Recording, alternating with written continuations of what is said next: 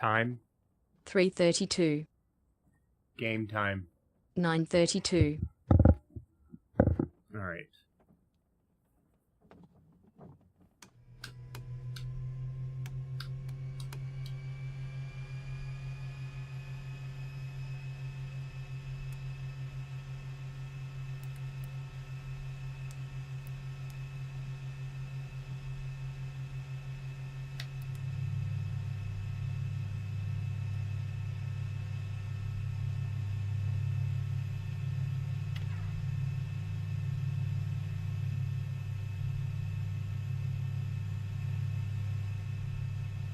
Clear.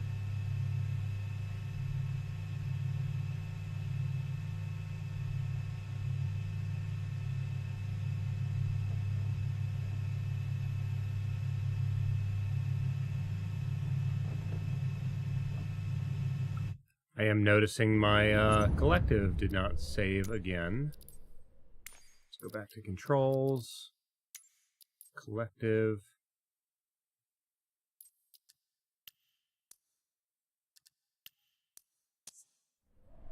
Save. There it goes. Cool. That's better. MacGyver, I hope you're doing well today.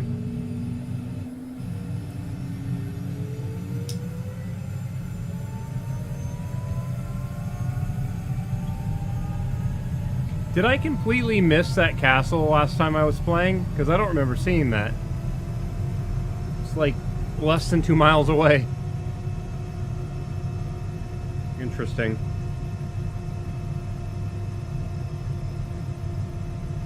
I do need to add fuel though. Should have started off with full tank, but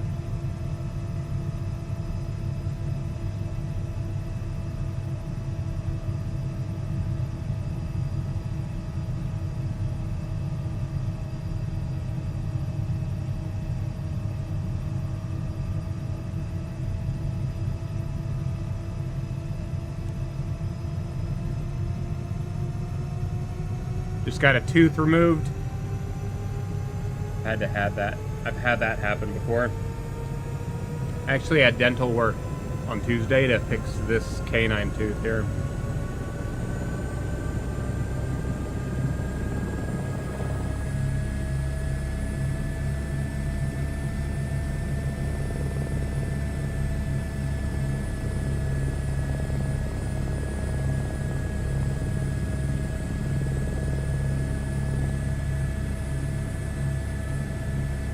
Alright. Picking up.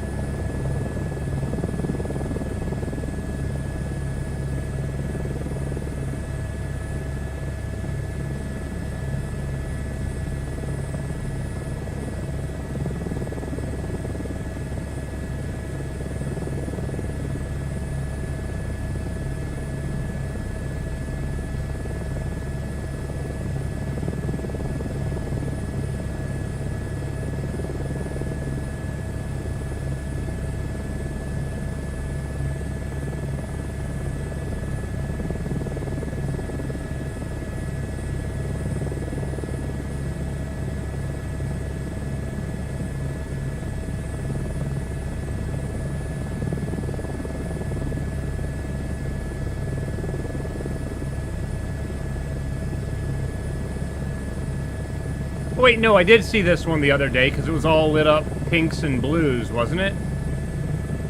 I remember this terraced side of it. Because we landed right there and we were looking at that statue there. So yeah, we did see that one.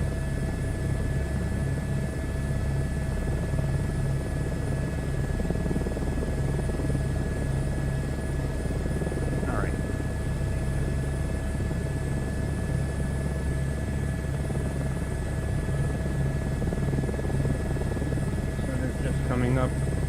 I'm a little bit bit curious here, though. Back to the game, please.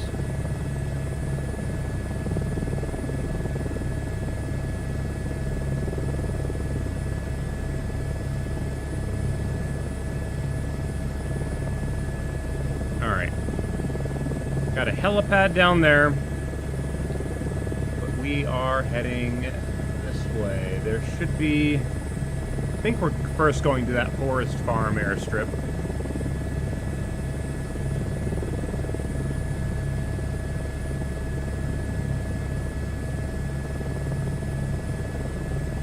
Or not. No, we're not going there yet. Never mind. Volume 40. Next track.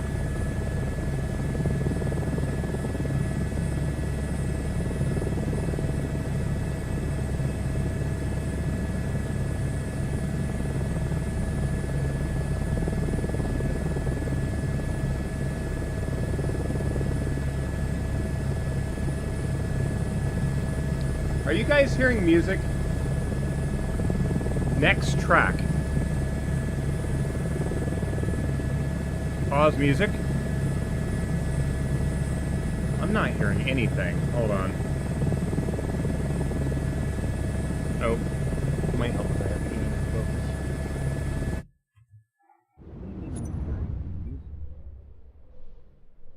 Probably because voice attack isn't running on the other PC. That will definitely explain why it's not functioning.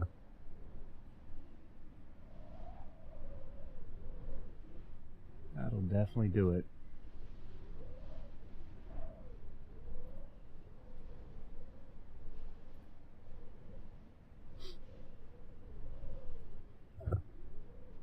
Now we just gotta make sure that it's actually fully running here.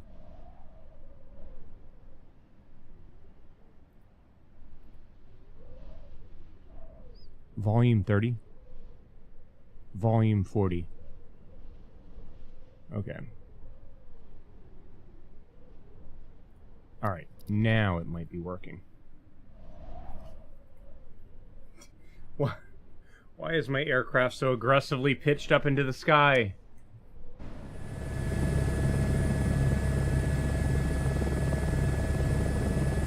Alright. Next track. There we go.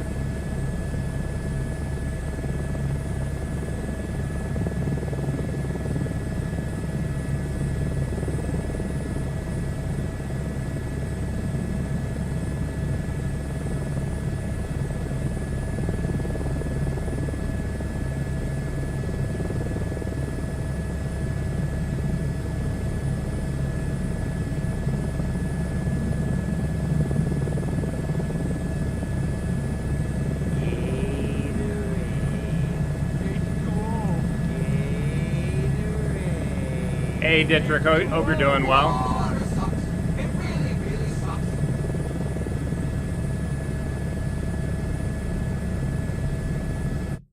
I also just realized on my map it's not scrolling for me. Why is it not scrolling? There it is, okay.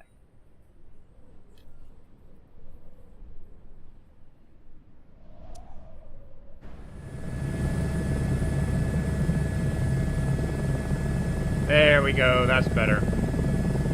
Oh wait, no, it's not. What is going on with little nav map?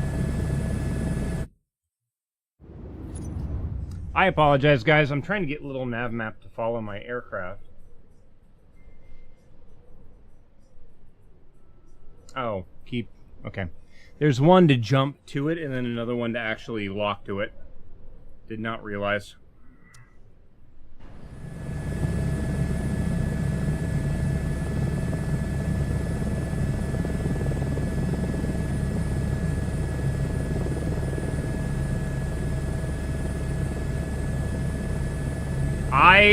I fell asleep yesterday. I didn't watch any of the Game Awards.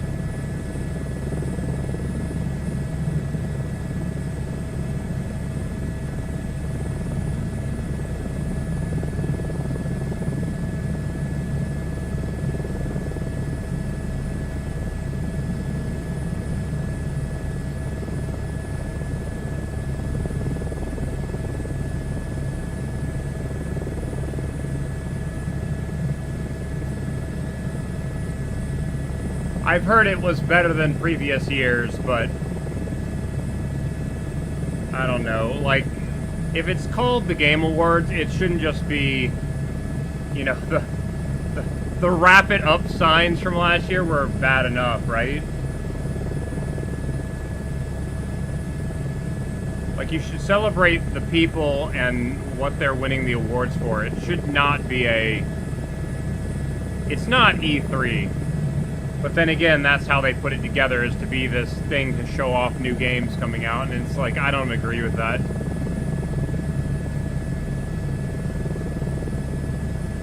Yeah, again, this is my personal opinion. The Game Awards should not announce any new games coming. It should be the awards for the people, not to show off what's coming in the next year or whatever. That's what E3 was for, and it sucks that that's essentially replaced it.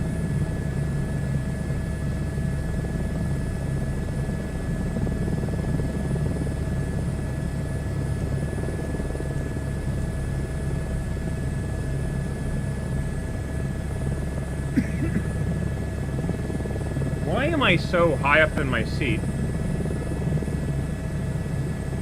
I don't know why it keeps doing that.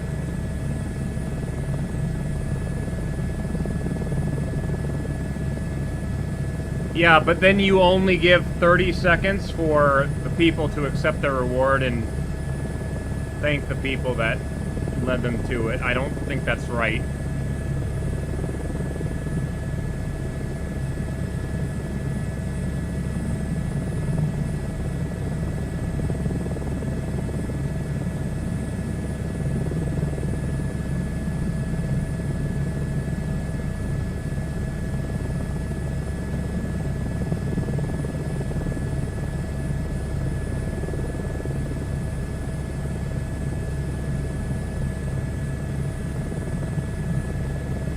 Where are we in the UK? We are somewhere between Wales and Western England. I've got this really complex planned route that is just designed to go and collect all the airports. So I'm following that route right now to go to the next airport on the route, which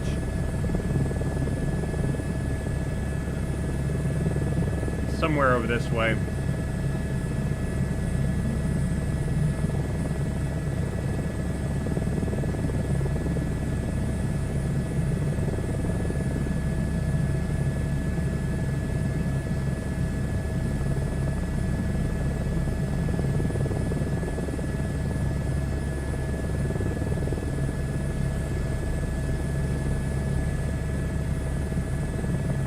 The helicopter that I flew in real life did not have this blue tinted window on the top.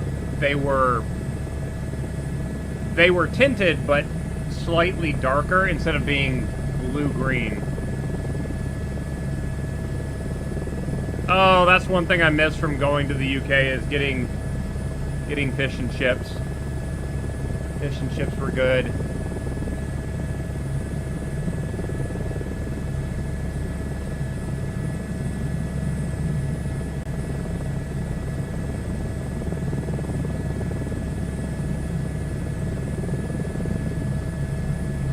Yeah, my current route though is the route essentially looks like this.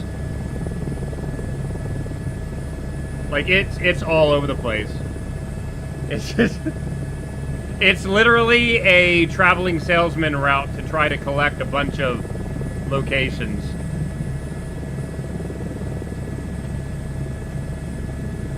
Hold on. I gotta give me a moment. Let me actually do something real quick.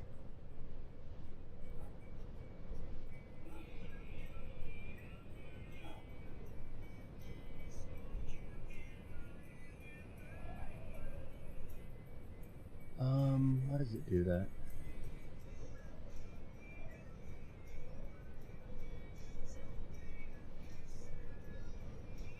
So here, you think I'm joking? Look at this. Pause music. Pause music. Okay, this is what my route looks like today. Okay. We're following this route right here, right now. I need to get to... We're flying over Shrewsbury. I'm going to Sherlow Airstrip. Then I'm going north to Turnhill Air Base, Tilstock Airfield, down to Shawberry Air Base, Sleep Whittington, Knocking Airstrip, Bedridden Airport, Forest Farm Airstrip, which we flew past a little while ago because the route takes us down and around to collect it, and then we cross our original route, go down here, collect a bunch of glider clubs. Like, like I said, it's all over. Like, you would expect to be going to, like, this place, but no, we're bypassing that, going down here, collecting all these, up and over and up and over, and then we go down south. I need to divert to pick up these point of interest, and then we're collecting along the coast of Wales, all these airports, because there's not really much in the middle, right? Collecting these... This isn't even really an airport. I'm just curious about it because it looks like an old World War II location, and it's not labeled as an airport. I'm really curious about that.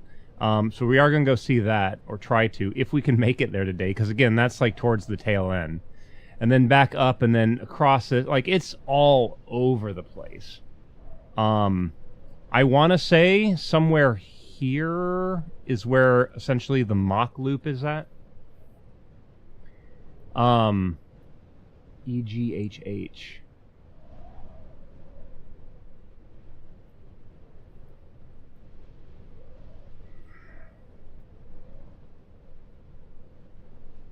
I don't recognize the name. I don't think I'm going to EGHH today, because I don't see it anywhere.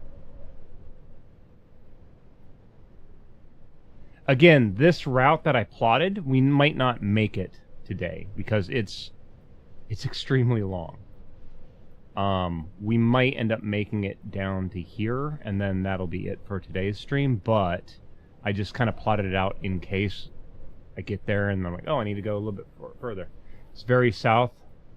Oh, yeah, then if it's further south, then that's going to be a ways away. We're, like, remember that I'm doing this thing where I'm sweeping back and forth across the UK. So after I get Wales, I've got to go back north again and then collect these airports. So on towards Nottingham, and then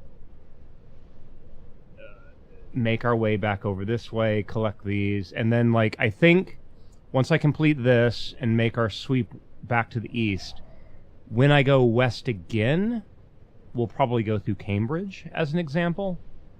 I already have Silverstone. The racetrack is labeled there. I'm pretty sure I've flown over several other racetracks that I've probably missed as well. But that's essentially what's going on. And this little route thing goes down here.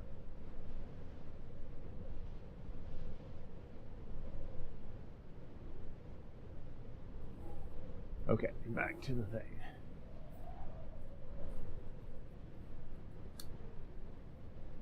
Alright. Slightly forward on the cyclic so we don't pitch backwards too hard. There we go.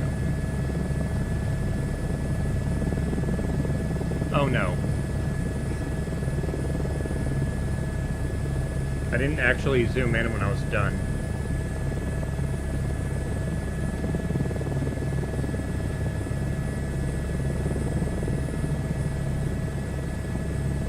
Okay, we're good. Next track.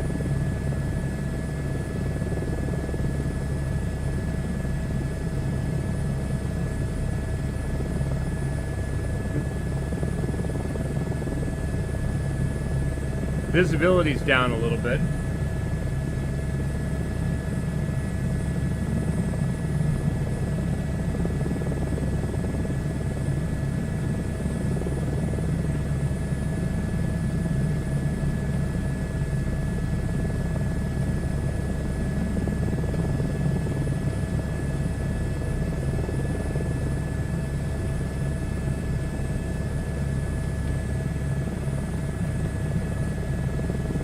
I'm looking to see if there's any point of interest around to look at.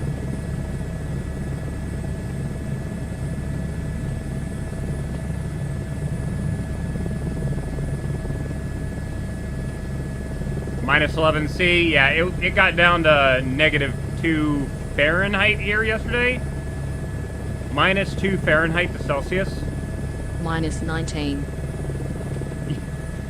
It's cold here too. And then my power company cut the power off to my heat yesterday morning. Oh my god. Had to contact them, and I no longer am getting emails from my power company. I'm getting the emails from the power company's power company. So I went like up the chain, and I'm getting official email things when they decide to do the power cuts.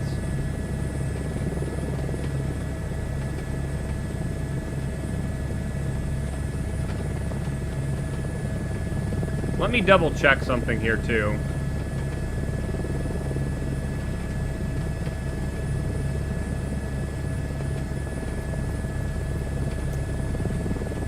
Make sure that I'm on real-time weather. Yep, we are. Okay. That's all I wanted to make sure. It's been randomly turning off on me every now and then.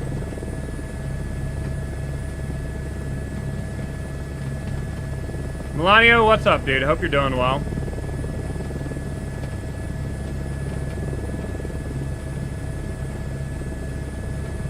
Oh, interesting. Got like a quarry here.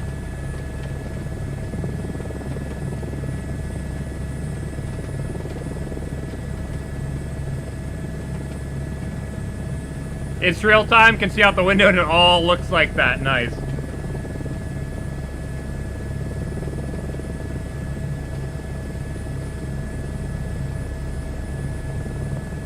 Love the tint. That? I don't know. I'm not a huge fan of the blue tint. My RX-7 along the top edge of the window is actually a bronze. And my Miata is supposed to not have any tint at all on the window, and the last time I had the windshield replaced, they gave it a blue tint, and I'm still upset for that. Shouldn't have any tint at all.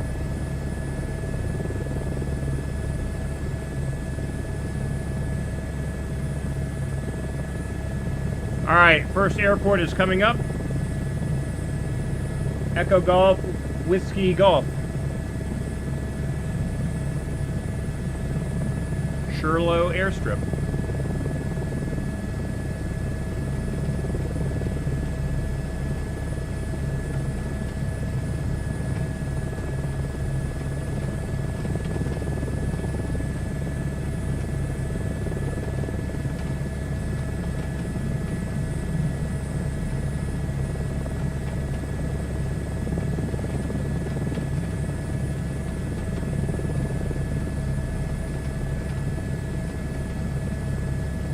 And we're back on the 90s British rock playlist, so...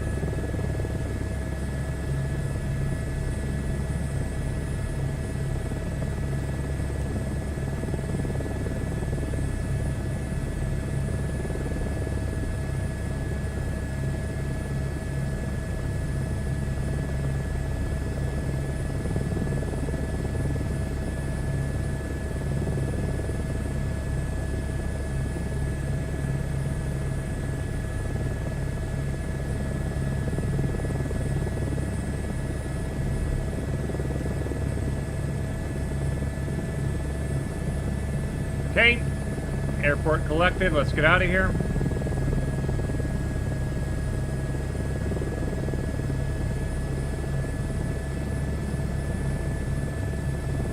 Mr. Bolo, good morning. How you doing today?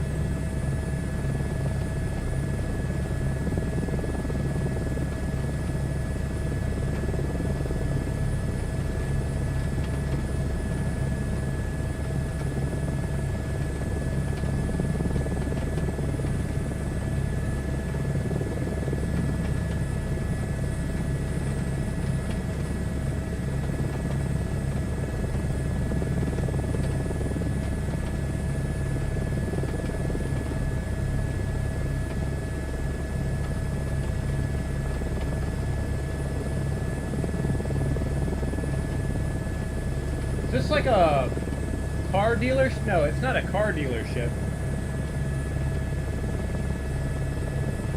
Hold on. There's a couple reasons why I can think you would ever park cars 4 deep like that. One, is there a military base nearby?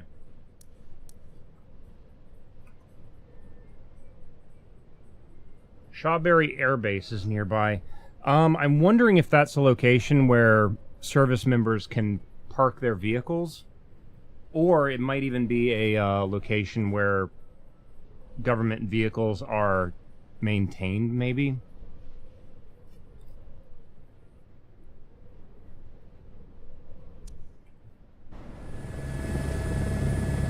Volume 20. Kind of weird, but okay.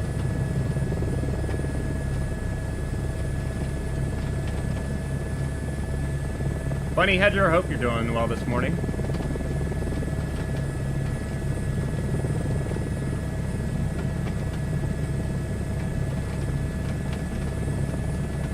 Yeah, see, like, I'm seeing a lot of white vehicles, which to me is like screaming government stuff. So, I don't know.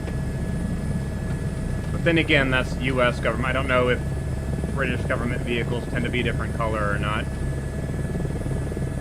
Junkyard? Usually junkyards, the vehicles are a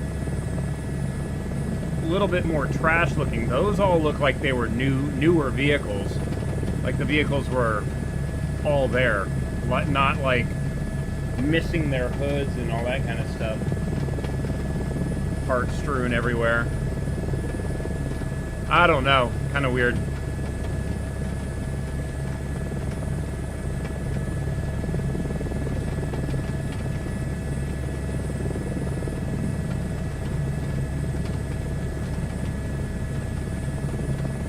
Got weapons and Maverick suit upgraded. Very nice. I still have barely done any suit upgrading in that game. See, we got another thing over here. This is all white vehicles. Or something.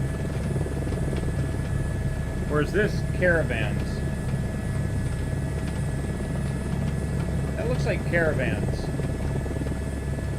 Not seeing cars, though. What is that?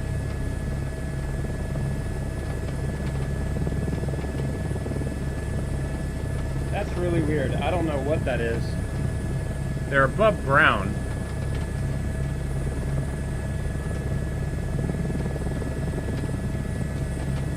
Oh my god, the weather's just getting worse.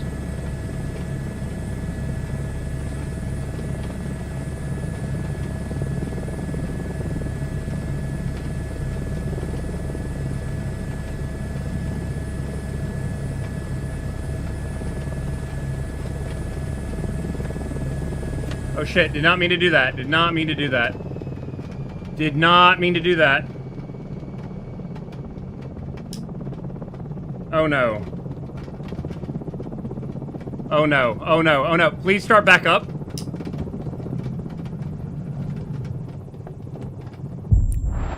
Well... well, shit.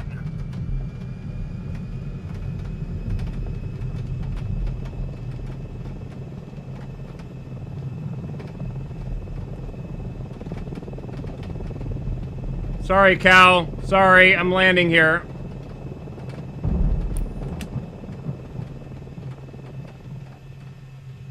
Okay, so let me explain what just happened. I thought this was something that you could pull a little bit at a time. I didn't realize it was an on or off, and I just completely turned the fuel off. The reason why I did that, if you're wondering why I just cut the fuel to the aircraft, is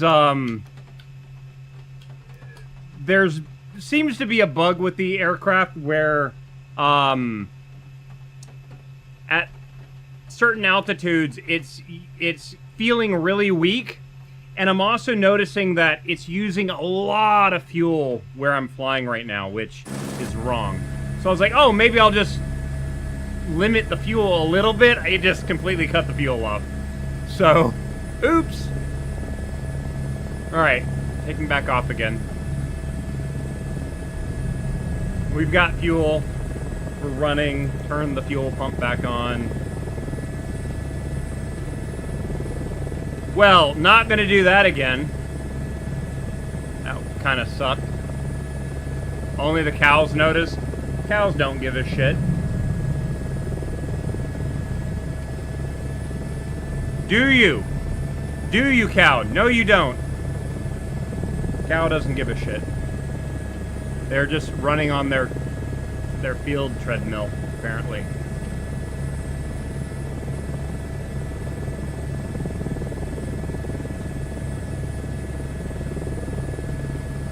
So many bugs? Not really. That was a user error. I literally turned the fuel off. If you're talking about the fuel use, yeah, that's a little bit weird. I don't think anybody's put a bug report in it yet, because I don't think other people have noticed it.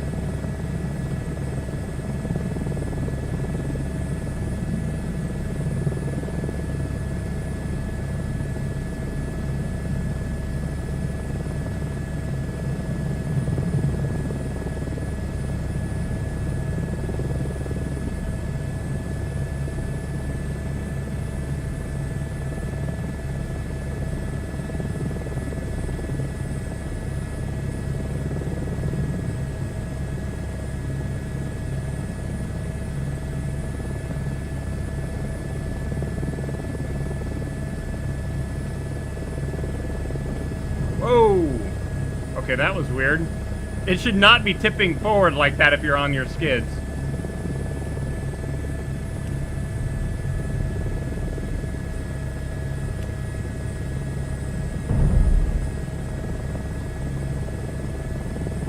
Actually, you know what? I'm actually going to make a small adjustment to the collective axes, because I do feel like I'm having to pull up a lot on that. Volume 10.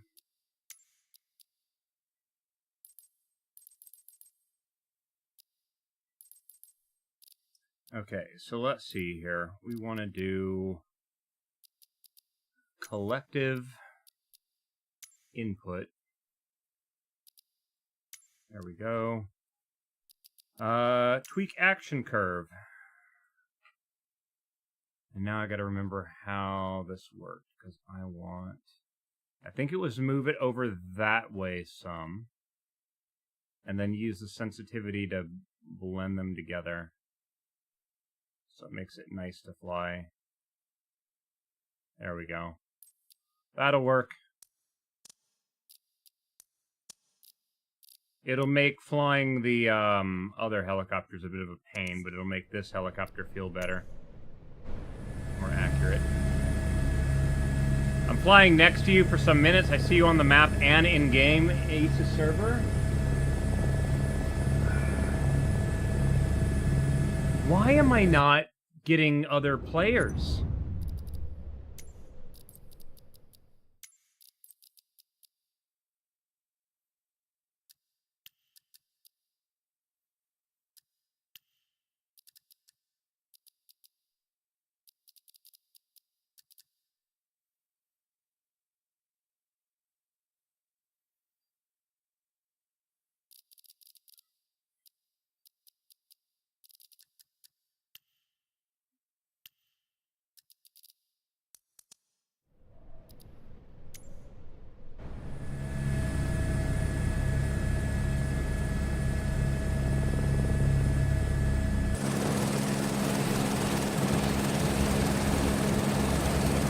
Okay, well, we're at this air base. I'm gonna exit out and reload and see if I can get the multiplayer to work. That is...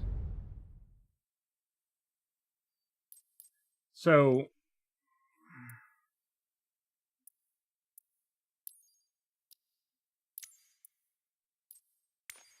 Flight conditions, here we are again. Why does this keep changing back?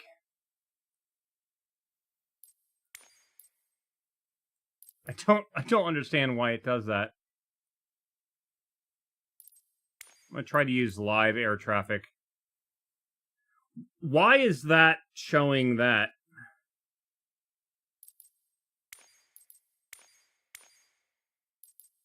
Whatever.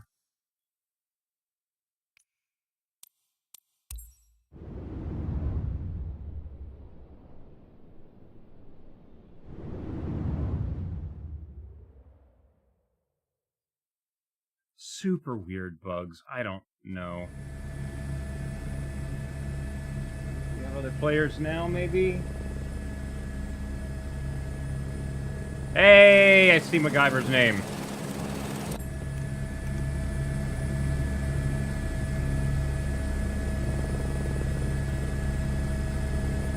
Cool. Are you in a jet? It looks like you're in a jet.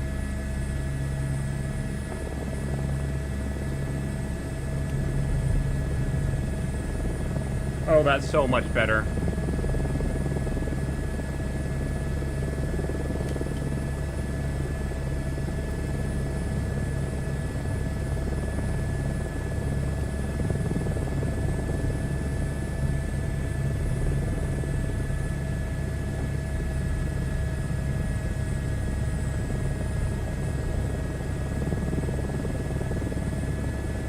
Supposedly I can fly that aircraft now in career mode.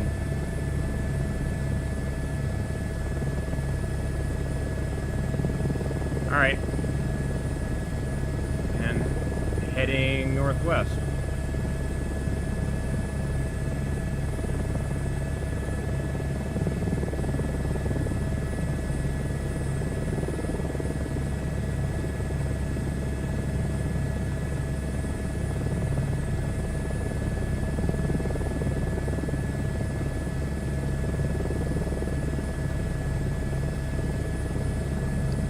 Volume 40. Keep on keeping on. Generic model on my side. Near turboprop waterplane. Interesting. Yeah, I'm not seeing that. So, probably still loading it in or something. Oh, and of course it burned all my fuel off. I reset.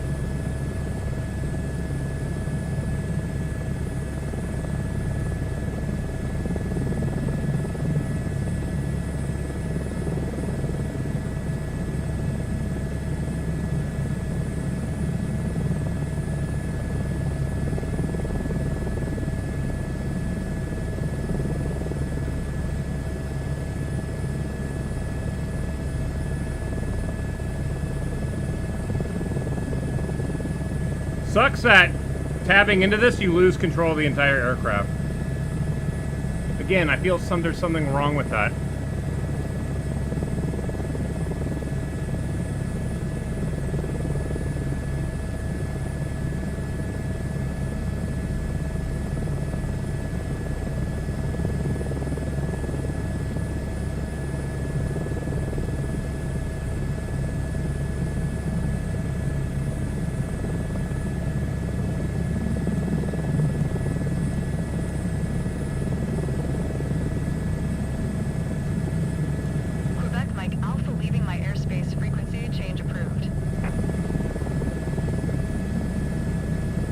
Select one.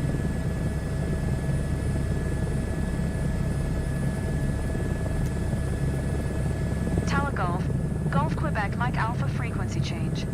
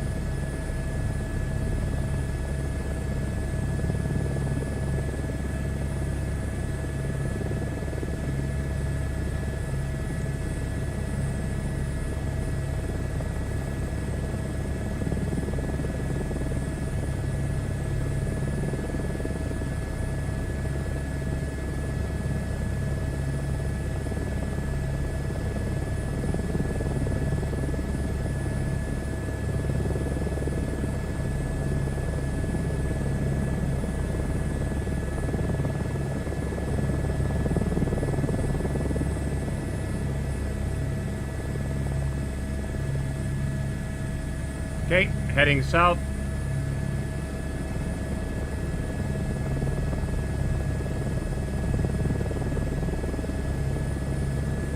Nice big field here.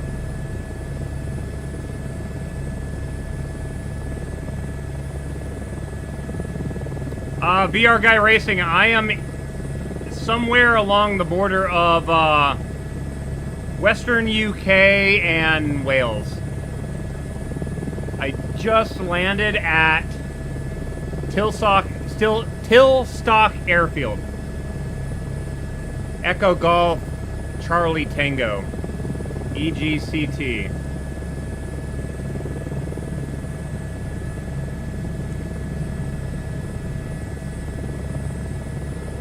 Dietrich, I've been hearing that a lot.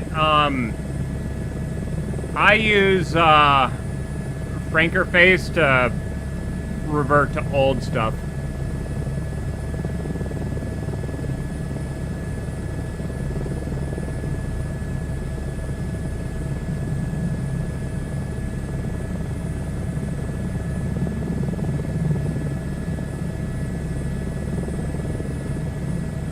Snowdonia, I'm going that general way. The problem is that there's no airports where the Mach Loop is supposed to be, so I don't know if I'm actually going to the Mach Loop itself, considering I'm a helicopter. So I don't know. We'll see, because it's later in my plotted route. We might not even reach that point today, to be honest. The route is literally, it's a traveling salesman route, so it kind of overlaps upon itself to collect all these different airports. Shawbury 122, hold position, caution, other traffic. Shawbury 114, hold position, caution, other traffic. Hold position, Shawbury 122.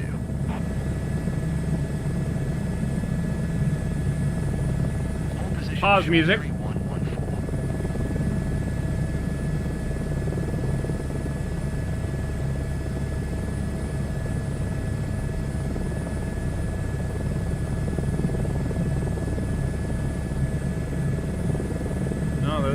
maxed out.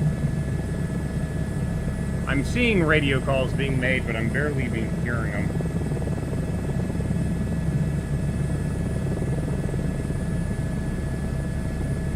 Where did I start the world trip?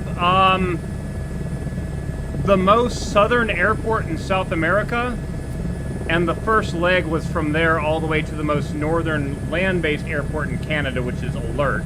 That was the first leg. Then I did from Alert down and around along the coast of Greenland, along the coast of Iceland, and once I reached England, so it was Iceland, Faroe Islands, northern Scotland. When I reached northern Scotland, I changed my criteria for the around the world flight, and my goal is now to land at all the airports. So, yeah. I essentially straight lined it through South America and North America, but we will eventually get back around the world and collect all the airports there too, but we're doing the UK first.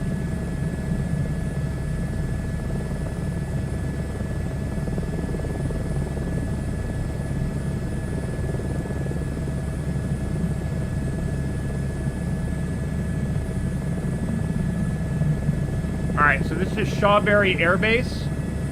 I guess RAF Shawberry. So I'm getting... 114, continue taxi.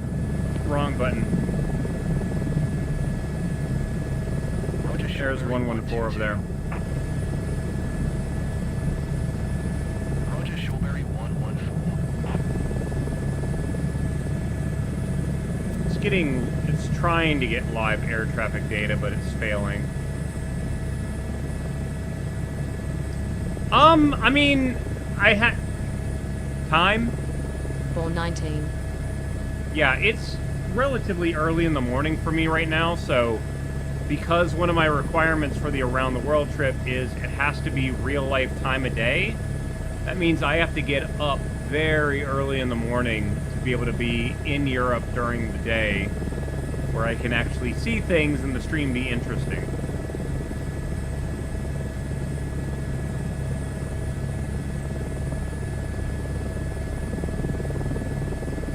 Game time? 1020. Yeah, so it's 10:20 in the morning in the UK. Alright, Shawberry Air Base. We are heading northwest again from here.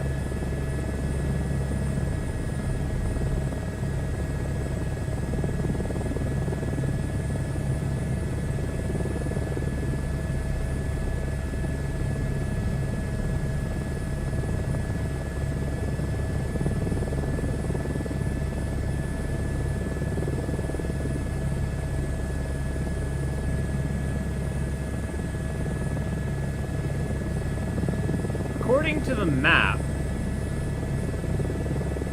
maybe I'm looking at the map wrong. Okay, yeah, I'm looking at the map wrong. Never mind. Thought there was another runway that wasn't actually being displayed for a moment there.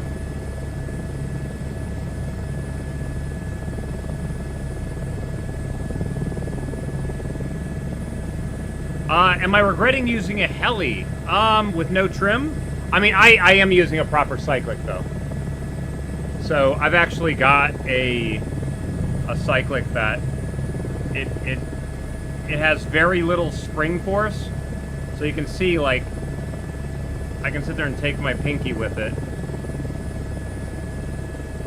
And my pinky can literally hold it in place with very little force.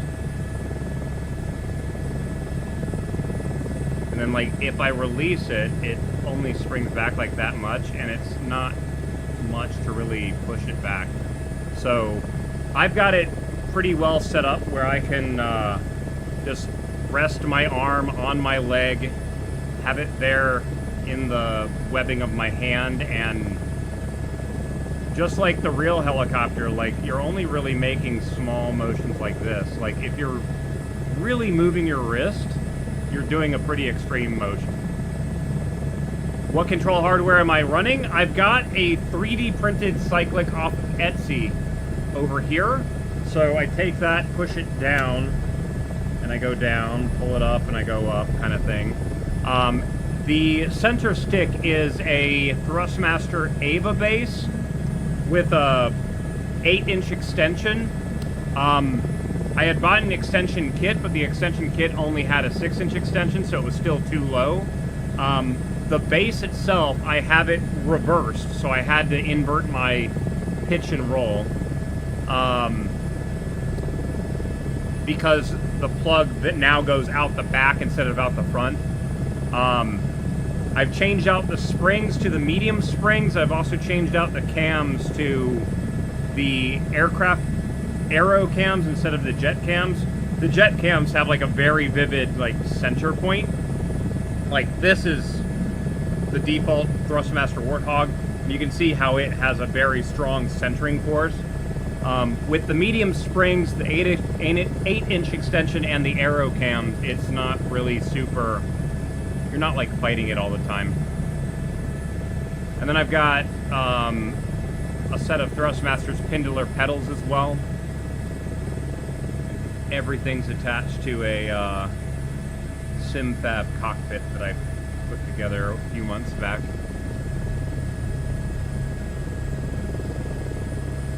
But like currently, right now, for this aircraft, the Thrustmaster Warthog throttle and the Thrustmaster Warthog stick are not doing anything.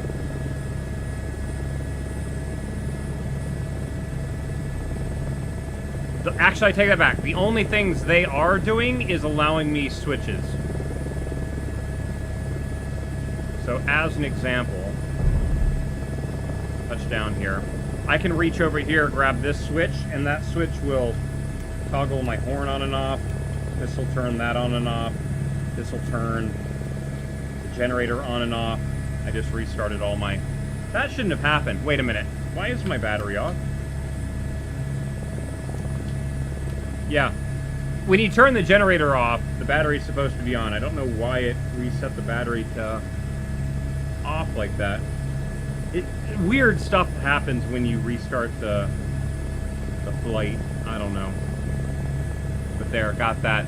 On the cyclone itself, I actually have a switch to turn my landing light on and off, and I've got another switch to turn on the taxi light, which sadly is not really visible.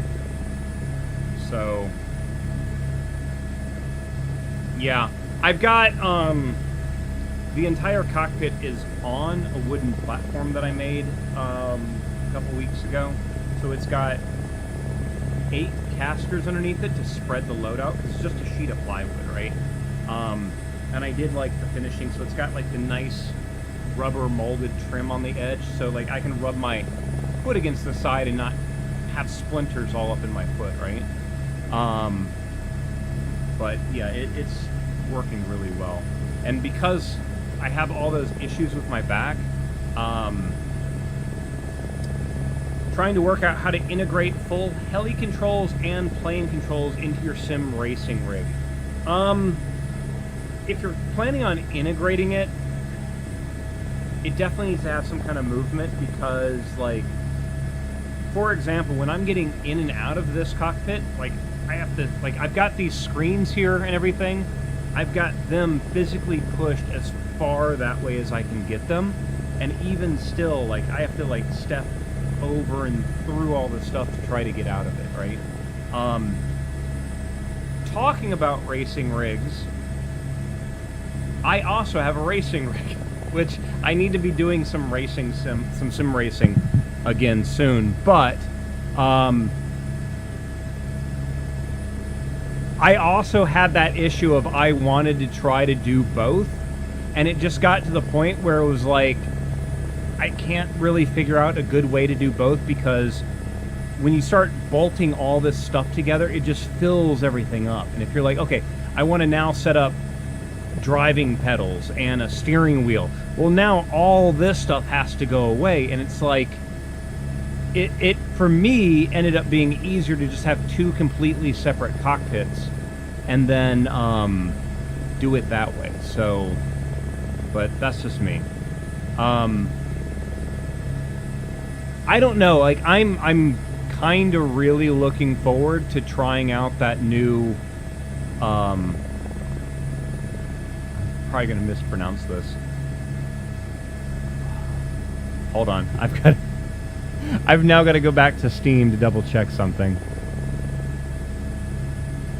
Can't go to Steam when VR is running. Damn it. Hold on.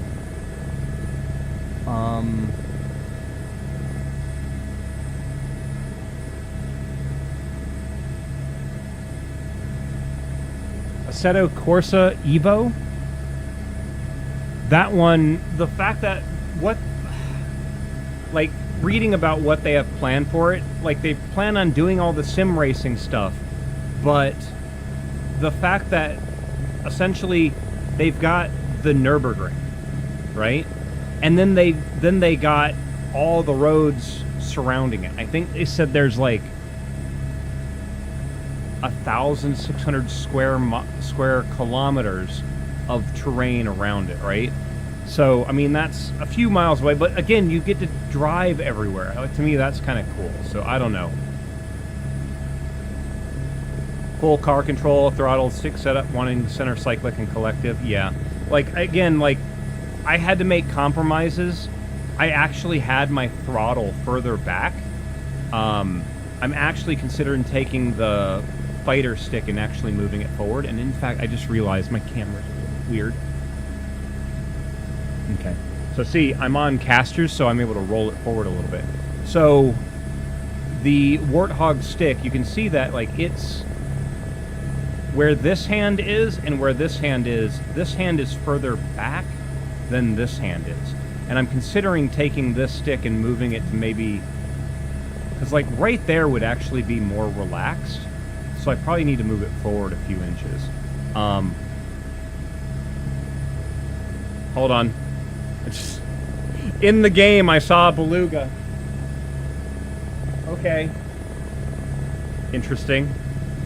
But yeah, like I and Dr. K, what's up? How you doing today? So other modifications I made. So again, okay, let's back up a little bit. I'm using a SimFab cockpit. I initially bought this SimFab cockpit, and I only had the throttle, the stick, the foot pedals, and that was it. Since then, because I'm getting more and more into doing the flight sim things, I've now gotten their MFD display, and then I've got the collective mount. So then it gives me this entire thing. It's actually got 4 mounts. This last one, can't really see it. It's underneath the ICP, but there's a 4th one down here further back. See how much my hand is sunken underneath it? But it's to the point where I can take the collective and move it fully forward, and there's still room between it and the plate. I'm planning on putting a GPS unit there so I can like reach forward and twist and all that kind of thing. When I got the collective, when I got the collective over here, I did have to take my entire throttle assembly, which is the Warthog throttle and the Black Hog button box, and I had to actually move it forward a little bit because the collective misses the metal plate that makes up the throttle by like a 1/4 inch. Like, it's close. There's actually a button on the front of the collective that on some aircraft you use it to start the motor. You can't push that while it's in the up position because you'll just pinch your finger between it and the metal plate.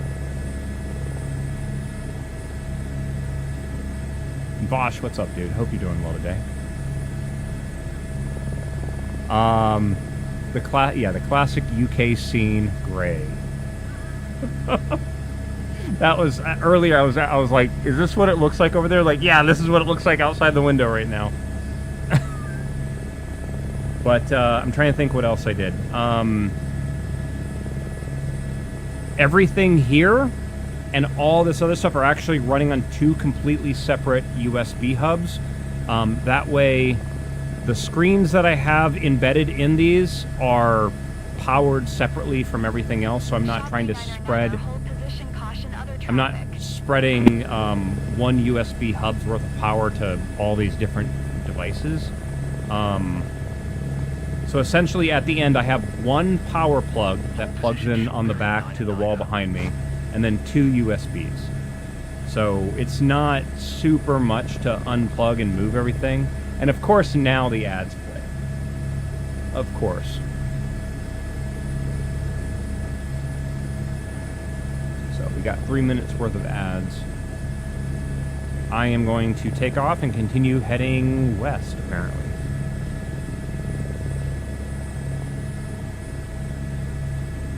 But yeah, I mean, you can see, like, the cyclic. Like, it doesn't move like that in real life. In real life, all the controls are hydraulically operated. So, they're one of those things where, like, you move it, and it stays there until you move it again, right? Yeah, there's very little, like, force coming back to you.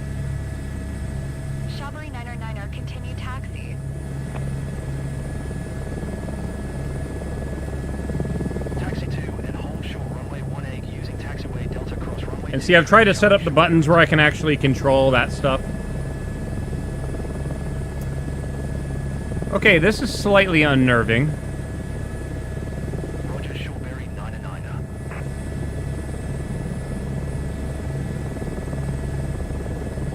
Okay. All right, heading west.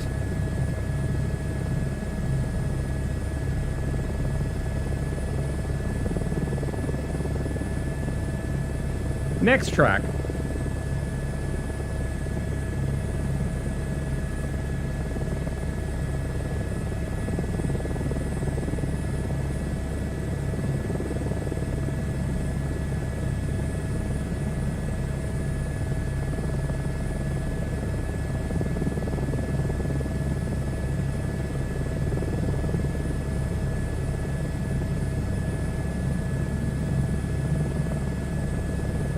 And I've got a bunch of controls that let me toggle on and off all this stuff. Like I can show and hide point of interest. I can show and hide people's names. Show and hide computational fluid dynamics. Switch external view. So I get all those different controls.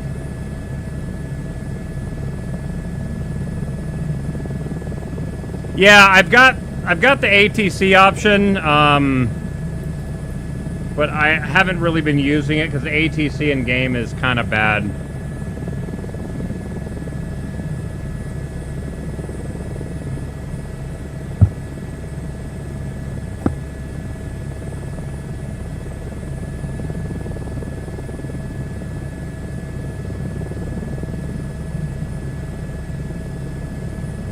New bug. The thing does not show aircraft direction. Pause music. Captain's log. The in-game tablet does not show player aircraft's direction heading correctly.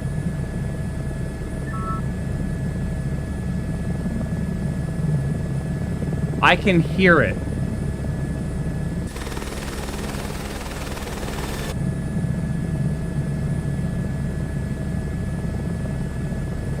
That's a bit unnerving.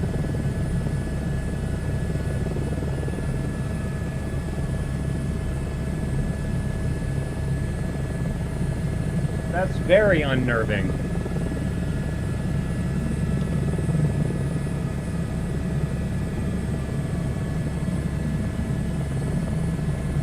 Oh God, there it is. Yeah, a lot of people don't like the new Twitch interface.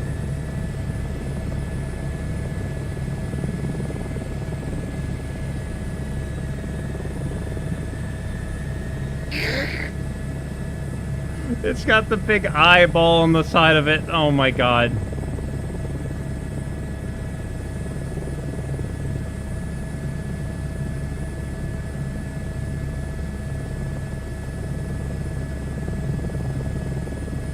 All right, from here we are going to be heading southwest next.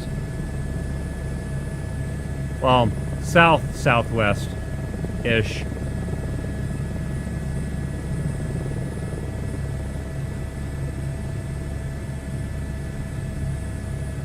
You can see how, like, that maneuver, I actually had to move my arm and wrist to do it. Like, in a hover, like, you're literally just balancing with your fingertips.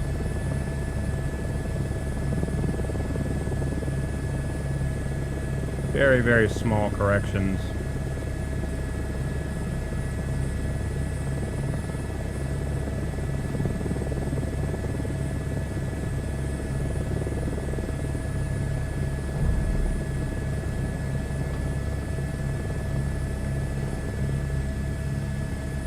All right, heading southwest.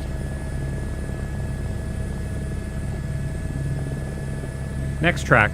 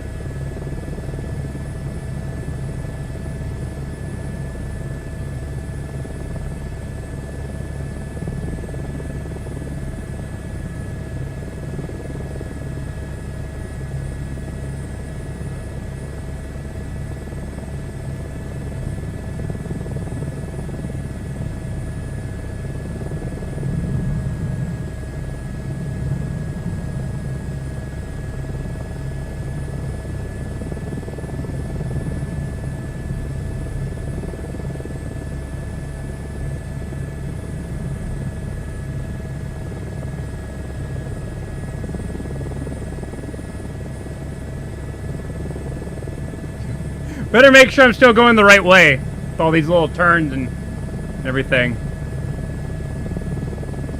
Yeah, Dr. K, the Frosty bot is essentially, it's an AI summary. It takes what was discussed over the last bit of the stream and just kind of like just talks about things. It just kind of keeps the discussion going when the ads are playing. And then when we come back, we can continue talking about stuff. Just that summary kind of thing.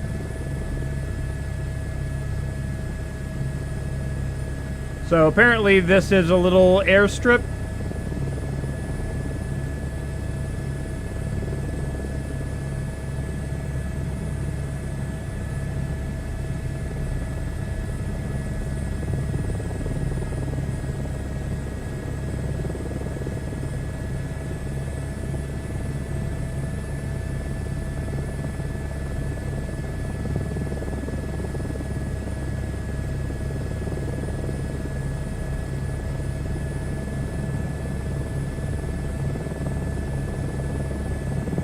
Alright, from here, still southwest. Picking back up. Cutting between the buildings, because why not?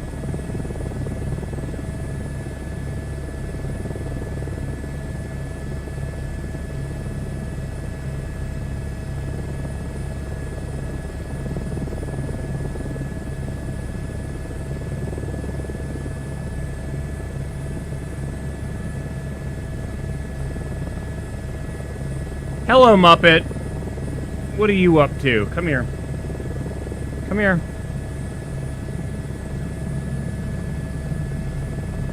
No, you're not gonna... There's your head.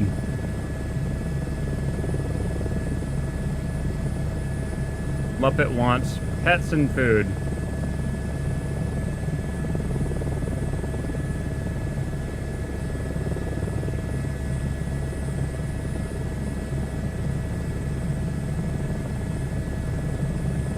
Try to fly the helicopter while feeding a cat.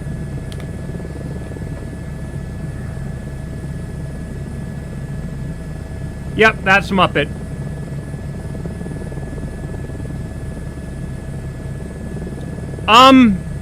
Pause music. This aircraft does now have a trim of sorts. If you bind the quick trim button, that now works across all the helicopters, apparently. And you can use it to set the quick trim, and then, if you've got a stick with a centering spring, you can essentially relax it. Nano Monk, thank you very much for the resub, man. Appreciate that.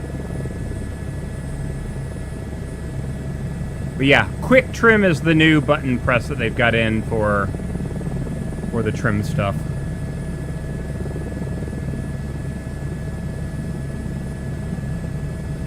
Next track.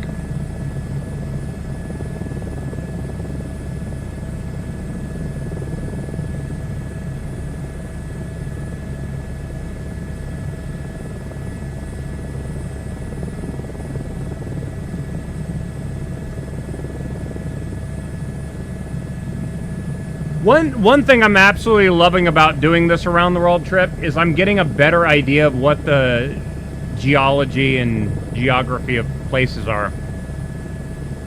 Is it like the trim release on the 145? I haven't flown the 145, so I don't know. This is my primary aircraft because I've flown this in real life. You okay, buddy?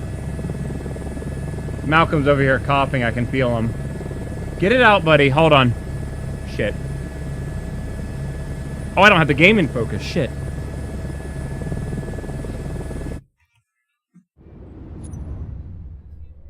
Swallow it, buddy.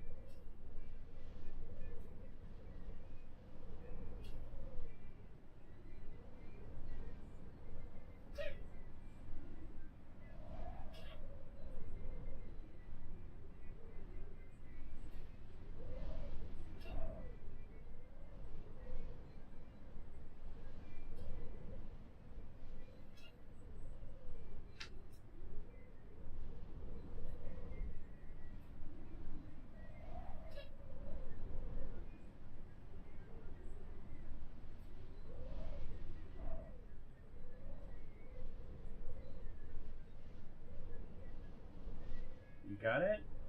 There you go. Alright, sorry about that, guys.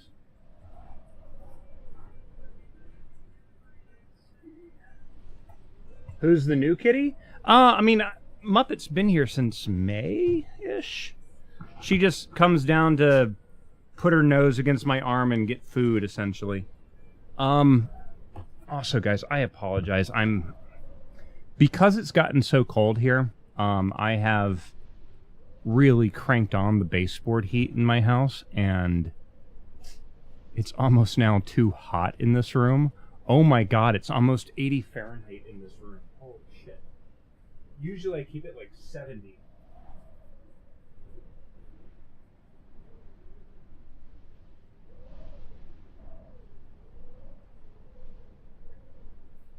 Does not need to be that warm.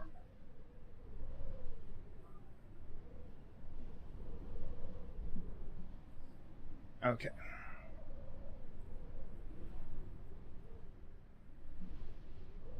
Doing okay.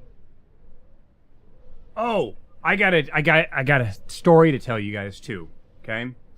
Pause music. So here's the deal. My grandmother got a new cat earlier this year in February timeframe. And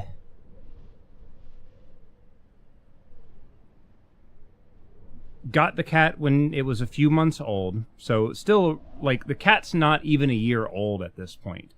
About 3 months ago, this is one of those cats that it's a mostly indoor cat, but when my grandmother goes outside to do things, the cat will follow, and it will explore everything, and then at the end of the day, will come back inside, right? Well, about 3 months ago, the cat went missing, never came back. And because of where my grandmother lives, it's very rural, and there were reports of a bobcat being around. So my grandmother thought that the bobcat had gotten her cat or something like that, and hadn't seen or heard anything about him. Well, her neighbor had some friends that went to go visit some other friends a few valleys away, and they had a cat. And they're like, yeah, we found this cat about a month ago. It was,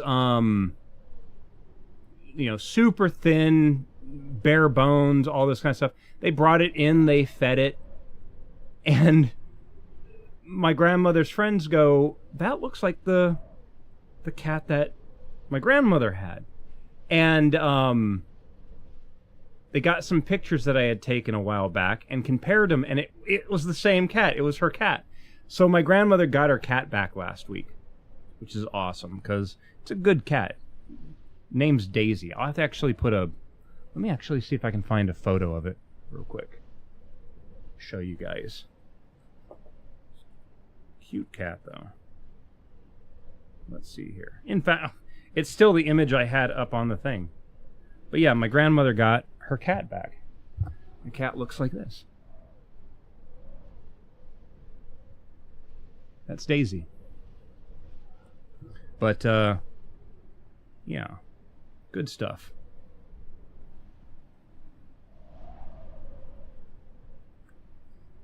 Now, another little side thing.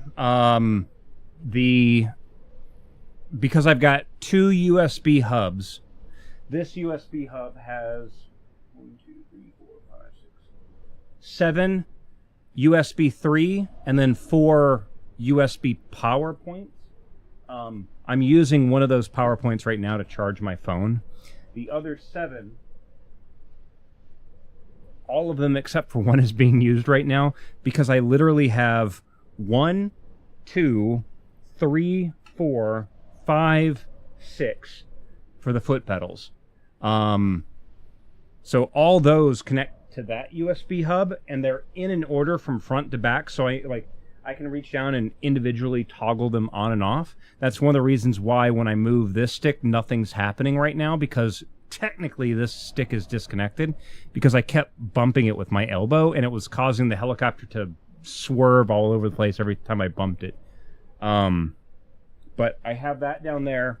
The other USB hub is on the back side of this thing, and it only controls the 1, 2, 3 things there, and then the two screens. So it's got 5 things plugged into it right now. And again, 2 separate USB hubs connected into 2 USB extensions on the computer that is on the other side of the wall, so it doesn't dump heat into this room. Yeah, it is extremely warm in here, so I'm going to turn the exhaust fan on a little bit. Your cat won't survive outside one night. Yeah, I don't think Malcolm would either.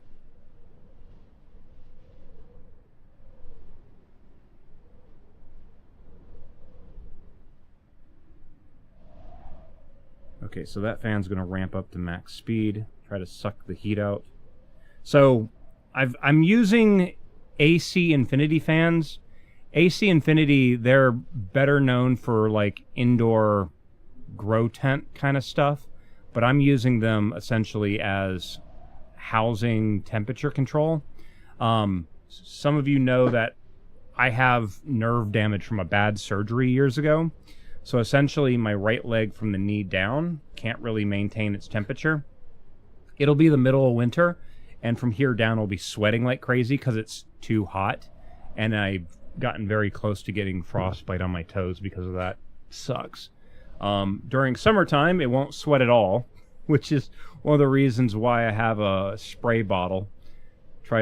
Have to spray it to try to cool my leg off from time to time. But it's one of the reasons why I have worked so hard to try to make sure that the temperature in my house has the ability of being well controlled. Right now my baseboard, however, is simply a knob on the wall that I twist, and I'm still trying to tune it to be the temperature I need instead of it just dumping heat because it got really cold last night.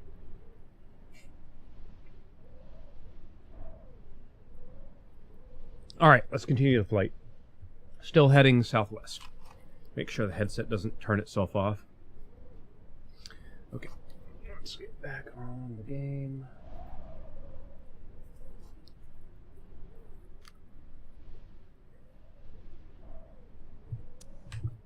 Shawberry Tower, Shawberry 2-1 ready at runway 18 east departure. There we go. Shawberry 2-1 QNH 1026 departure to the east approved. Cleared for takeoff, runway 18.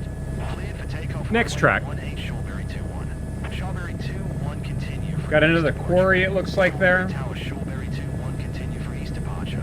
Shawberry Tower, Shawberry 2-1 2300.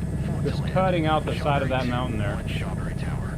QNH 1026 fly left. Oh my god! This ATC is just making radio call after radio call.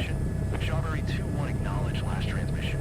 Shawberry 2-1, did you copy? Shawberry 2-1 ATC services terminated. Turn that off.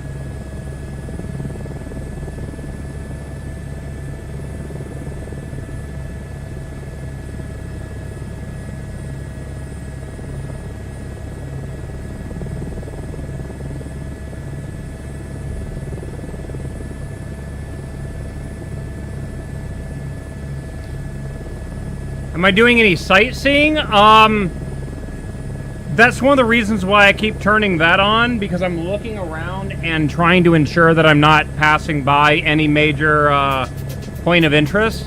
If I go by any, I do try to look at them, yes. We have not yet got to Stonehenge, though, because that's further south. Pause music. So, yeah, Stonehenge is a lot further south, but we've seen... Even started the stream off with flying next to a castle this morning. We're actually going to Forest Farm Airstrip next.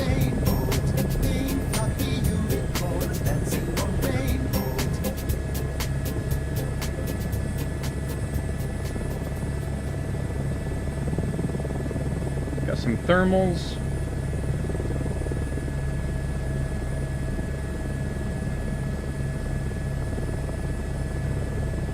But yeah, Dover is a lot further south. Again, not reached that yet. Stonehenge is in the south.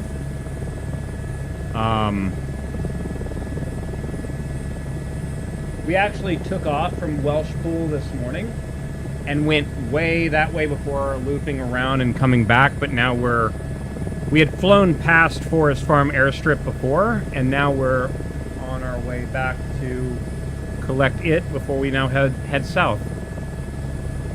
Song needs to be 3 times longer. The actual YouTube video that it's from is about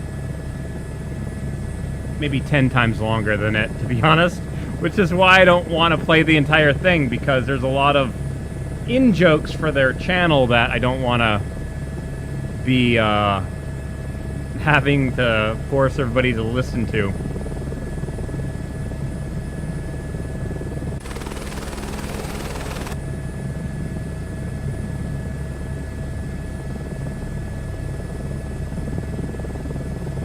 Next track.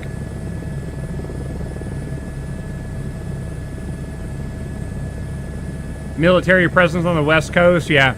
We're going to be heading towards where I guess the Mach Loop is at, but again, not entirely sure if I'll actually fly through it or not.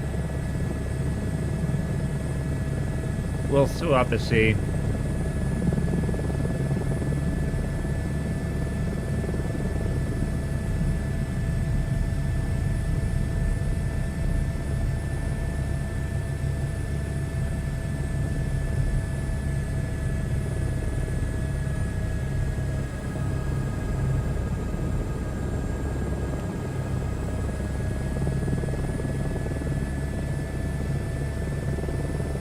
Now, in real life, I wouldn't be as aggressive coming into these locations. I would be slowing up a lot further out. Alright, now we're heading southeast.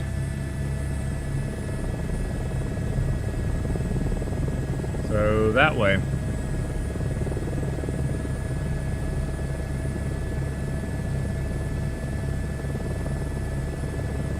Have I got any experience with motion systems? I do not. I would absolutely love to get one, though.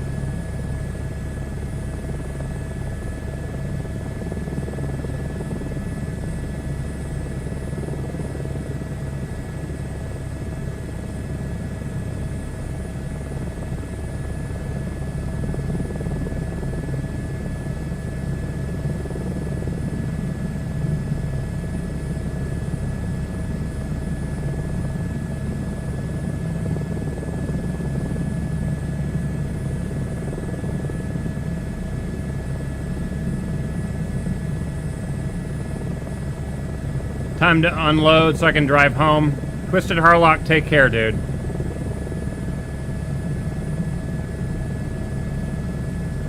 It's weird watching people make a huge mistake in real time.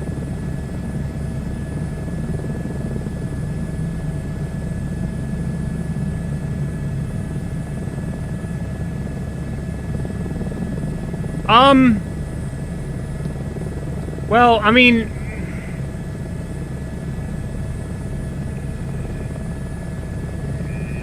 to be honest, a lot of what I'm looking for is essentially affordable, which doesn't really exist, right? Like, if you start talking about motion sims, you're starting at like $5,000 to $6,000 to begin with, and it's like I have a lot of other things that I would buy with that before I would get a motion sim, to be honest.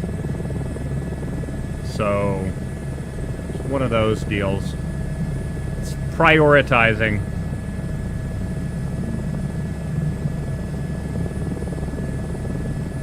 Yeah, but you got to be really careful if you're talking about a $2,500 motion sim.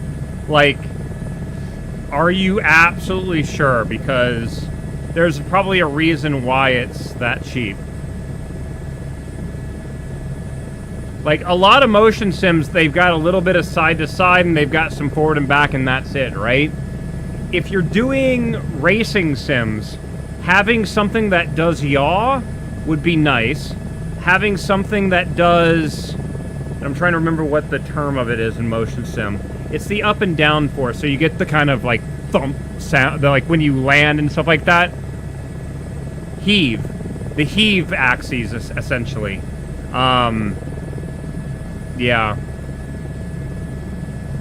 Yeah, like, if you go extremely cheap, you're missing out on a lot of G-forces, sadly.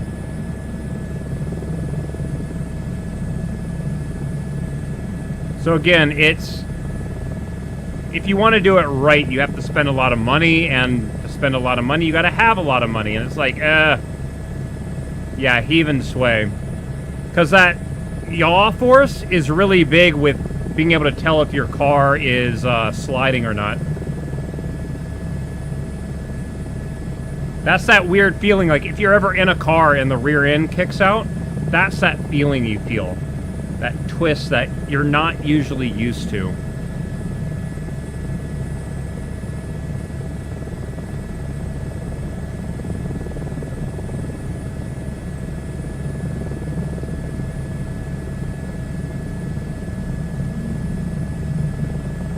The other choice is to, like, try to build your own, but at that point you got to have the fabrication skills and parts to buy linear motors that move fast enough with enough force to do what you want to do, and there's just a lot of other things involved. So I don't know. I mean, I'm more kind of waiting for them to get the technology that use the electrodes. They put electrodes behind your ear and on your forehead, and when it runs the electrode, it causes your vestibular system to feel as if it's being pulled one way or the other, and you can get it's like your brain feels the forces without actually having an actual motion sim. That's the catch, but it's still very experimental right now. And a lot of times when you mention electrodes, people are like, wait, what? Like, attaching electrodes to your head is not normally a normal thing. So, yeah. The Midland Glider Club. From here, we're essentially heading direct east.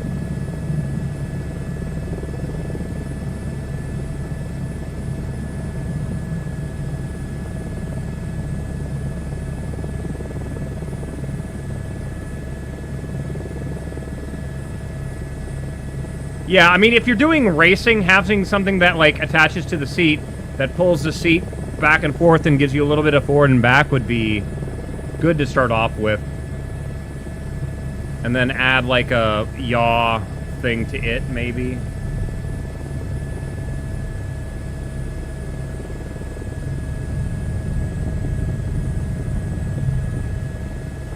I've never seen that building before.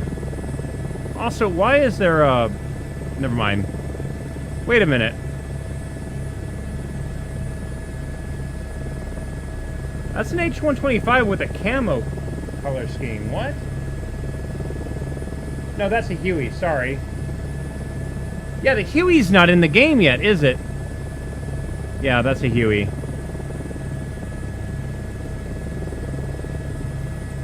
Looking at it from the wrong angle. It's weird that they've got a couple of aircraft in the game.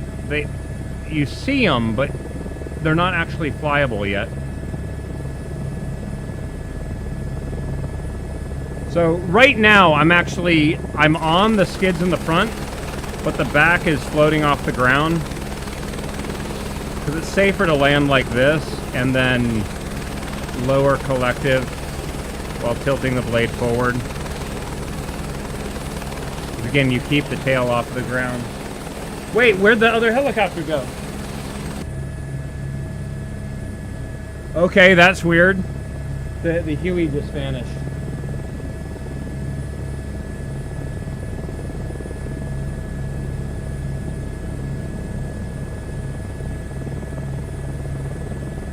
Is this a custom airfield? Because look at the amount of detail on this. Like, you got a freaking ladder out front. Got a bunch of ladders out front.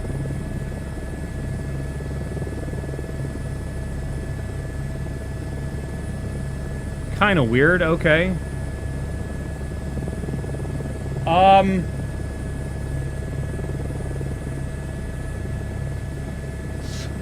Slightly confused there, but okay. Cars, are you okay? They got like a satellite dish. They've got frickin' picnic tables out back. There's a fence here. Is there something special with this airfield? Because having fence posts and stuff is like part of custom airfields, isn't it? Yeah, that's really weird. Yeah, very happy cars. Okay, we're heading east.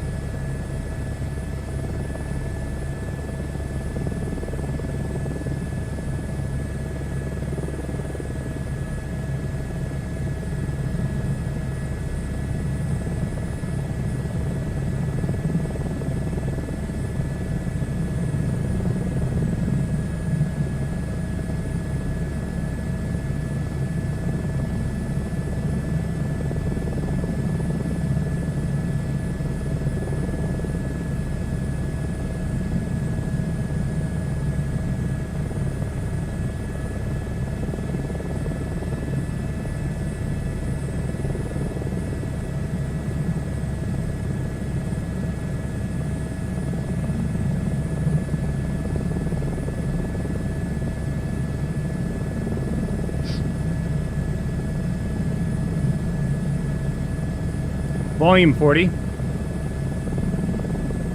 Volume 50. Volume 40. Oh, headset volume wasn't maxed out. No wonder I couldn't hear the music that well. Fix that.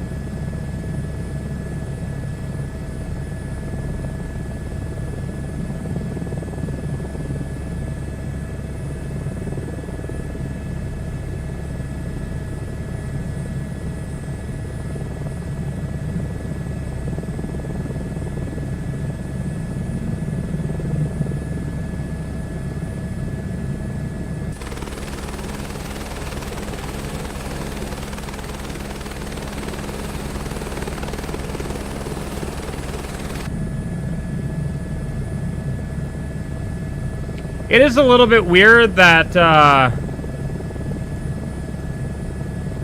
that some of the paint jobs for this helicopter, the thing will actually change its color depending on where you are in the world.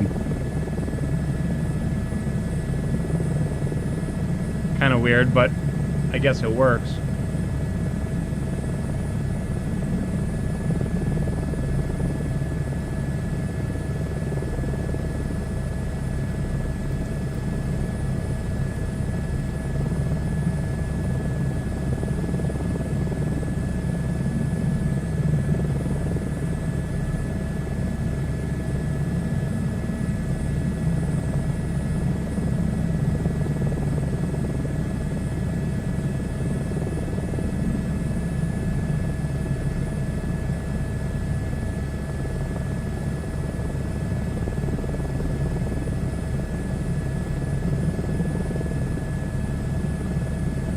I'm hearing a bunch of noise, but I can't tell what it is.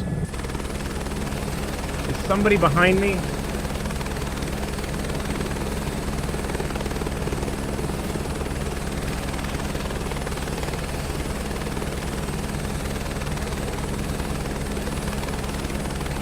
Hold on. I don't... Yeah, I'm not focused on the game. No wonder I can't close it.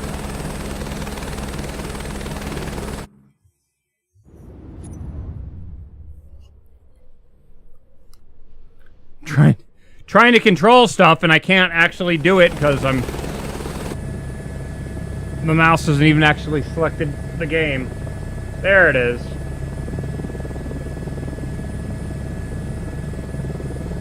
Oh, interesting. Got some ponds down below. All separated. Maybe fish? Breeding fish or something?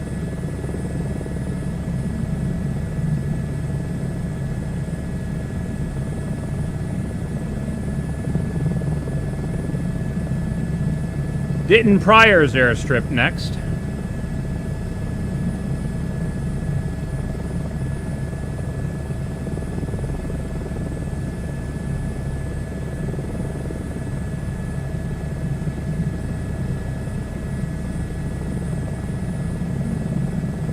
Slightly concerned that I keep having to reset my center position so much, though. It might be because I keep taking the headset off and putting it back on. That might be a me problem, not a game problem.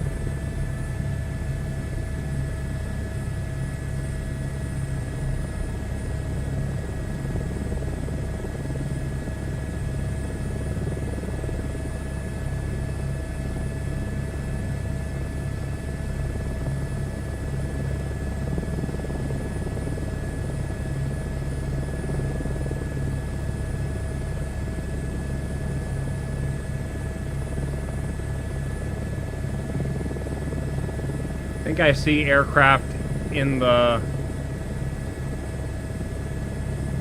satellite imagery or something. Gliders, maybe.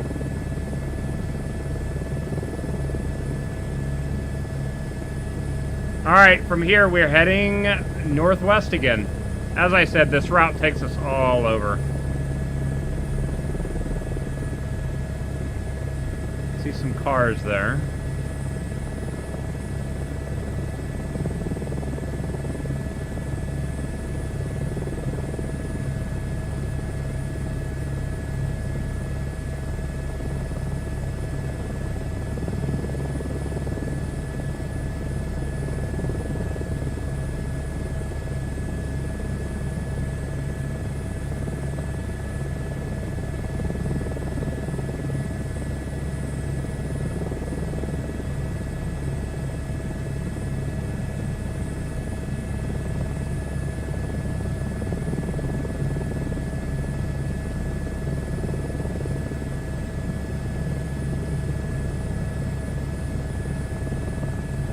What is this building?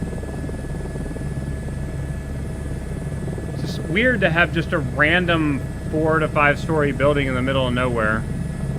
Just like a grain silo? I think it is.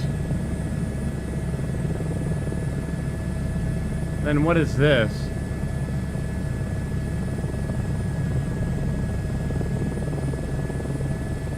I don't know.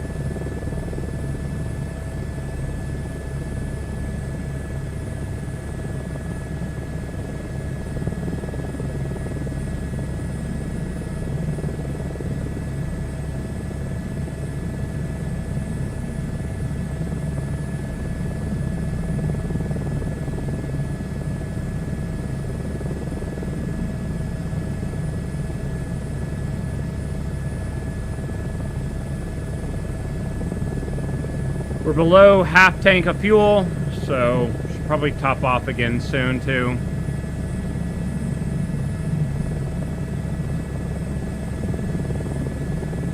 How long have I been live for? I can't tell.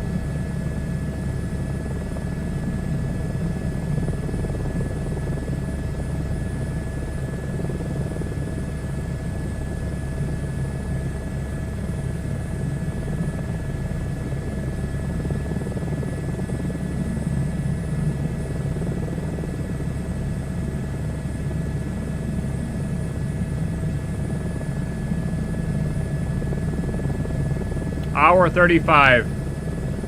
Full tank of fuel on this aircraft is supposed to last about 4 hours. It definitely feels that the fuel use is like multiplied by 2.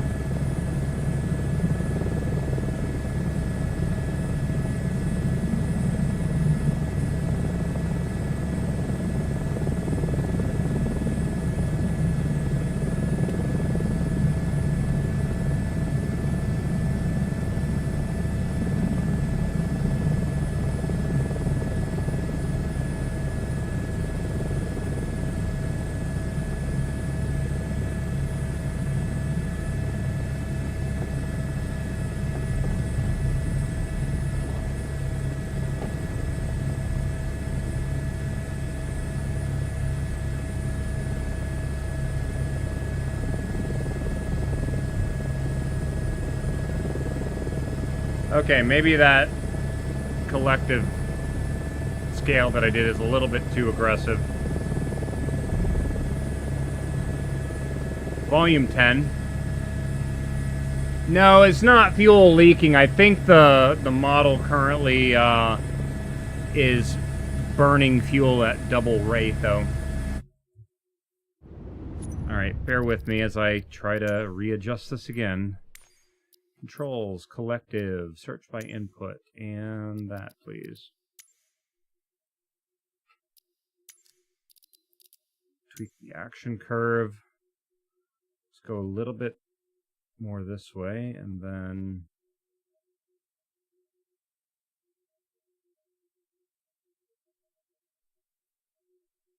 Yeah, that looks smooth. Let's try that.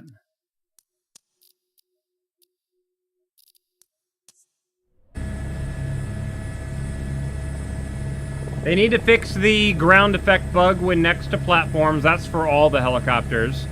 I don't believe that any of the helicopters have gyroscopic precession in. Pause music. Meaning, when you're in a hover going into forward flight, when you're braking out of the hover and into fresh air, you should get a slight... when the front of the rotor blade hits that, the gyroscopic forces happen 90 degrees later. In this helicopter, because it's going clockwise, it would cause the aircraft to wiggle slightly to the left, so you have to fight it. We're not getting that, and when you approach the retreating blade stall, that happens on the retreating blade, which the forces happen on the back, which causes the aircraft to pitch forward. Again, that doesn't happen, so I don't think it's being modeled right now. But again, I think that's an all helicopter thing, not just the 125. When it comes to the 125 itself, this is comically huge. I have never, like, the mirrors that we had on our aircraft, they were not this fuck huge in your way constantly. Like, they were there, but they were right next to each other, and you could see one right there, and the other one was, like, right there. Which, if you did this, you could really see them. And they weren't just completely blocking your point of view looking this direction. It would be nice if these mirrors actually reflected what was below you, which is important if you're actually doing a long line. This window should be available on all of the aircraft. You don't... Like, even the passenger ones have this window here. So, kind of weird. The 125, there's definitely something wrong with its fuel use. Its fuel use seems to be like double normal rate. Full tank of fuel, this thing's supposed to have a 4-hour flight time. Essentially, whatever you can do in 4 hours. Right now, I'm maybe getting 2-hour flight time, so I think there's something weird going on with that. Trying to think what else.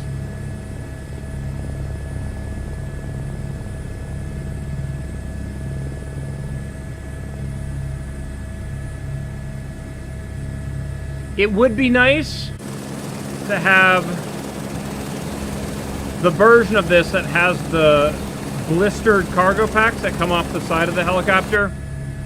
They do change the way the air flows around it in a hover, but it also allows it to carry more cargo on the sides when carrying people.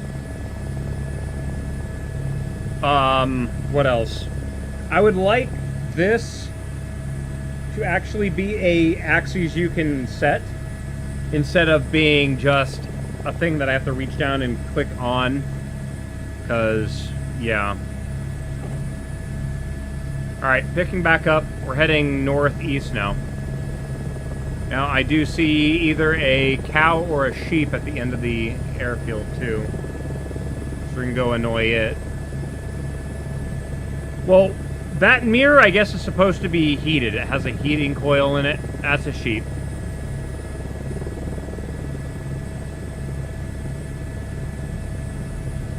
And I just clipped the sheep with my skids.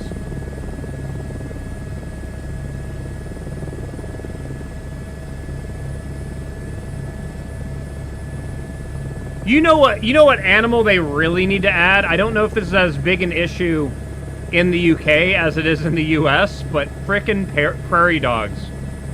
Prairie dogs are everywhere around airports. They are frickin' everywhere.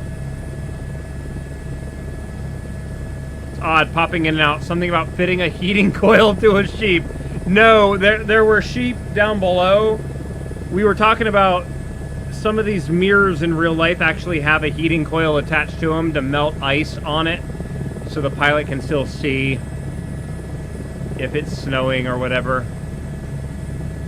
It's supposed to melt snow and ice on it, but not a heating coil on the sheep. No. That. Oh Oh god, I just had a great idea. I have been slowly learning how to build avatars in VR chat. So I've got this cat avatar that I've got, which I'm trying to get the creator of that avatar to help me port the avatar into this game, so I can actually have my pilot be that cat, which would be hilarious. But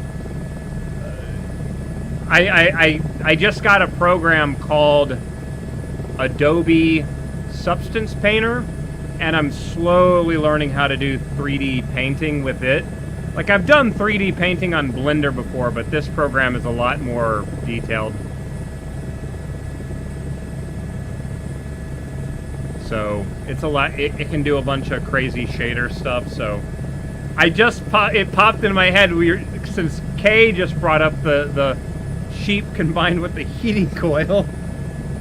In my head, I was like, what would my cat avatar look like merged with, like, a toaster? And then I just had the visual image, and that's why I just started giggling. So, yeah. I was going to try to take the cat avatar and do a cyberpunk theme to it, but toaster would work too, I guess. I don't know how I would do that. It'd be really weird. Next track.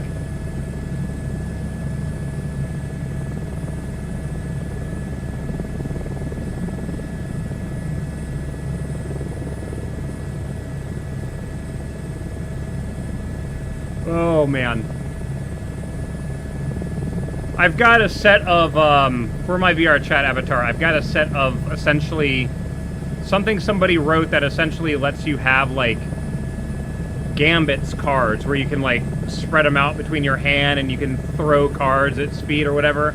But it's got an interesting mechanic where if you have the cards in one hand, you can do this, and it'll shuffle the cards into the other hand. And if you do this, it'll go back in. So you can do that back and forth.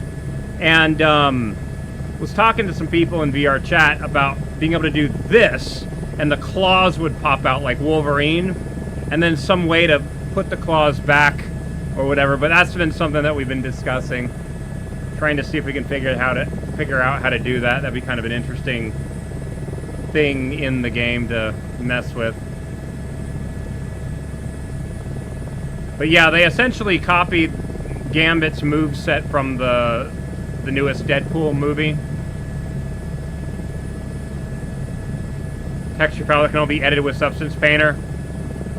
Not be recoloring it anytime soon. Once I learn the program, I might be able to help then. We'll see. Volume 40.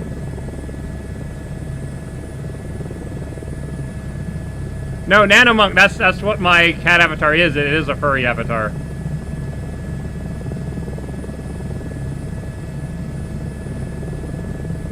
And I've always made, like, the furry avatars are always, like, based off of my Makote from Final Fantasy XIV. Which before that, it was my Mithra from Final Fantasy XI. So it's always weird like that. It's Malcolm in game. Kind of. I've always gone for like a leopard print theme. My Pelco in the new Monster Hunter game, during the beta, I tried to make it copy him, so my Pelco was named Malcolm. It was great.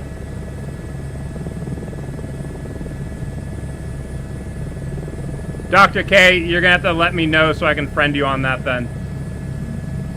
The group that I hang out with, a lot of us have this cat avatar, and we do like movies every Saturday and stuff like that. I think we're watching like RoboCop and the old 1990s Judge Dredd movie tomorrow. I don't know.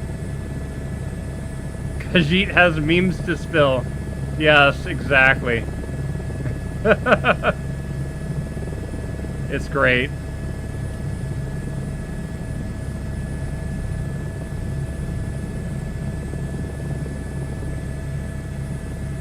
Pause music. So let me talk about a couple things here. So as I'm coming in, so I've got to pull the Lego helicopter out to kind of explain this. So when I'm approaching a location,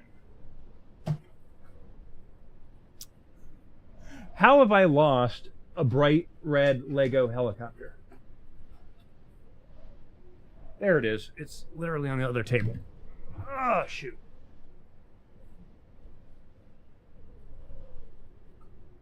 Okay, so because the collectively increases and decreases the amount of lift, the angle of attack of the blades, okay? So the maneuver I just did coming into the airport, I'm coming in, I'm angled forward. The thrust vector is you're using a bunch of lift to counteract the weight of the helicopter, and you have a vector this way too to get forward thrust so you can continue to fly. You're countering the drag. So if drag and forward thrust are equal, you won't speed up, you won't slow down, you'll maintain that speed.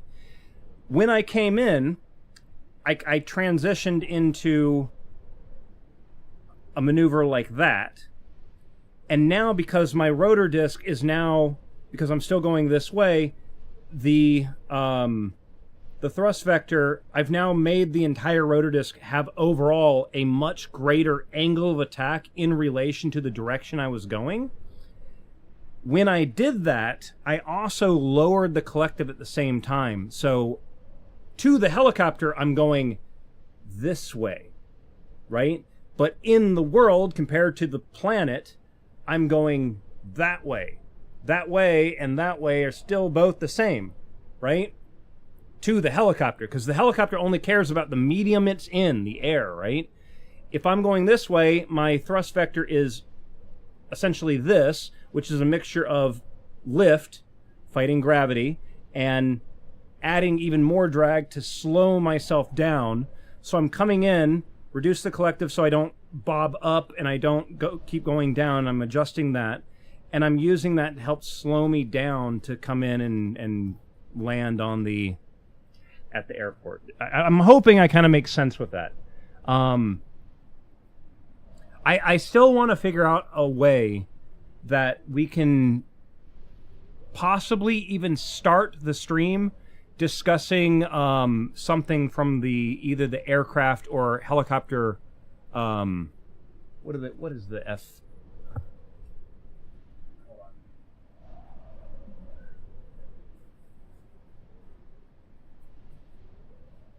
So the FAA, the Federal Aviation Administration, publishes these books, right? And you can actually download full PDF files of these books for free on their website. And I would like to go into detail, and actually start my streams by discussing this stuff, right? Going through it page by page and discussing a topic, talking about aerodynamics of flight and stuff like that, right? Talking about the instruments themselves, how the flight controls work, all that kind of thing. I would like to do that a little bit more, right? Rotorcraft flight manual, talking about how the gauges are, or how the gauges work, how to read one of these charts, that's super important. It's really, yeah. Doing weight and balance, oh my god, weight and balance is super important with the helicopter, because we talked about this before. You can see how if the rotor mast is directly in line, the center of gravity is straight down, but if you have a more forward center of gravity or a more rearward center of gravity, the helicopter looks like it's angling one way even though it's still maintaining a hover. Oh, we still have ads now. Damn it. Damn it, damn it, damn it. Frickin' ads. But I'd like to go a lot more into detail about that. And then that might actually be the thing, if I can start getting into it, to make little short snippets and start publishing that to YouTube or something. I need to do more stuff on that. Fortnite ad. The last time I played Fortnite, it was still a tower defense game.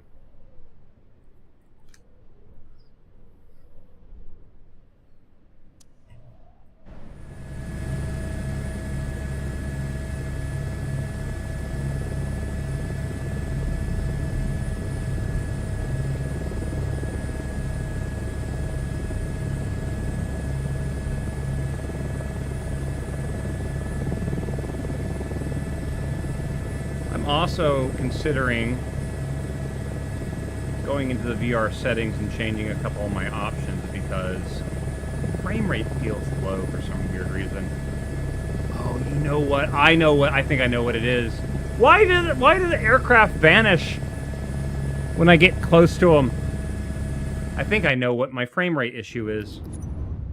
It's because the last time I played VR chat, I raised the thing up to like 200%, didn't I?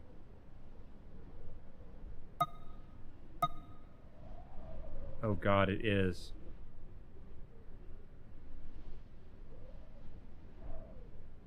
Does not need to be that high. Okay. Settings. Yeah, my big thing is like the way I want to do it, I need to get back into Blender. I need to start doing animations in Blender again, creating a animation thing and go from that.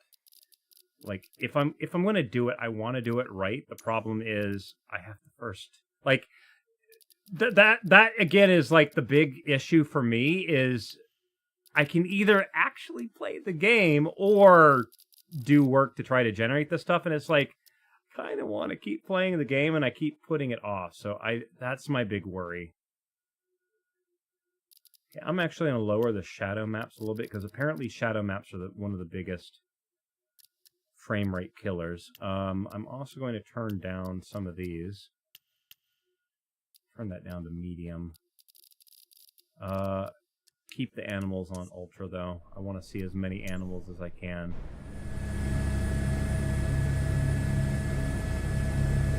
That's a little bit better frame rate. Looks better. Blender tries to do too much. They've gotten better in the last couple of years, though, too. I mean, I initially started learning 3D modeling. I was first introduced to it with Rhinoceros in high school, and then many years later, I ended up getting into Blender when it was still like Blender 1.2 or something. Blender 1.8 is where it really screwed me up because they completely redid their UI, and that's where I've been struggling with Blender since then.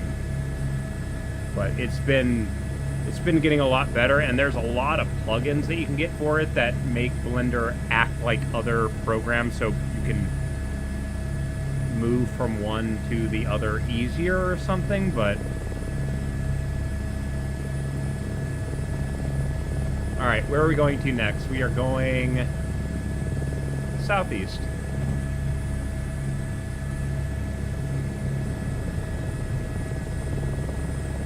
Next track.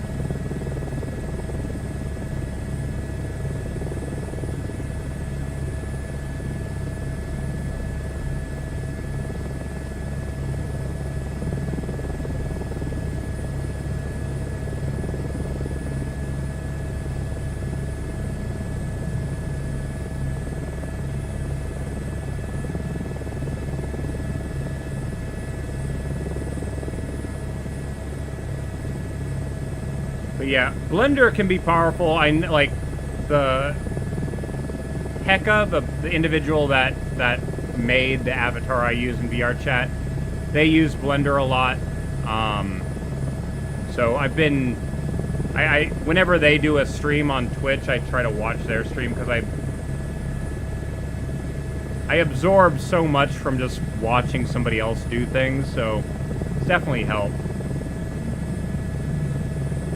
Does the game have the flying taxis? What do you mean by flying taxi?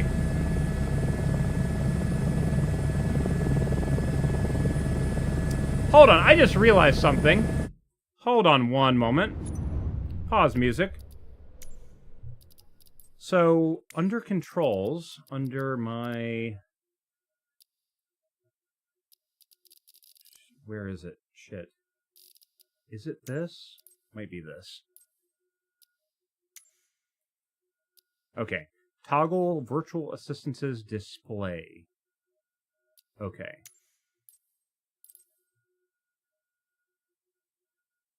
Now the problem is finding where that option was. Was it tools? Okay, here we go. So I've got toggle virtual assistances display. Is there not an option to toggle town names on and off by chance? I've got nameplates, landing ribbon, computational fluid dynamics. Was there not a thing to see the town names? Or was that something else? Display nav log.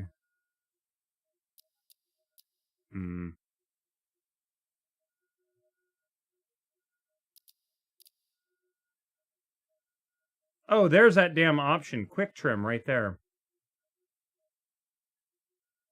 Wait, what? Delegate the plane control to the AI pilot assist. Interesting.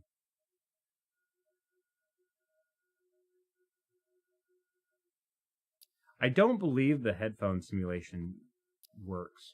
Like, that got broken in 2020. Still hasn't been fixed in this, sadly. Flight assistant. Oh my god, I completely forgot that these programs have a frickin' map. I've never used it in 2024. And is it Ogi or Augie? I feel like I'm mispronouncing it either way for some reason. Hope you're doing well today.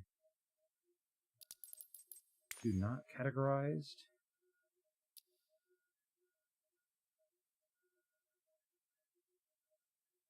A lot of the breakers.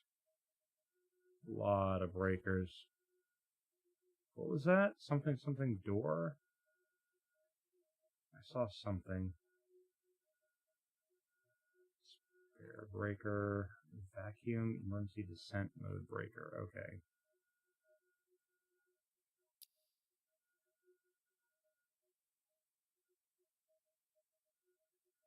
Oh, you can actually set buttons to open and close individual doors. That's nice.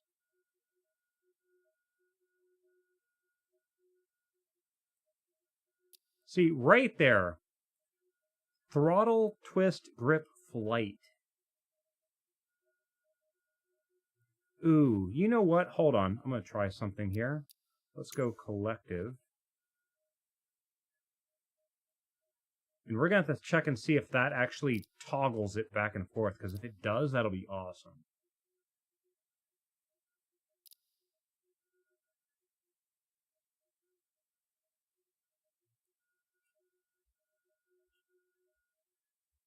So here we've got the taxi lights.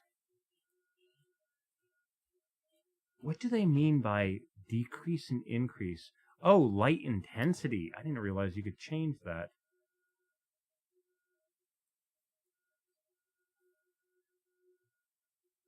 The Jetson 1?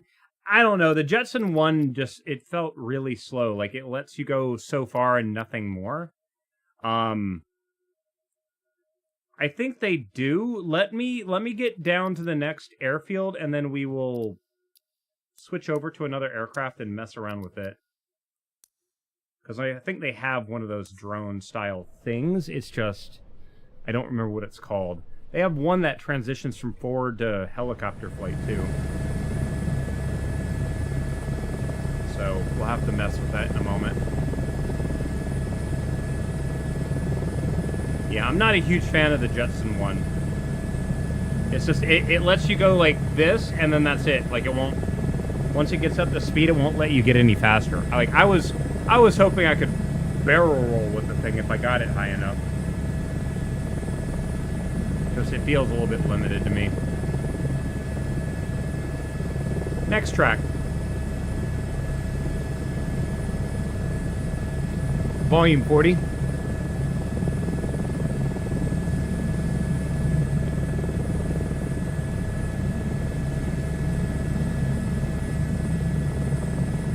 Trying to look at the horizon while I'm coming into land and everything. All right, so we are gonna temporarily stop at this airfield, because then when I load back in, I can simulate filling the thing up with fuel again.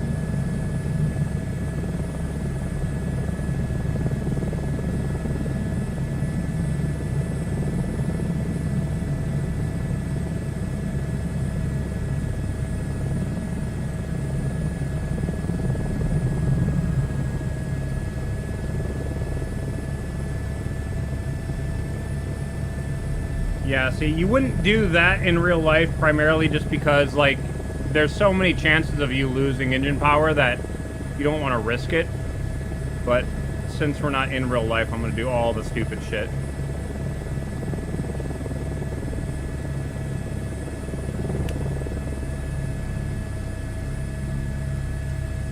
Oh my god, it works! Look at that! I can switch from idle to flight. Nice. Oh, they need to fix the horn on the H-125. Horn's still broken, too.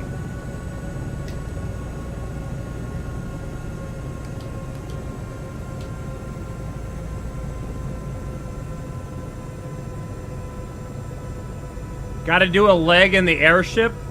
Do I really have to? I'll do the mock loop in the airship. How about that?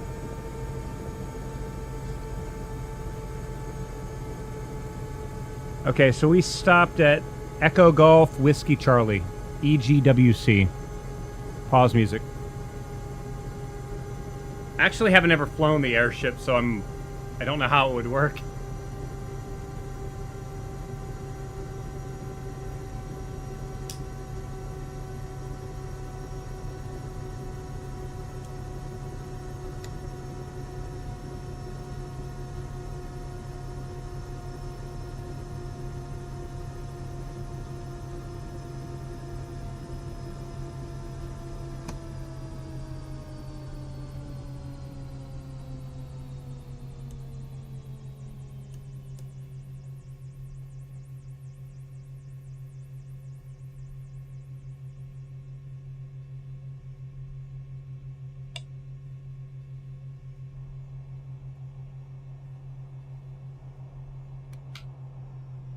Okay, everything's off. Let's go try one of these other aircraft.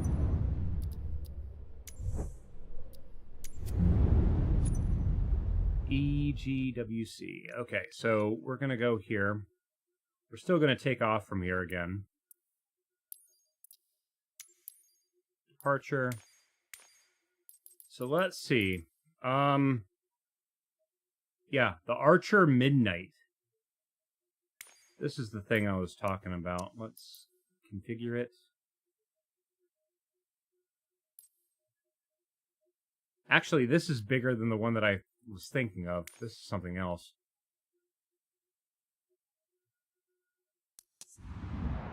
Yeah, so let's try this thing out. I don't know how this is going to look like.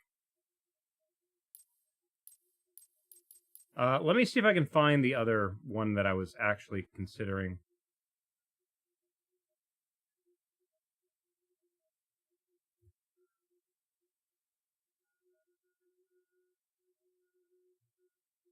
There's another smaller one, I think, of it. See, there's the Jetson one. That's the one I was thinking of, this smaller one, the Joby S4. That's what I was thinking of. Whatever I'm about to fly is a lot bigger. So, start flight. Don't know how this is going to work. And Fly Lilo, what's up, dude? How you doing today? Oh my god. This thing is intricate. Okay, so now, ready to fly. Okay, thank you, game, for not allowing me to turn. What the ever-living hell? Okay, so it transitions from hover into forward flight. Oh, this is going to be interesting. It would be nice if they had the controls for being able to walk around this, though.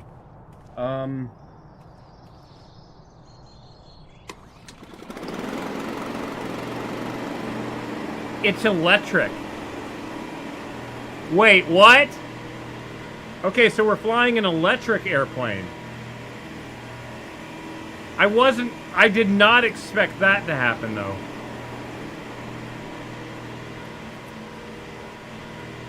Does it have like a charging thing on it? How far it is? Oh my god. Yep, go away, please. Can't can't get close enough to that one. Oh, there it goes. Okay. Whoa! Hit me in the face. Okay. Interesting way of using the seat as a structural member of the aircraft. I mean, okay. A little bit of storage in the back.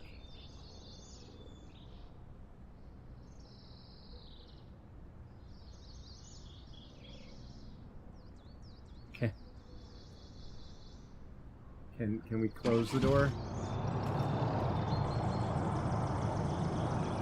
I don't know how to close the door.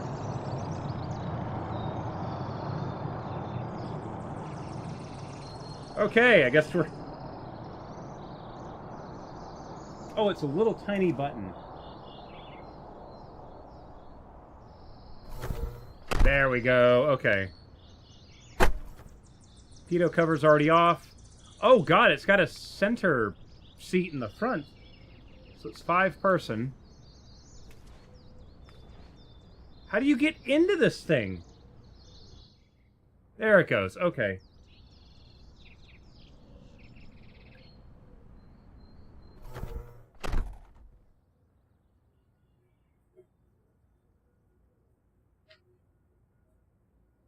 Oh, those are toe brakes. Okay. So I've got left and right toe brake. That's my yaw, or no, yeah, yaw.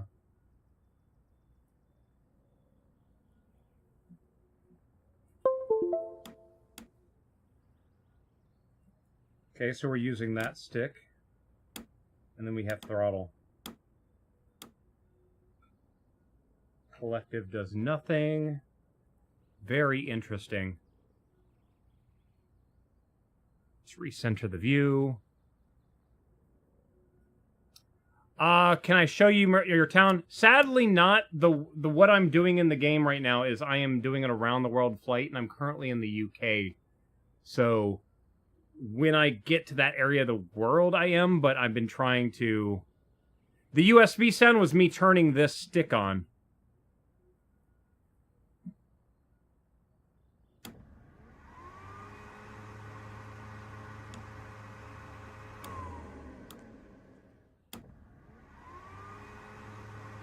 Okay, we have...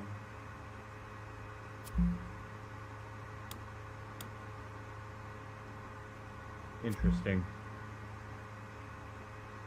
Yeah, the USB sound was this stick reconnecting.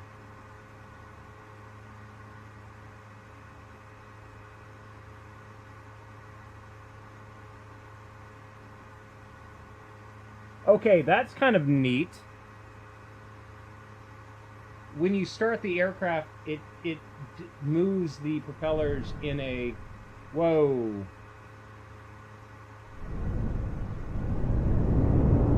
Whoa, whoa, whoa, whoa, whoa, whoa, whoa, whoa, whoa, whoa. Okay, hold on.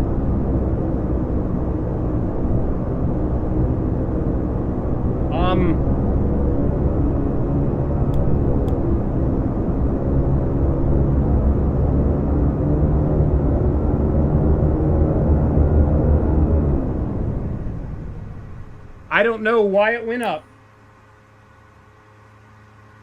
I didn't tell it to go up, so I'm now really... What do you mean, engine malfunction? What is wrong with you, game? That was weird. I don't know how this works.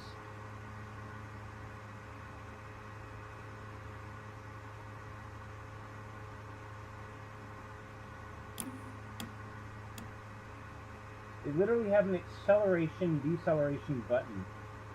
What? Again, I don't know why the motors are just moving on their own. I don't know if that's on purpose or...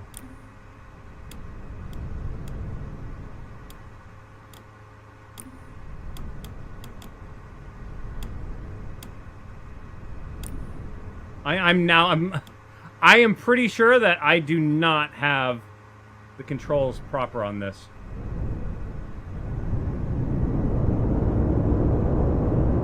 All I know is I pull that control backwards and I'm going up, which feels really weird. Okay, so forward and back just is up and down. That's yaw? What? That's roll? What? This aircraft is all sorts of weird.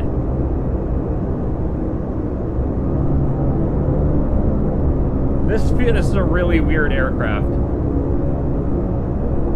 Like, I really don't like this. When you're using your feet to roll it, that's just really odd.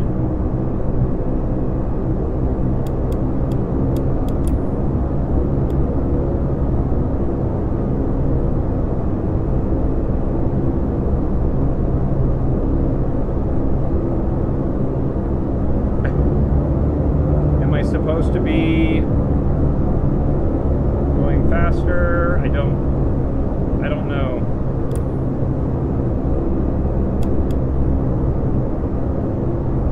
I'm getting engine malfunction things.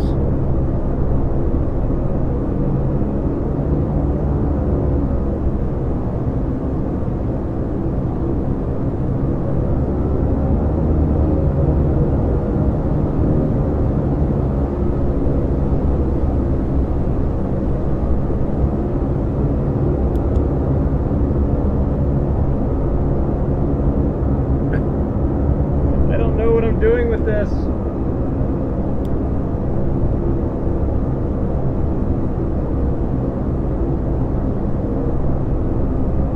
Are you supposed to be moving forward? I don't know.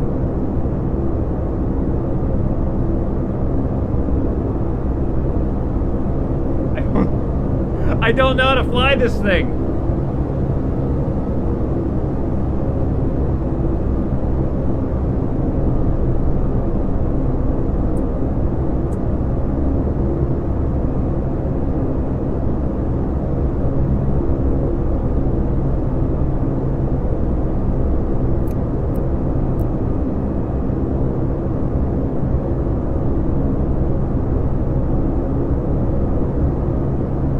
I don't know how to fly this aircraft, guys.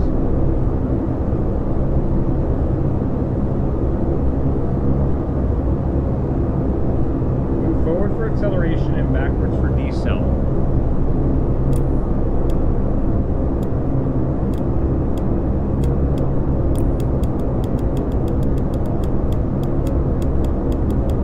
Am I just supposed to keep moving it forward? How does this work?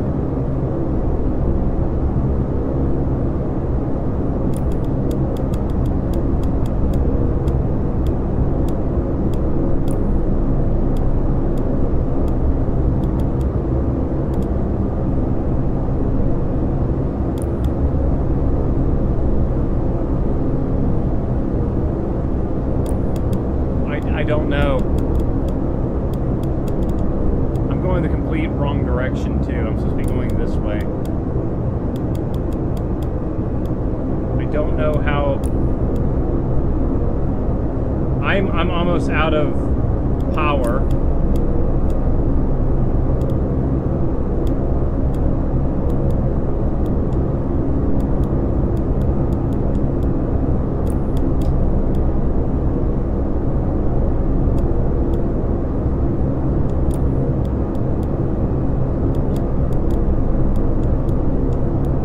I don't know what I'm doing with this.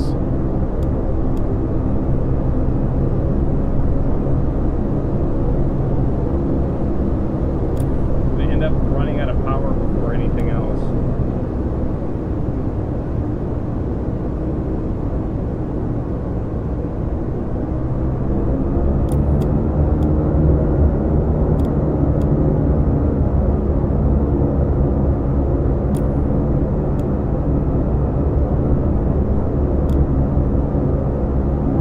Like to go into forward flight game.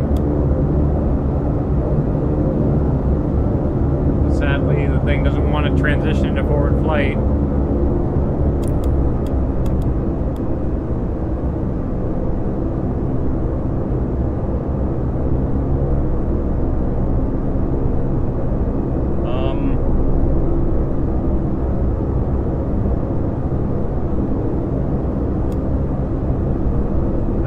Powered lift, I want forward flight, dang it.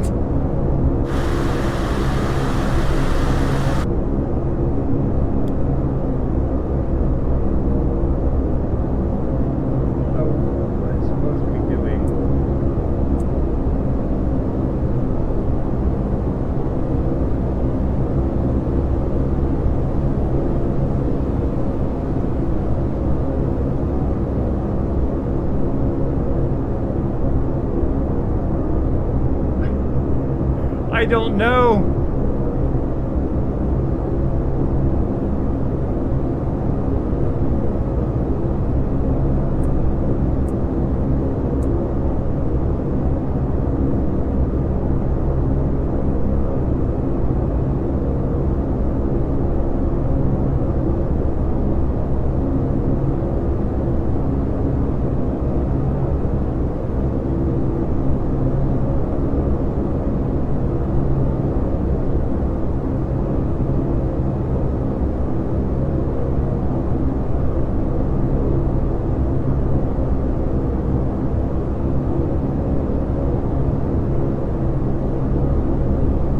I don't know how to fly this thing, guys.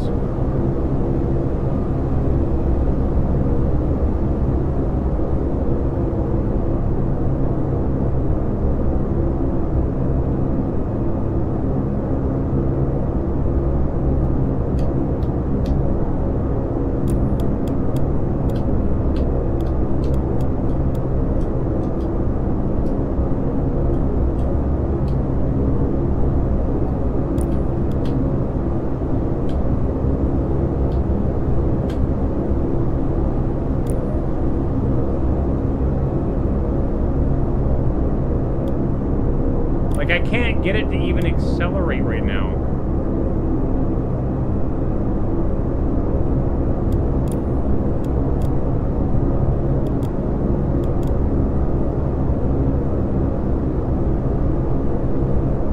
Like, I don't know.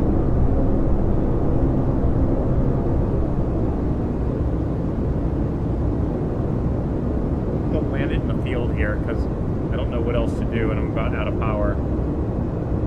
Is this right here is maximum descent rate, apparently.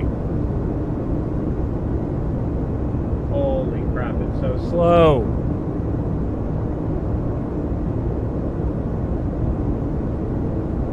Looks like what they used in Tron, it might be. Yeah, see, I have a feeling this is mostly computer controls to make it safe. The end result is just a thing that's horrible to fly. It's not fun at all. And then you got to figure out all the controls or something.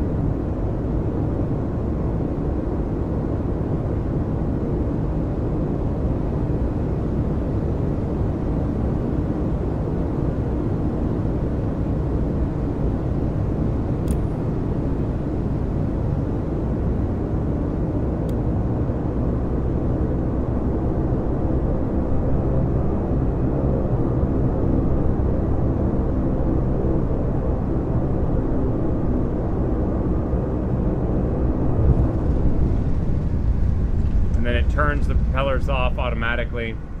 Why are the propellers moving forward? Oh my god. Stay moving forward, damn it. Yeah, I'm not a huge fan of that. End flight. Not a huge fan of that aircraft. Let's see if the other one has anything found it, though. Configure. Livery. No, no,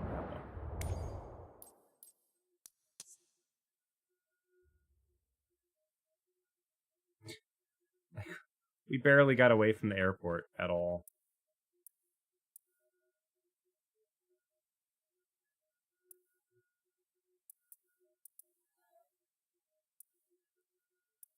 You okay, buddy? Crap, which airport did we land at? Was it Stafford? No. Shit, what airport did we land at? Wolverhampton? Maybe?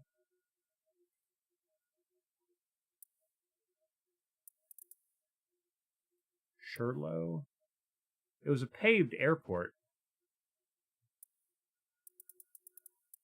Somehow, I have now lost where I was.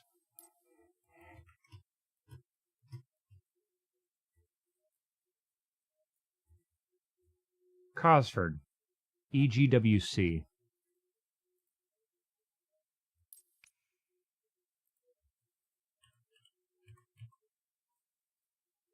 There we go. All right, let's try this airport.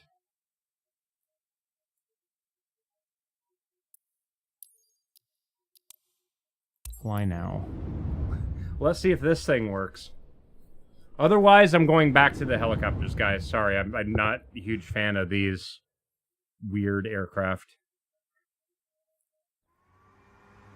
Hey, Cricket.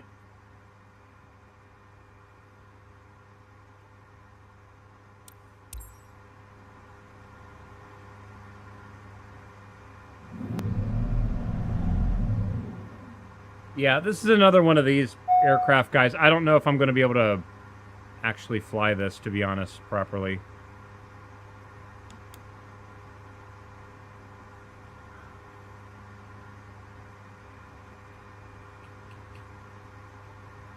The default camera is like about a foot too far back.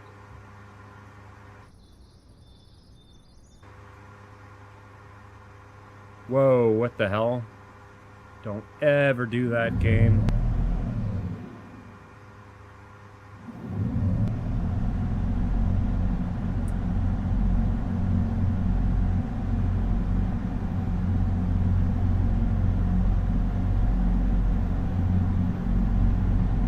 Okay, see, this one's already running better.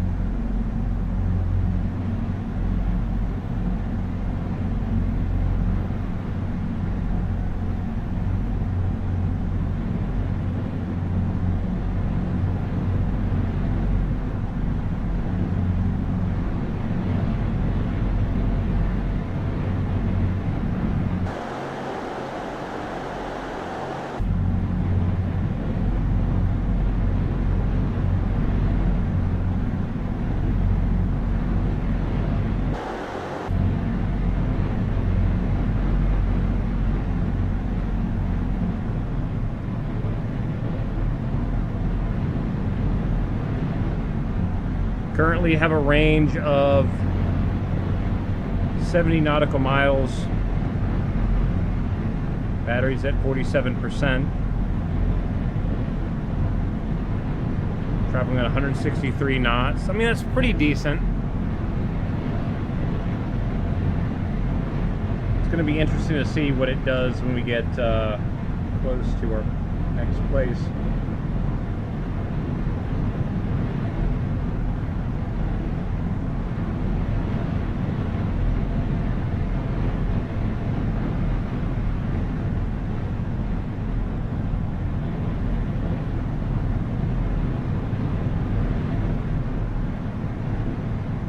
Okay, Wolverhampton is ahead. It is roughly 4.2 nautical miles away. 500. Yes, I hear you.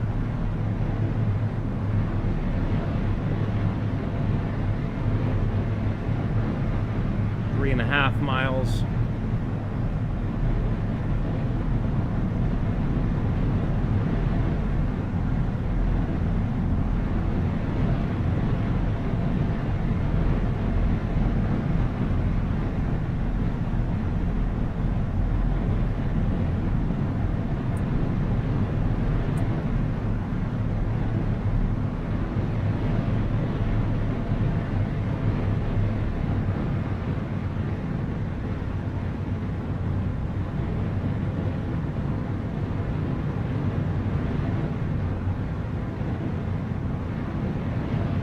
And going from a hover to forward flight was completely automatic. So all I'm doing right now is I'm just throttling further and further back. It's doing that by itself. So I guess it's supposed to be completely automatic. Current range is 10 nautical miles. But it looks like it needs a certain amount of forward throttle before it'll decide to go into forward flight. I love that, how intricate the mechanical linkage is there to make that work. But it doesn't look like it loses any altitude when you're converting from that because it's all automatic.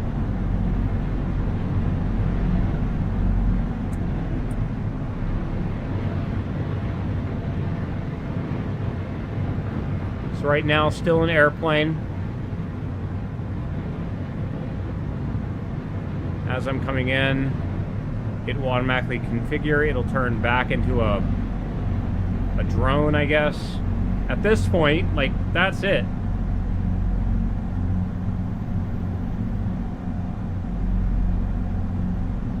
And then you use this, you pull back to go up and forward to go down. Don't know why I'm going backwards. Don't want to go completely backwards. A little bit forwards, please. We want to touch down. There it is.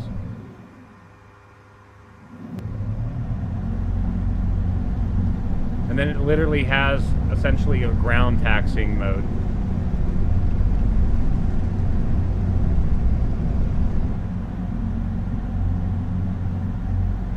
Okay.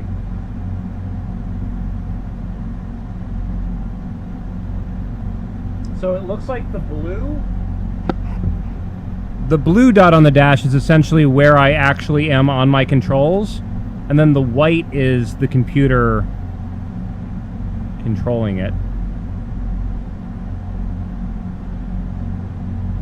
So if I take the control and go over here, or down or up, it'll let me control that. Interesting.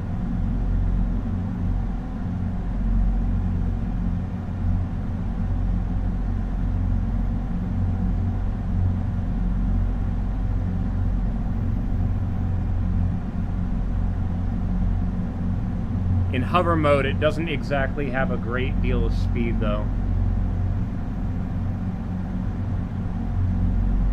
Hope that's not much of a weak point of the plane. Nah. I mean, that structure, just looking at it, it looks pretty damn strong.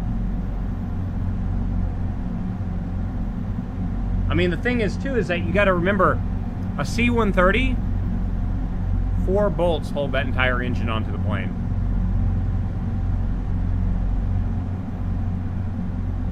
F-16s, the engines are held in with 2 bolts. Take that back. No, I think they're 4 bolts too. 1 above, 1 below on either side.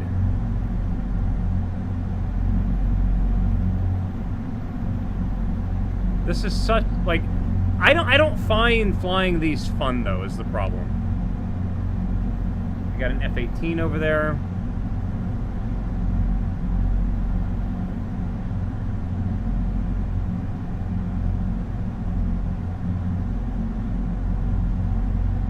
So I can strafe side to side, and I've got a little bit of yaw authority with my feet. I don't think the real aircraft has... No, it literally would be a twist grip. So hey, we just found an aircraft that actually has a twist grip.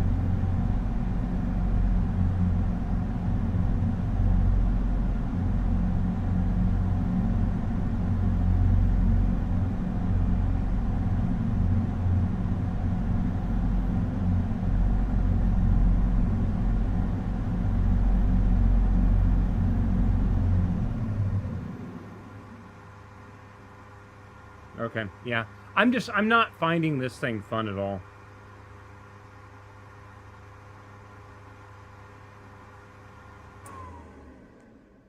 And that's it. What the hell is this thing? Oh god. They have an adjustable armrest. Which, I mean, that looks like a very uncomfortable armrest. But what is, like, this entire cockpit design? I mean, they built it because it's all... Are you kidding me? You can move the air conditioning vents. What? Yeah, I'm not a huge fan of this.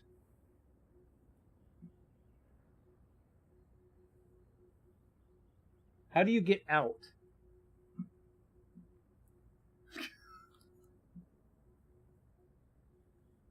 How do you get out of the thing? Alt C. Shift C. Yeah, I don't know. I mean, just looking at this, I mean, that's a pretty beefy bit of material, right? It's essentially, it's held on 1, 2, 3, 4 main hinge points. And then this entire linkage combined with this allows that geometry where it can go straight up like this, but then also fold back seamless for forward flight. And, I mean, this is probably all battery. That's the motor up there. That entire thing moves with this entire assembly. They've got the wires ran in a way where it folds nicely in and out. Pretty sure those wires are something that gets inspected all the time. The ones on the end look like they just completely pivot in place. Yeah. So that's just probably one big rotating assembly with it's all geared. Same thing with up here. Probably exhaust cooling, because I mean, again, the electric motors still get warm. It's probably got a lot of battery in the back of this and inside the wing. A lot of probably carbon fiber and stuff to make it lightweight. The biggest problem with these right now is just... Okay, so... Maybe battery? I mean, batteries are still heavy. So I don't know if they would fill that back. It might just mainly be the wing, because that would still be center of gravity.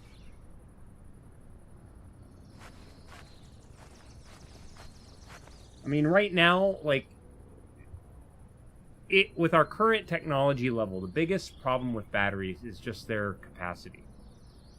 And it's just a little bit not really enough for super long range with aircraft.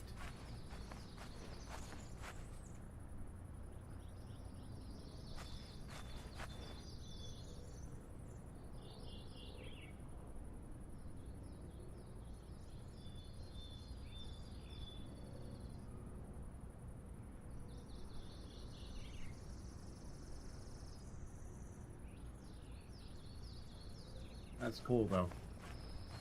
Like, I like seeing, like, the mechanical on how it works, but...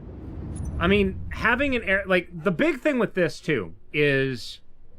You get the best of both worlds, right? You get that vertical capability, but at the same time, because it can transition into forward flight, then the wings are producing lift, and you become more efficient that way. So, that by itself is, like, a big thing.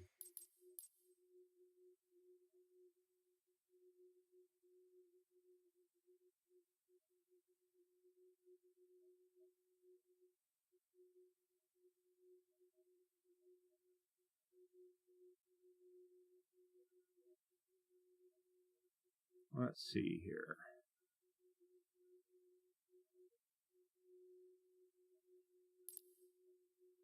And then that was in 2020 as well. Again, not a huge fan of the ones that are just a freaking drone. Because like this, I don't find this thing fun to fly at all.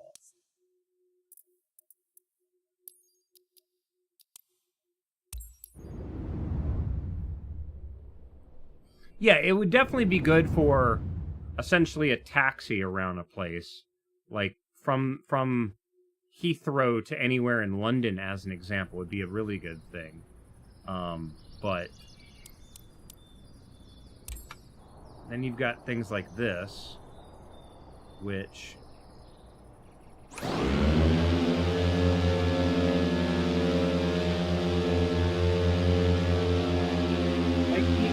feels like I got a saw blade next to my head.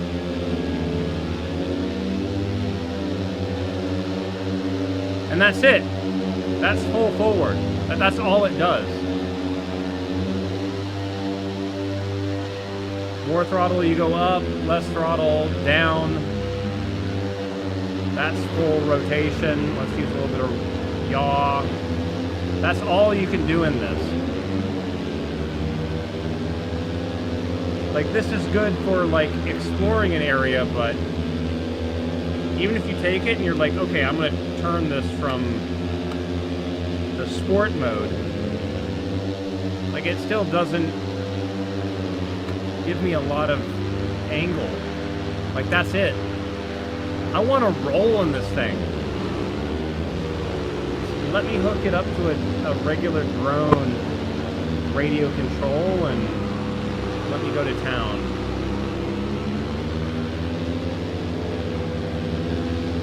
Right?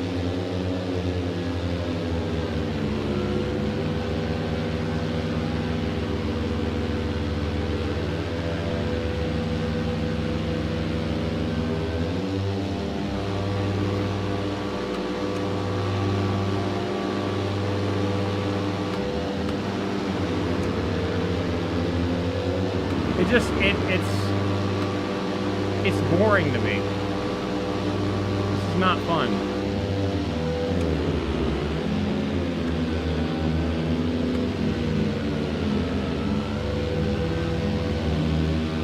Right? Yeah, but don't you have to pay like a congestion fee and everything? Don't need that with the frickin' helicopter. And that literally how you pull the power off.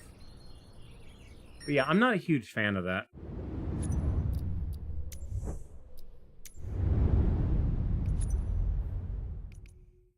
Again, a lot of these electric things, in real life, they have all these safety things on them that, like, prevent people from dying, right? I mean, it makes sense real world, but in the sim, I want an aircraft I can do stupid shit with. Let me barrel roll the damn thing, please.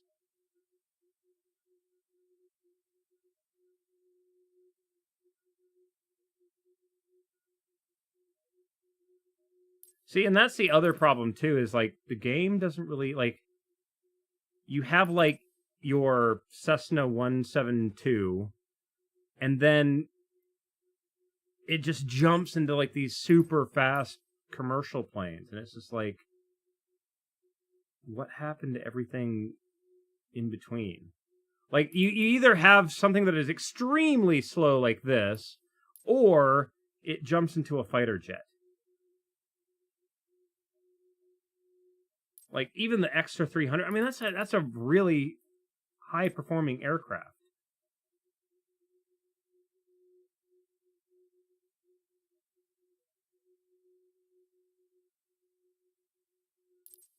P-51 Mustang. Do they not have a Spitfire in here? I don't think they do. I do have to say, the Spirit of St. Louis, this thing has one of the most interesting ways of seeing out of the aircraft possible. It's such an interesting design. I mean, the way they built this airplane is that they built it to go across the Atlantic, right? So, you don't even have a front windshield.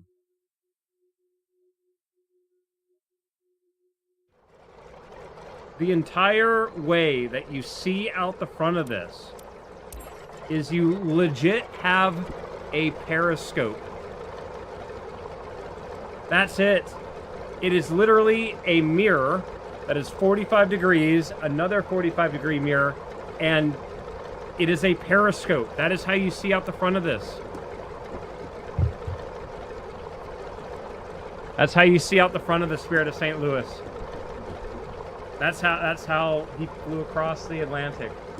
I mean, he was probably flying via instruments, and he had, like, stars or whatever to guide him or whatever, but when landing...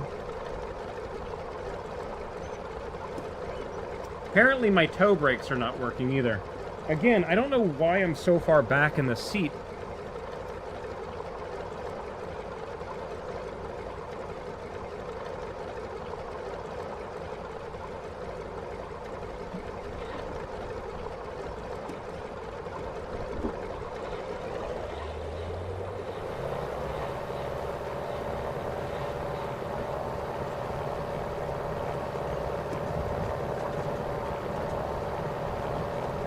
There you go.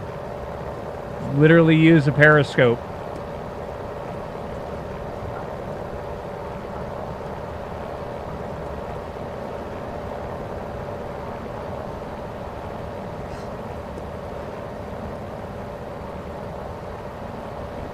I mean, you gotta think about that too. Like, they're going, like, first time ever flying across the Atlantic, you know? You don't entirely, like, you think you're gonna make it. The math says you should make it. But I'm pretty sure there's still that doubt, right? I want to say that a lot of the stuff in front of the pilot is engine. Right? Yeah. I think from here forward, that's actually fuel. This is fuel. Some of this back here is fuel. Like, they built it to just carry a shitload of fuel.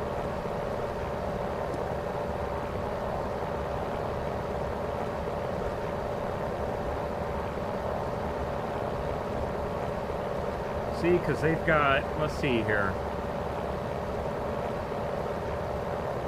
They've got the compass.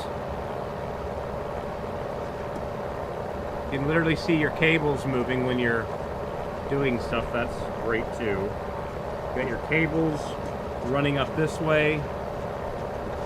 That cable goes onto a pulley that goes over here to this wing. That one goes that way. Got a push-pull system. You got your airspeed. You've got a clock. Clock would be super important for doing that. You've got your fuel. What is this?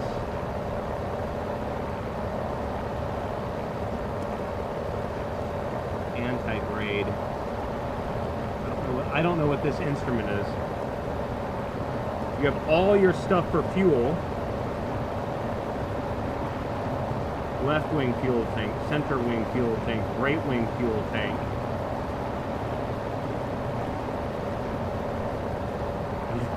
You've got this, which water would go down and then you would drain the water out, which then drains out the bottom of the aircraft. Tachometer for the engine. Mixture, so you can lean the engine out so you can stretch that fuel up even more. So you've got that over there.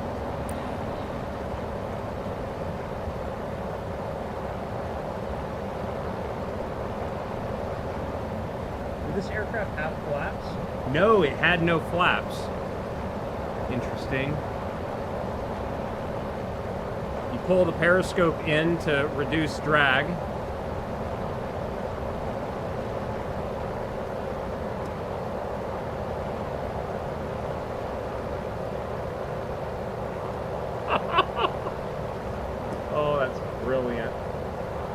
They actually put a hole right here so the pilot can still see through that, but the light from the mirrors would not mess it up. That's freaking brilliant. I love that they actually made this work. And like, this works so much better in VR because of that. Those are lights. A little clipboard so you can hold important papers. I just love how the dashboard just say piece of wood that is just there. I don't think this thing had brakes. I think this knob here, you twist it and that's essentially your trims. Oh no, I'm sorry, pitch trim's right here.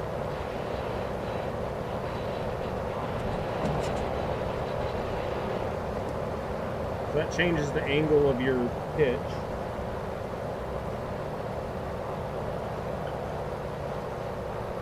And to open and close vents to keep engine from icing up. Magneto switch. You usually run a double magneto.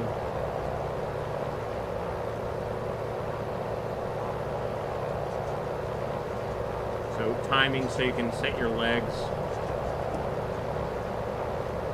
Making sure that your turns are nice and coordinated. That's backwards though. Something weird is going on there. You wanted to be able to see the sky, so you can use a sextant to see star angles and figure out exactly where you are. See, I guess he made notes literally on his board here.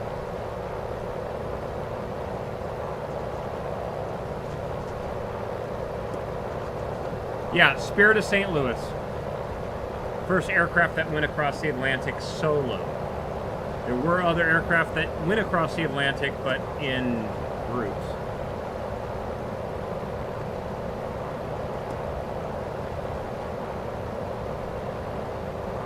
So, because the aircraft had metal in its construction, the compass was not entirely accurate. So this was a listing of, if the compass displayed this number, it was actually this number. So it was the math to compensate for that. Modern systems, that some of these are all automatic. The thing to prime the engine, prime it, push some fuel into the carburetors. That's freaking great.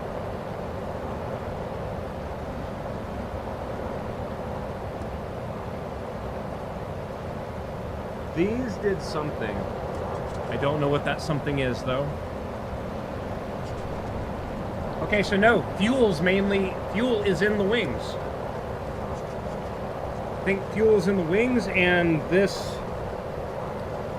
Can you guys see this structure here? That's a fuel tank.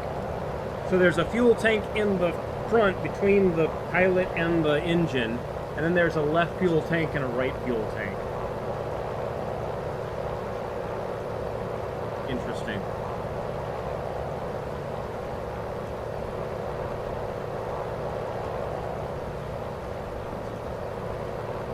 Yeah, there's no flaps in this.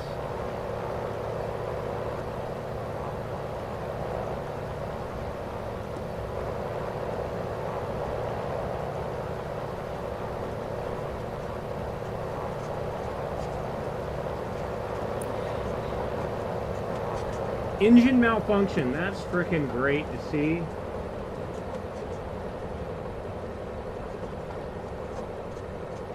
I've just been floating around here.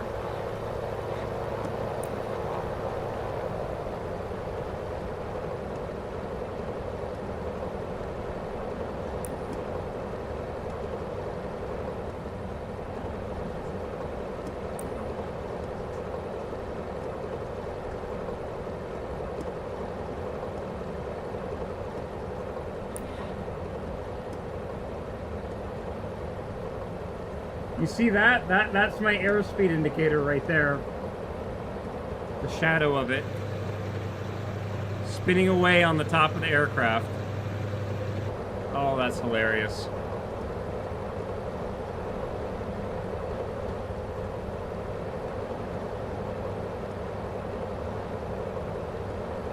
There's no vertical speed indicator at all.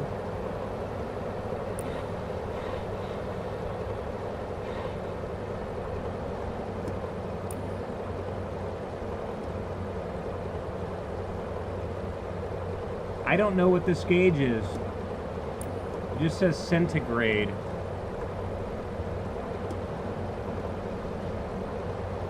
I mean, temperature?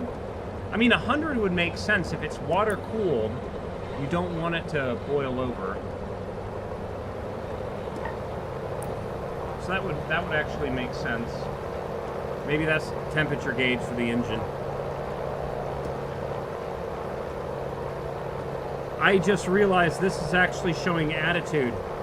So I'm now currently 10 degrees nose up. Oh, I'm stalling. Oh shit, we're dead. And we're dead. Ah! Well, I just crashed the Spirit of St. Louis. That's freaking awesome.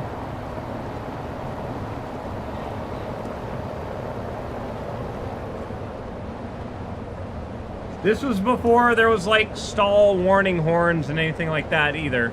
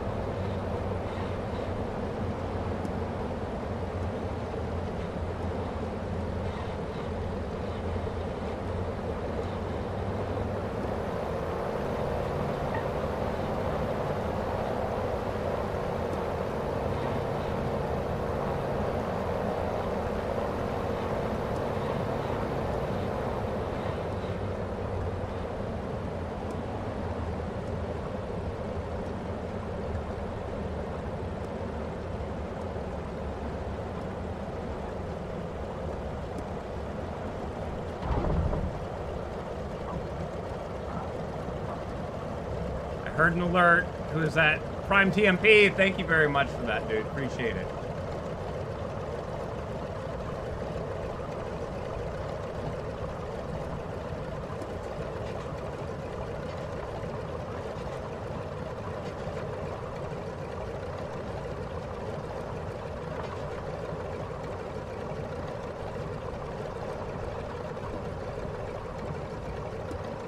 I don't know how the brakes work in this. I don't know if it has brakes. Oh, no, no, no. It has a tail skid, which I just drove off the end of the runway. It has a tail skid. It doesn't even have a wheel.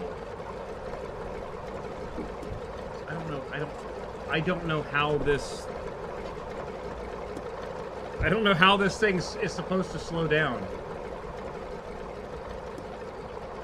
I mean, they were mostly landing in like grass fields, right? So maybe just naturally slows down. There's got to be something else that I'm missing here.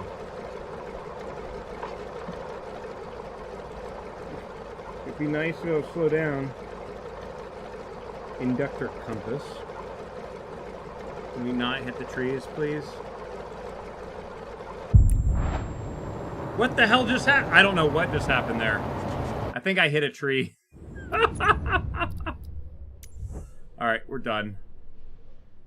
No, this is not a helicopter. We're just jumping around different random aircraft just to mess with them real quick before I go back to the around the world flight. This thing looks insane. The Draco X.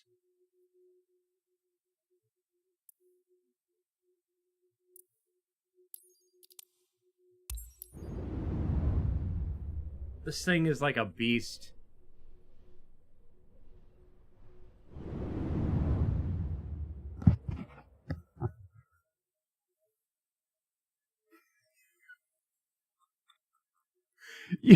Normally, if you have an airplane, it doesn't have a crazy suspension, but this thing... Whoa, whoa, whoa, whoa, whoa! What's happening?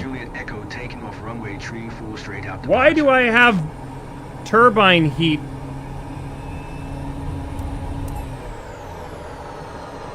Why do I have turbine heat in my cockpit?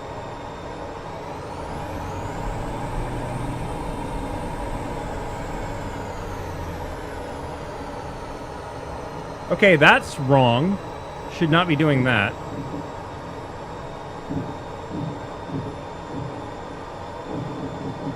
It's got all the flaps. It has crazy suspension. This is designed to be one of those extremely short takeoff and landing aircraft.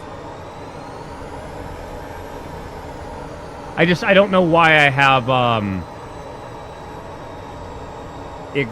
turbine exhaust heat in the thing. There is a balloon. We'll have to mess with that next.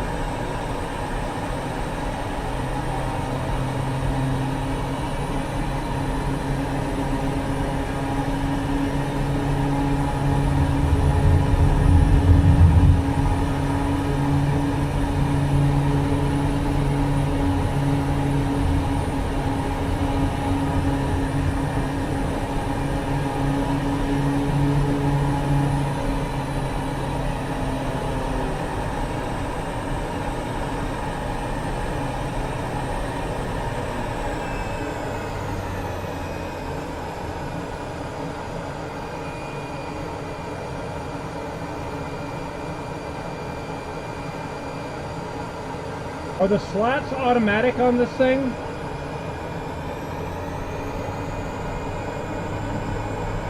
Or are those permanently out? I think they're permanently out.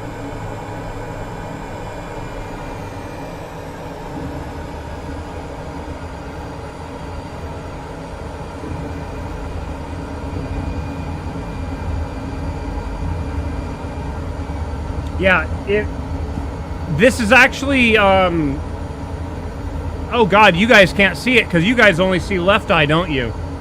Shit. Hold on.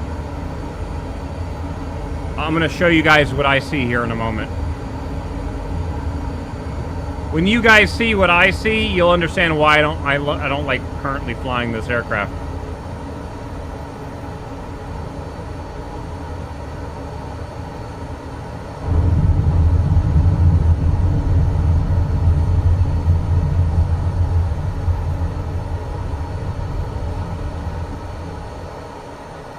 Okay. So, the reason why I'm not liking this aircraft, like, it looks like it would be really fun to fly, but in VR, there's a slight issue. And that issue is the fact that the right eye, all I'm getting is jet turbine exhaust. So, when I have one eye that is nice and clear and the other eye is just constantly moving, this aircraft, even though I've been flying it for like a total of 2 seconds, I've already starting to develop a headache because my eyes are seeing different things. If it was not doing that, I would probably mess with this aircraft a little bit more, but that is really bad. Yeah.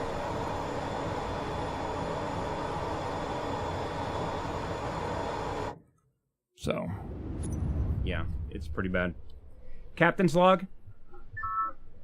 Draco aircraft, short takeoff and landing, has an issue where the right eye is rendering the turbine exhaust heat, and it's only in the right eye. Okay. Make sure to do bug reports on those.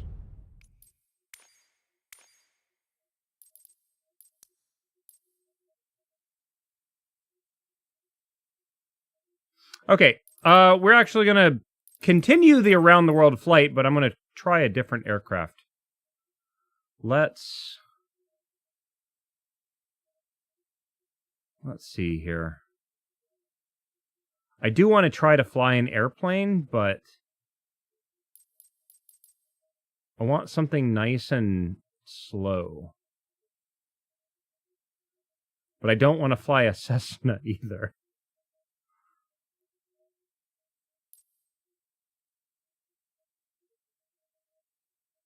Don't want to fly the air tractor either.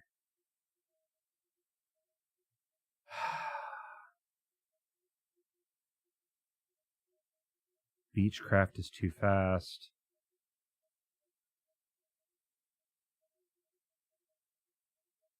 Oh my god. Let's actually, I want to try flying this thing. Let's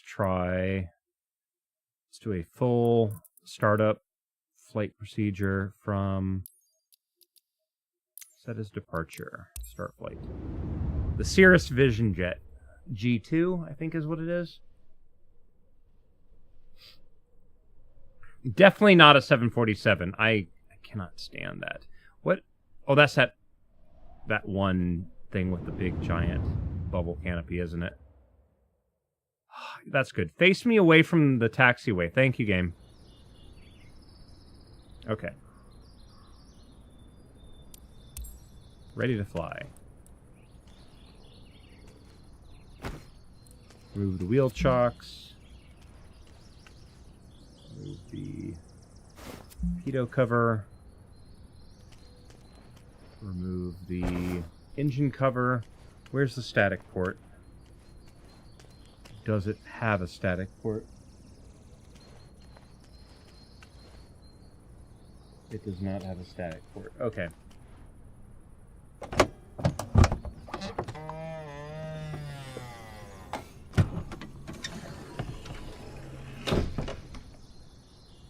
Frickin' fancy. How do I get in?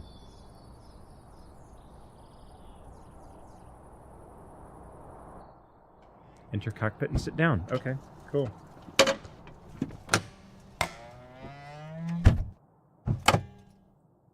Okay, cool. Am I using virtual desktop? Right now, no, I'm using Steam VR.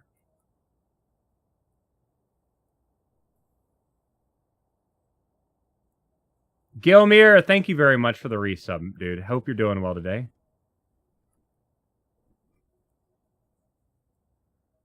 I need to do it a lot more.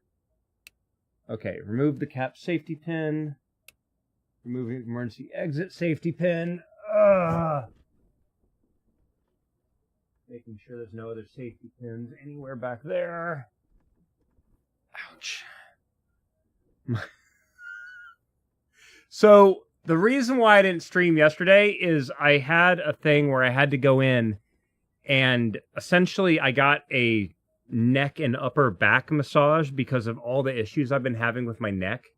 And oh my god, best thing ever, because my neck muscles were so damn tight, and now I can actually like bend my neck without it being complete pain.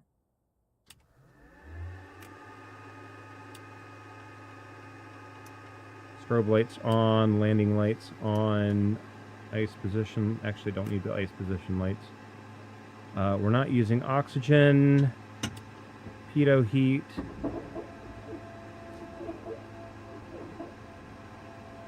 We're all good. Cool. So this aircraft, you have to let it do all its shit. I don't like sitting left seat.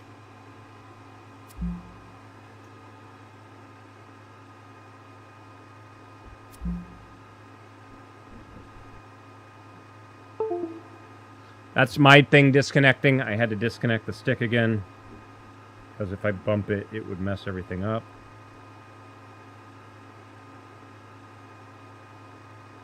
Yeah, so it's still, like, you boot the aircraft up, and the aircraft considers that it's on flat and level surface. So it's doing all these self-tests to make sure everything's good. I think there's a way... Fuel pressure low. Of course, the engine isn't running. Over here, you would turn the turbine to run.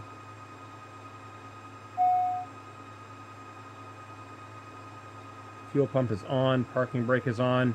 Fuel quantity miscompare. So they start up and they give you literally a checklist.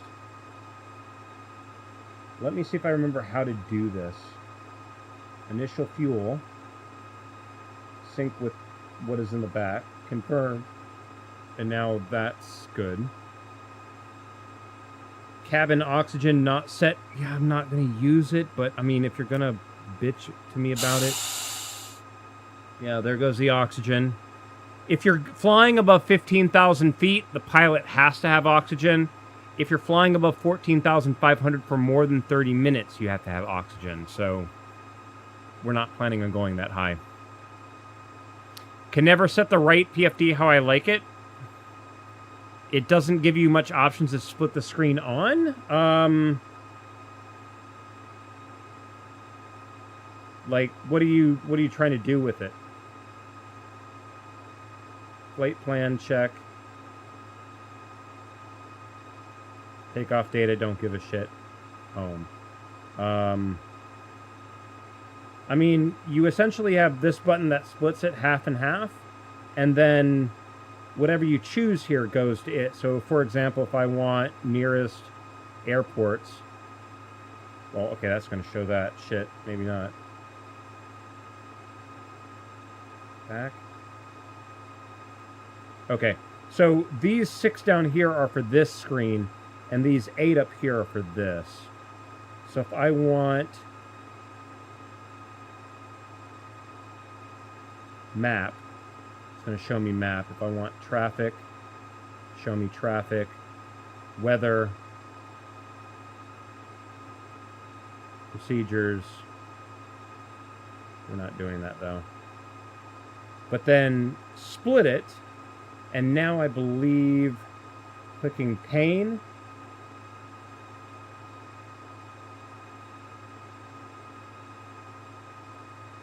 Thought that's what changed it.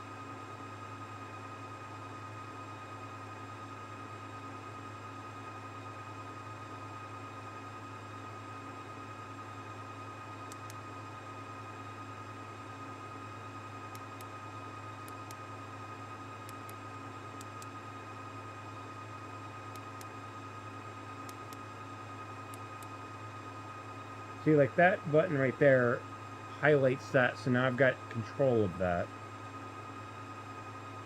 I'm trying to remember how this... Oh, no, hold on.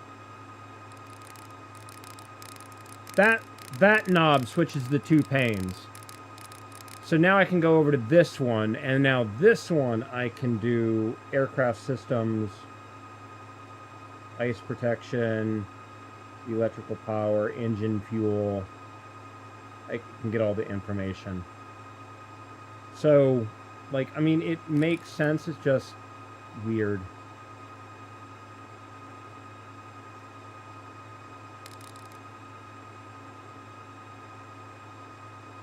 See, now I can put map in that. If I want, I can have two maps. Have map and weather. Terrain. Warning. Right now, I kind of want,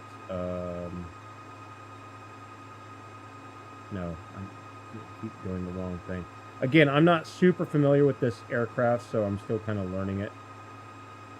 Status info. Let me know about my landing gear, please. There we go. And then down here.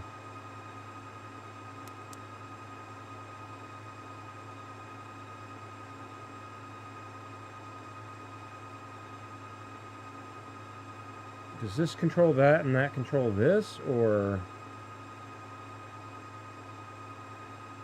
I think this and this both control this side. This is more for the co-pilot, maybe? Because they both can technically touch this one. Kind of a weird thing.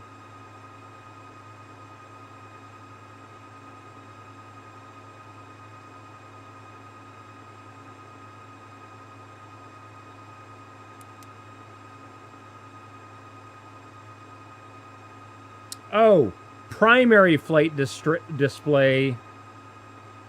That's what PFD means. So I can tell it which one I want to toggle. Okay. So this one, use these buttons to select, and it can control either or, while that one controls this one only, and that one controls that one only. This is the one that if you were sitting...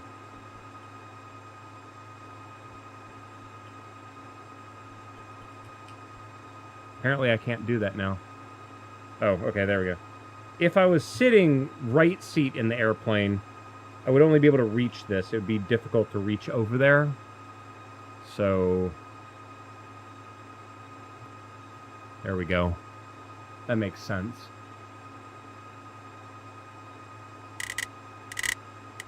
Cabin lighting. That's the parachute. We don't touch the parachute unless we absolutely have to. Is it primary flight display and multi-function display? Because over here it displays like all the engine stuff too. Am I too far back in the seat again?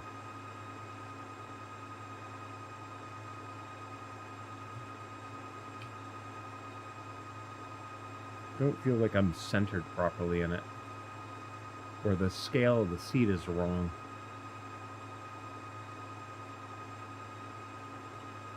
No, that's as far up as it lets me go. Interesting.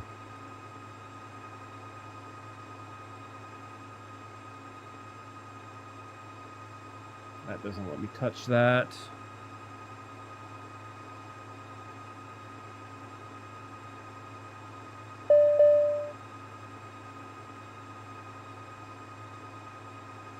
Fuel control. Do have landing gear.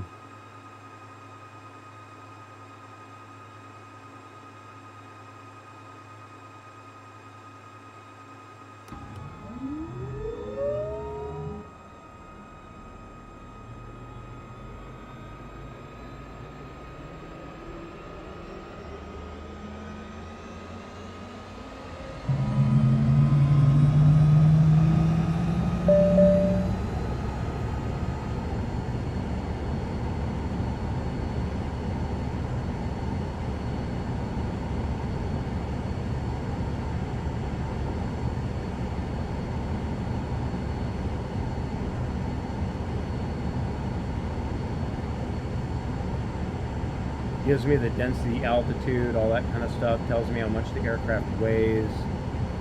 Very nice.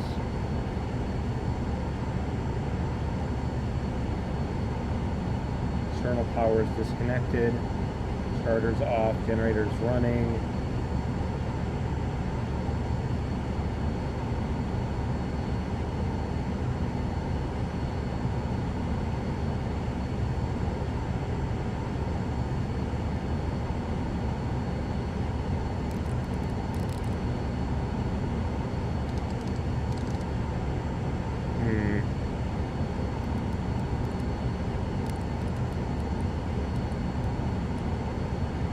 Pushback. Nope, I don't have that.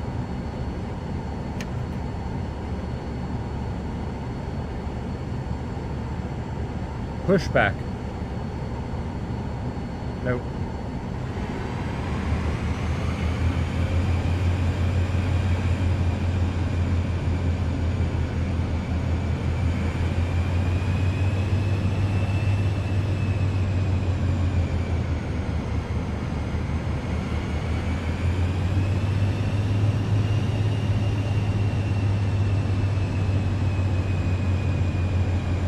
What do you mean with, how does that work with ATC?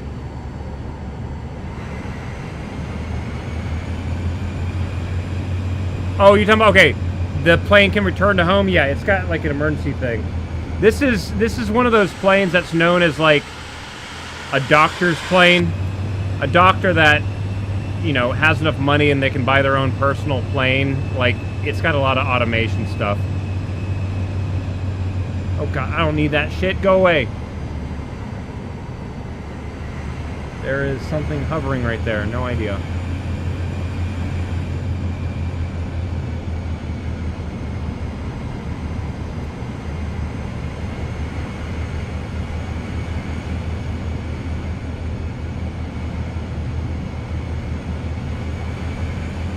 Yep, baby jet.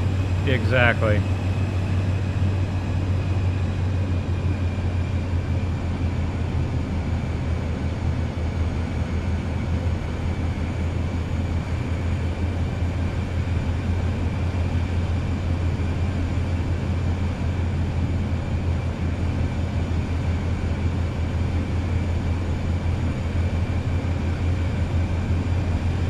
God, it's having me go all around the damn airport.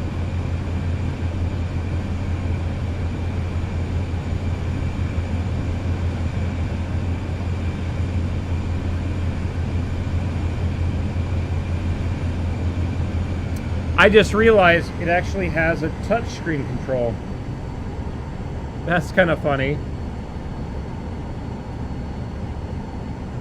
So you can move the mouse pointer on the screen. That's nice.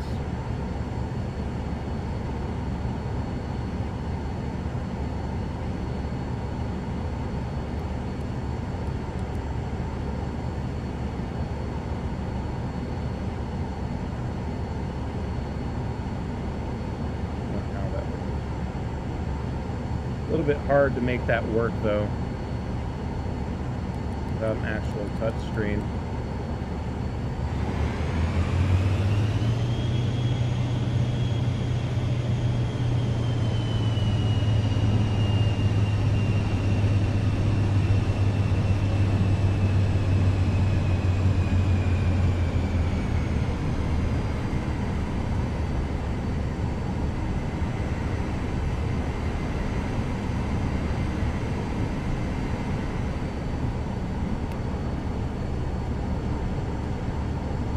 That's good. Run off the runway. That's freaking great.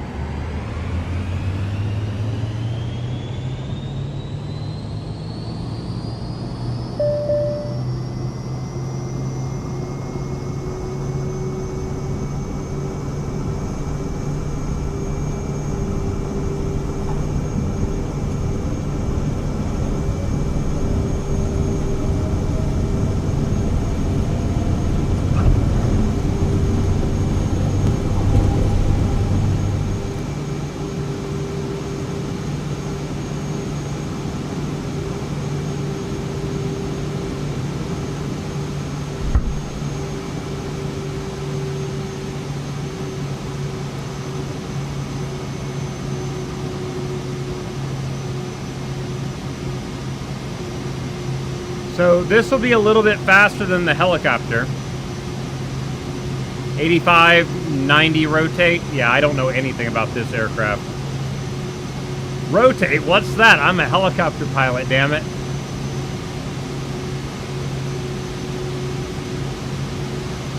Like, I'm currently doing 170 knots. We usually do like 125 with the helicopter. This is a lot faster. 180. Like, the next airport's, like, right there. It's less than 8 miles away.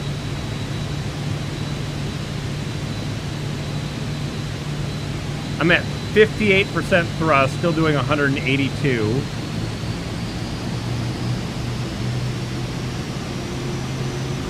Like, you wouldn't ever fly this thing this low on purpose for long periods of time. It does have auto throttle. Which, the first time I realized it had that, scared the shit out of me, because I was like, I don't know what this thing's doing.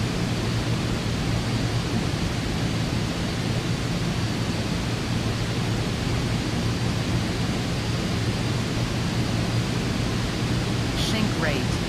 Sink rate. Shut up. We're doing 230 knots right now. Mach 0.35. Ground speed 233. We've got a little bit of a tailwind. Yeah, it likes to cruise at 30,000 feet.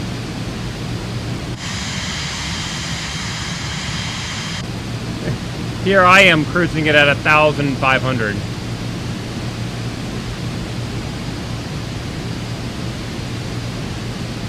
Okay, so now the problem is, the airfield we're going to is right there. It's 3 miles away, and I'm doing 200 miles an hour.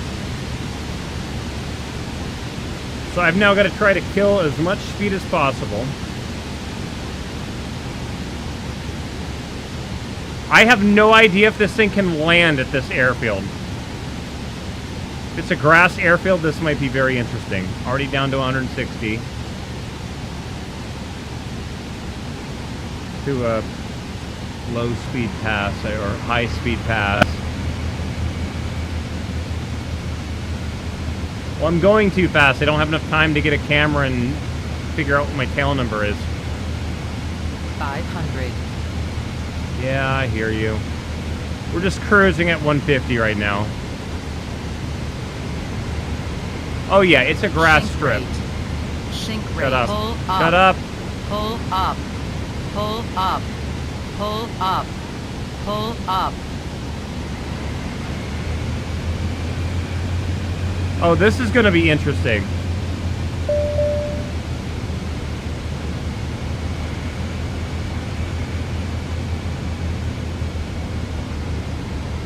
It's warning me that my landing gear is still up. I'm fully aware. Landing gear is going down. 1 notch of flaps. 2 notches of flaps.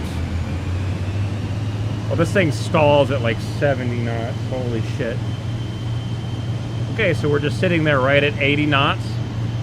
Just on the verge of this thing stalling now. V minimums. Uh-oh.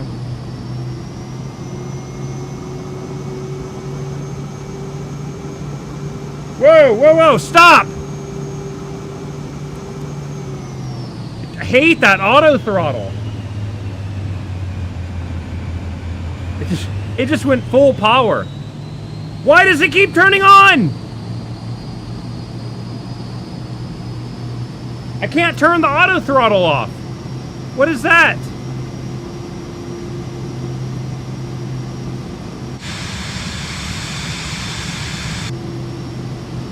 Like I'm trying to slow down aircraft. Stop speeding me up automatically.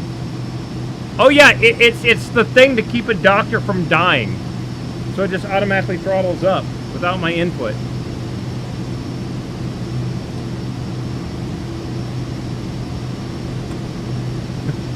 Doing 120 knots right now.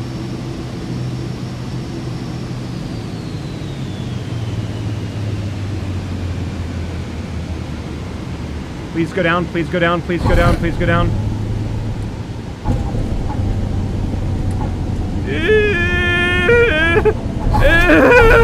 Oh, we're in trouble. We're in trouble. We're in trouble. I hate auto throttle.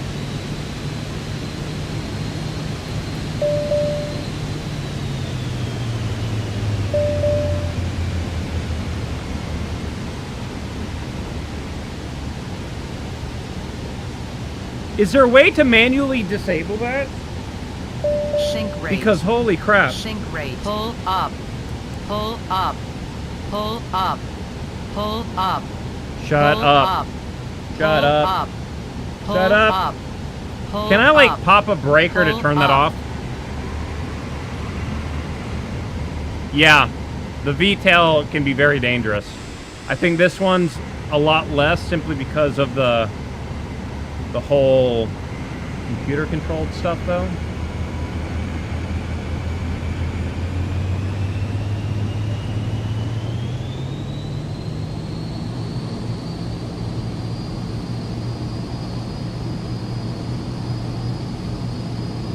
I'm not on the verge of stalling at all. Not anywhere near on the verge of stalling.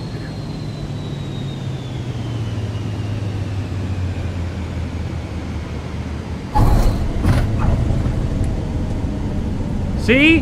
When I can control the throttle myself, it's a lot better. You can still see the tire marks from where I drove through the grass earlier. That's great. Oh god, I'm just ripping all the terrain up.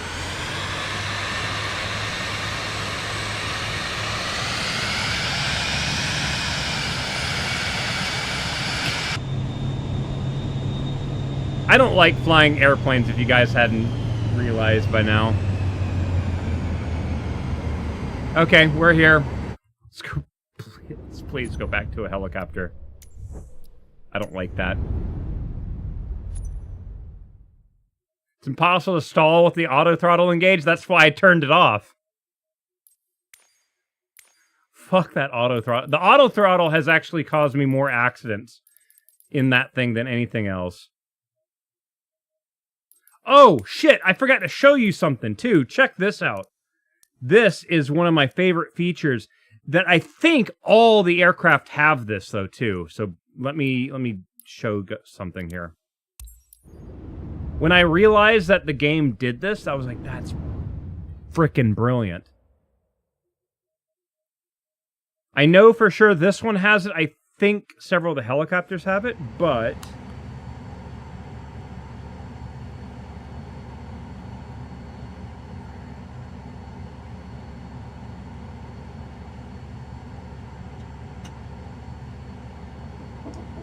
Damn it, I gotta move the camera a little bit. Hold on. Oh. I'm not actually in the aircraft yet. Okay.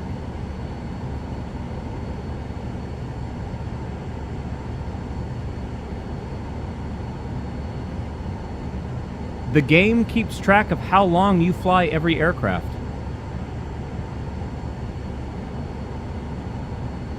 So I have 1.1 hours in this aircraft. The only other time I ever flew this, I flew it up to like 26,000 feet and then sat there experimenting with the autopilot. I still don't understand how the autopilot works. Now the catch is we now have to try to find that in all the other aircraft. Because I'm now really curious what my time is in the H-125 and the Robinson. Okay. For some reason, it defaults back to the rescue hoist. And I want the... No, we're going to take the passenger one this time. There we go. Saving back. Okay. I know where the Hobbs is at in the real aircraft. I don't know where they put it in this model, though. Collective full down.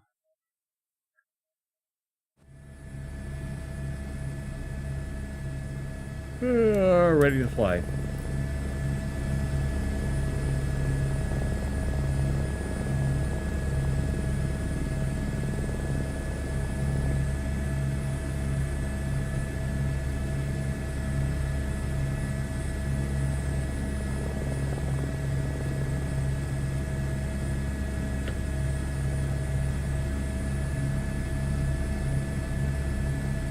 In real life, the Hobbs would either be on the side here or on the other side. Helicopters actually tend to have two gauges because one is maintenance Hobbs and the other one is flight Hobbs.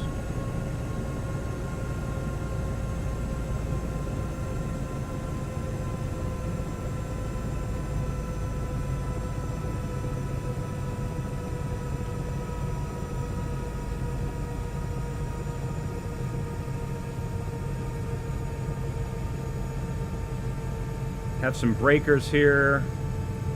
Have some venting. Voltage converter.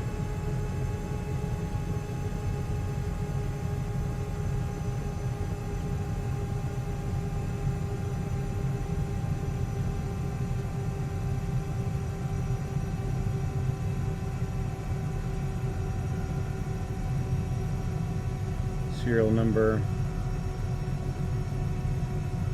bunch of breakers stuff. I don't know where they have the Hobbs meter on this aircraft specifically.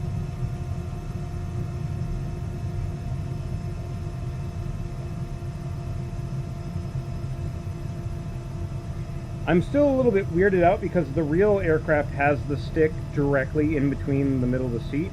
I don't know why this one has it way off to the side like that. Like it should be centered. Which is, again, odd.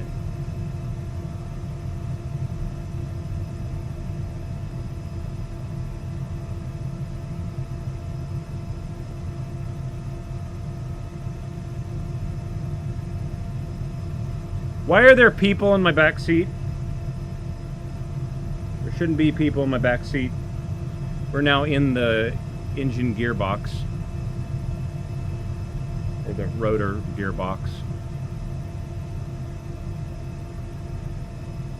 That's a cool camera angle.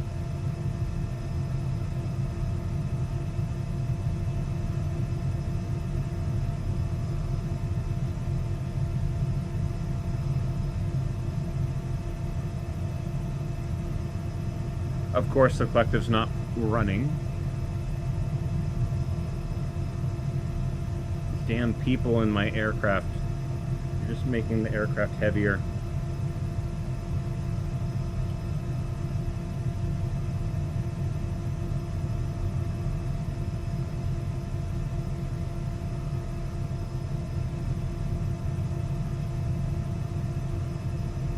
What is it, buddy?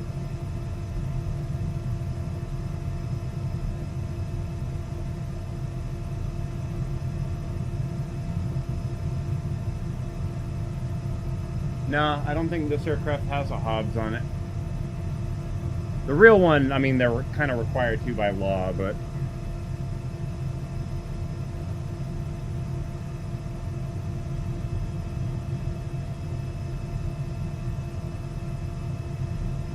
hate the fact that it just forgets my collective every frickin' time. Settings, controls, collective, again. Stop forgetting my frickin' collective.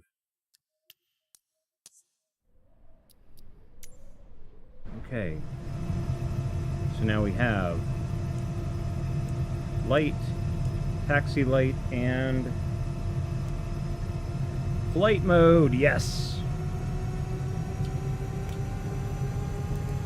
Fuel pump on. Alright, where are we going to next? South.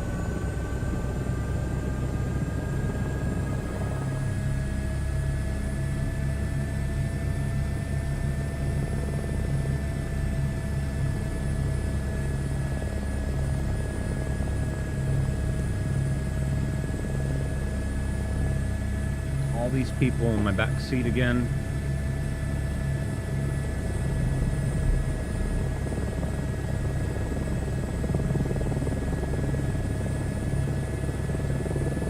At least they're not talking either. That's good. Volume 40. Next track.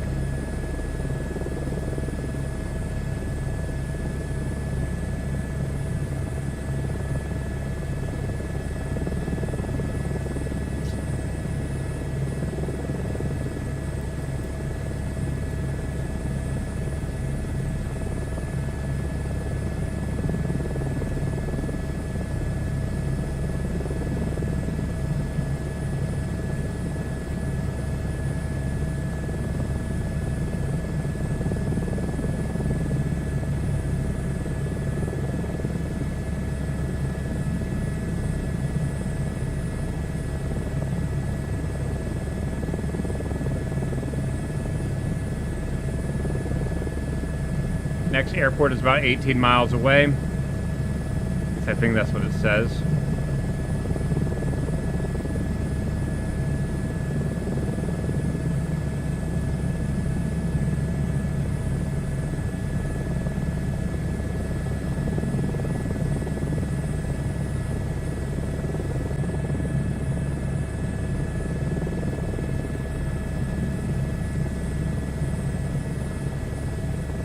It sucks because, like, you usually see so many aircraft, and because the multiplayer and all that stuff isn't really properly working, like, you don't see anything else.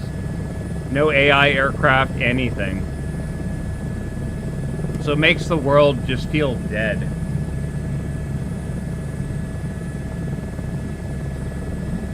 I really gotta figure out how to get birds in the game properly, though, because that's like the biggest thing. Is like birds share the same medium as aircraft, so you deal with them a lot more than, say, cattle, right? So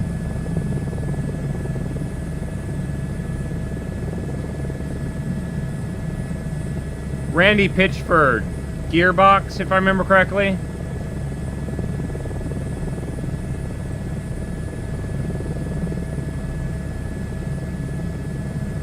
I mean, we can deal with livestock, but in real life, you're dealing with, like, birds are a bigger thing than a cow is for a helicopter.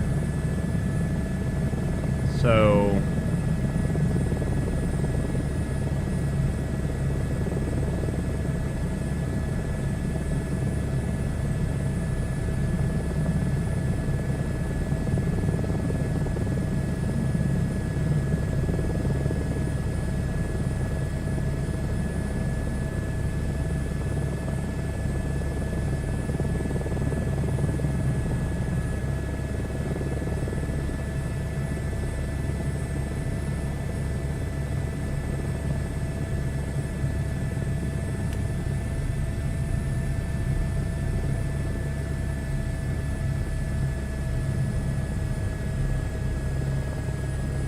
or in this case, sheep.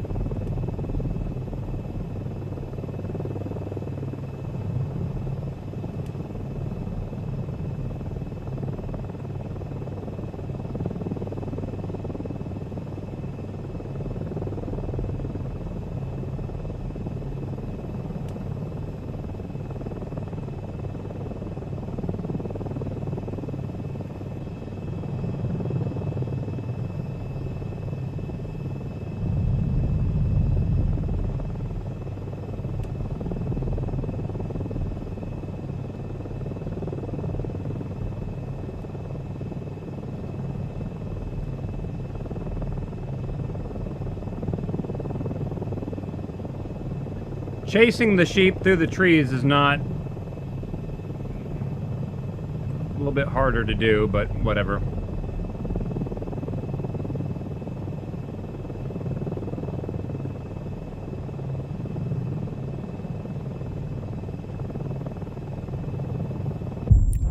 Ah, of course I hit the damn tree. Flying pigs, haven't seen those yet. But if they existed, yeah, would definitely have to deal with those a lot more than cattle.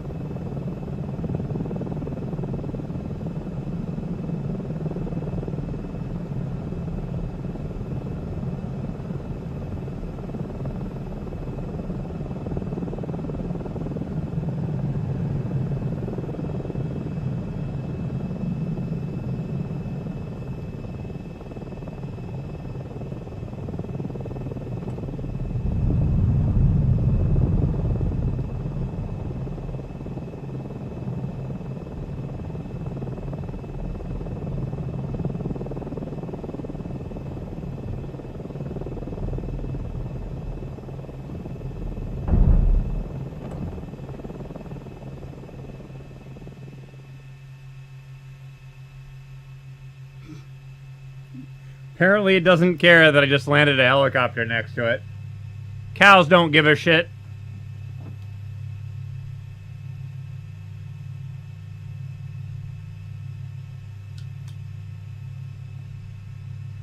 And then, yeah, there's some weird glitch where they... I don't know what's wrong with these cattle.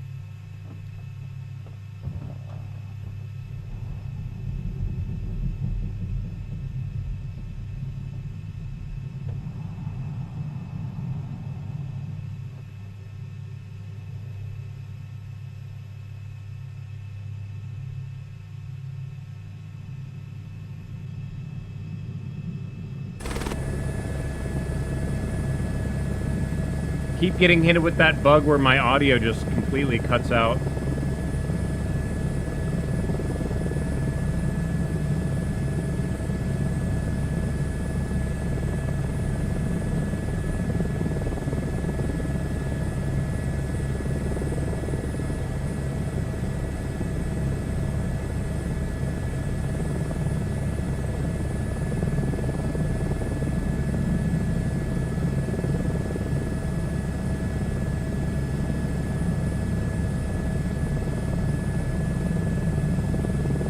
More sheep.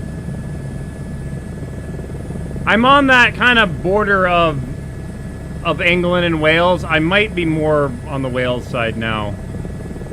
But I've been all over today.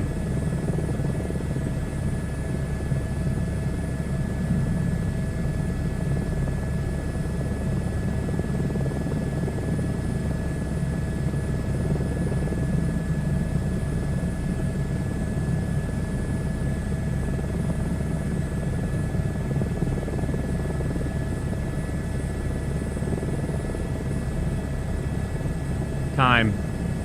7:26.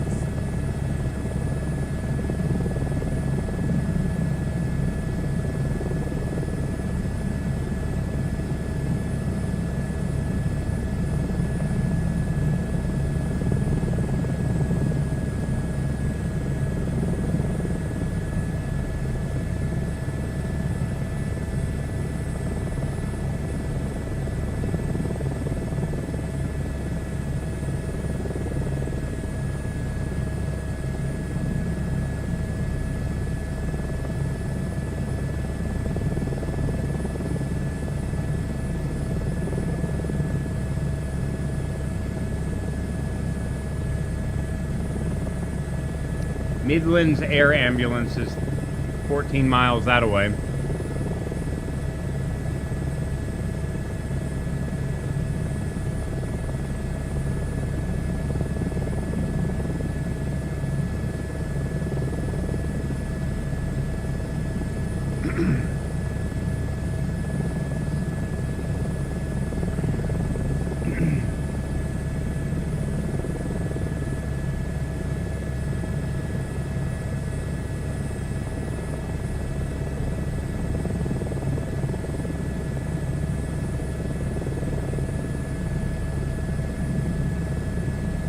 There's a weird level of detail when it comes to the power poles. Like, they just kind of pop and become really bright all of a sudden, which is just a little bit odd.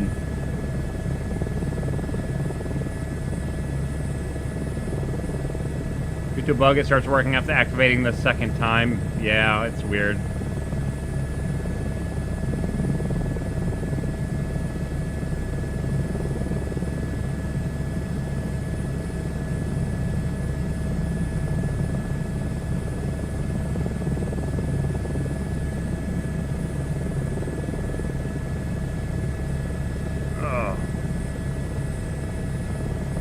Might need to do some adjustment on my foot pedal position. I might need to push it out a couple inches, and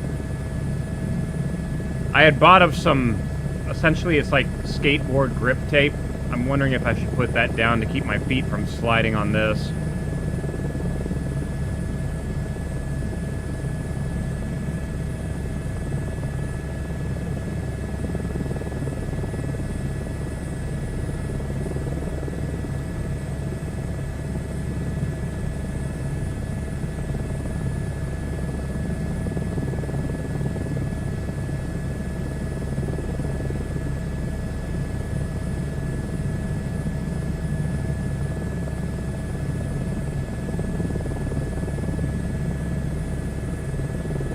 Woodlow Farm.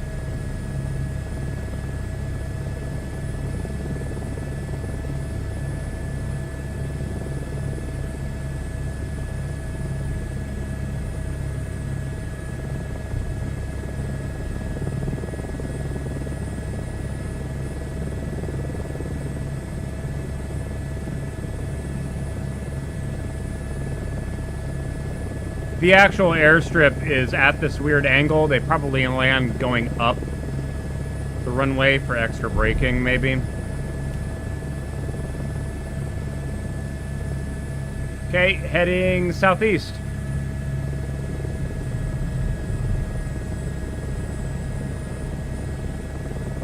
Not exactly sure what's going on with these power poles.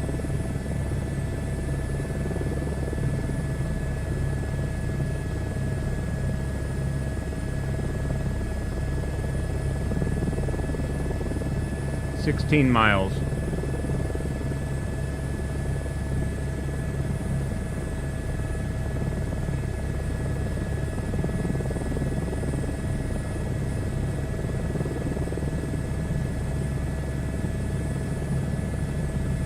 And the main reason why I keep turning this on and then back off is I'm looking around to see if there's any big point of interest that I'm missing by chance, so.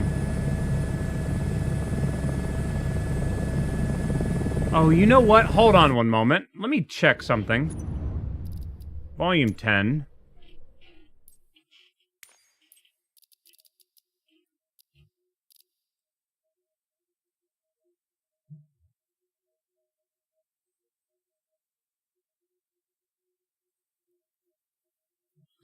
Was there not a... Oh, God.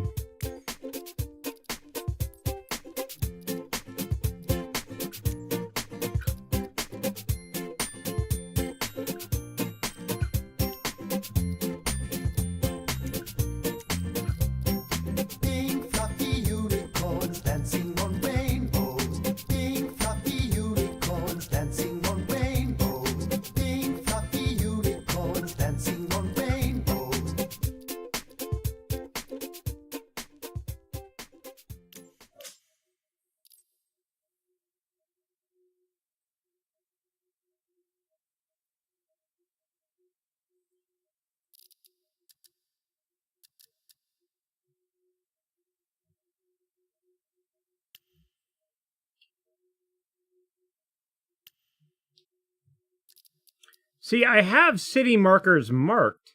Why am I not seeing the city names?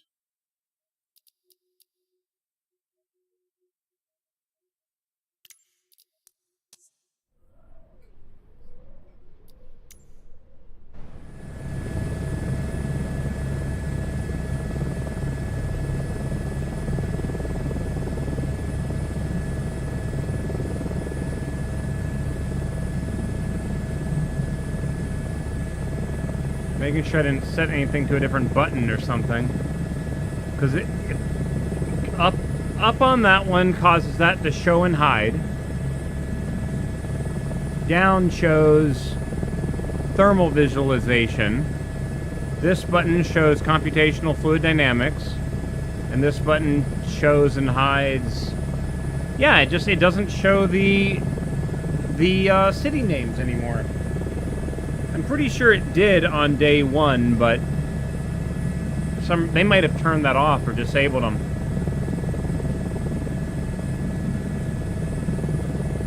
Weird, I don't know.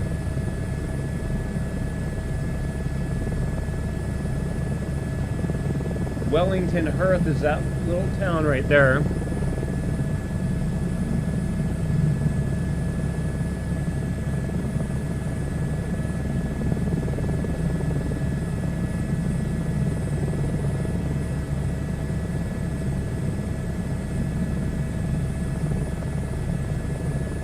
Oh, shoot.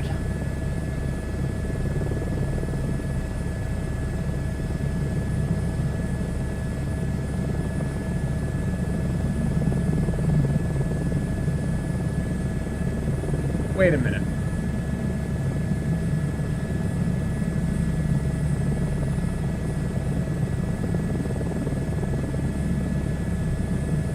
I don't know if I've been to the Ledbury Airport yet. I don't see it on my map right now.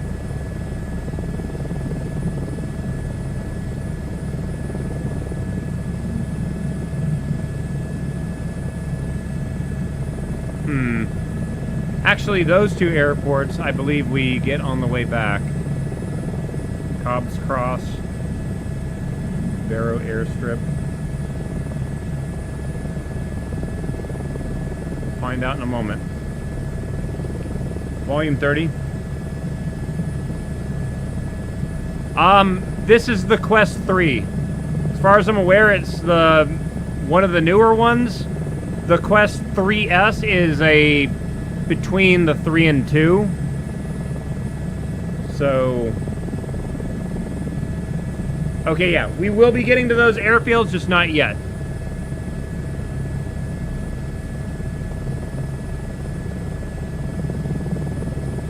My previous headset was Index. Pause music. Going from the Index to this, there was a hell of a pixel density increase. The Index had 11 pixels per 1 degree field of view. This has about 25. So more than doubled the resolution. So 4 times as many pixels in the same area. But overall, I've been enjoying it. It's nice because the headset is actually wireless. So, I mean, I'm essentially playing it wireless now. I have the wire plugged into it for power only. But when I do VR chat, I've got a battery pack that sits on the back that does all that. I've got all the stuff that lets me interface with my Index controller, so I can still do full body tracking for games that require that. But yeah, I've been liking it. That being said, I think they just announced a new headset like 2 days ago, which I'm interested in, but again, it's all down to how much it's going to be selling for. I have a feeling it's going to be another $1,000 headset, but it has like eye tracking and a bunch of other fancy stuff, but I'm kind of waiting till they release more specs on it. How's the eye sliders? It's actually got a roller thing on the bottom instead of having to pop the lenses in place. The pancake lenses are going to be a lot better than the Fresnel lenses that the Quest 2 had. So there's that as well. I mean, even from the 2 to the 3, it's a visual increase.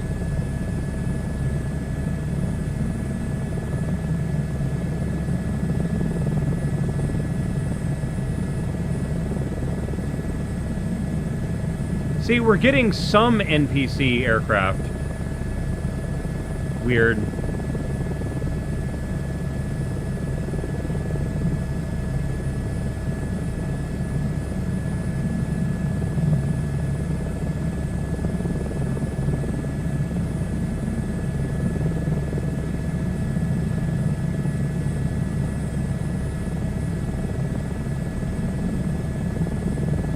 Royal Hospital. Helicopter pad.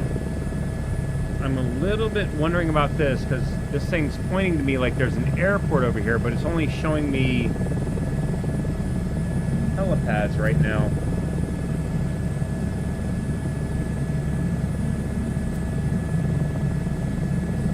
I wish there was a way to have it not put that in my view every time.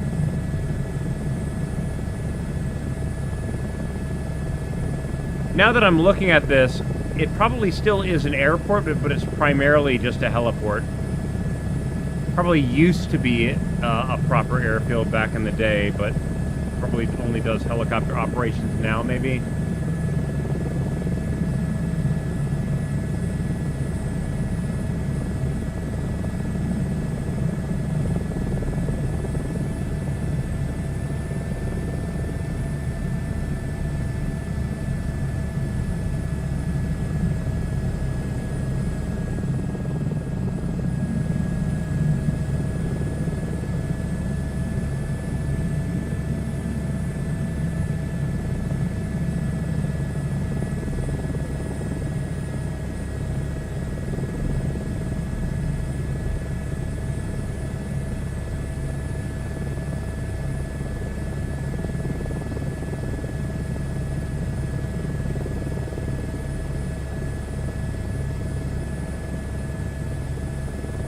Yeah, it kind of looks like this is now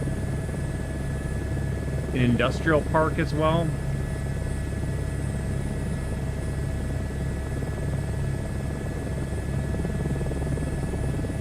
I mean, it looks like the runways are active. I don't know why it's only displaying a helipad at this location, though.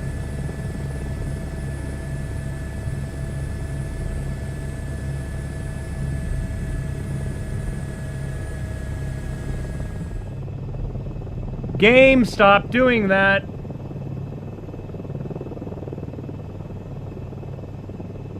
Internal view, and then my sound comes back. Where would the fuel pumps be?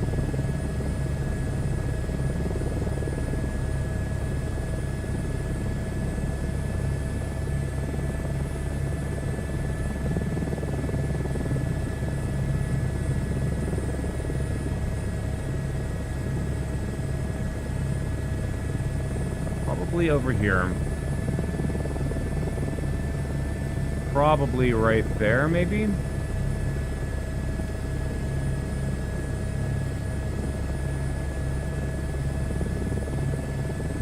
No. Those are cars.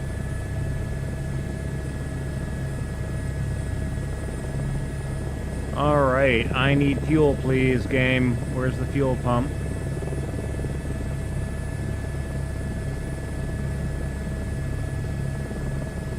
Is that the fuel pump?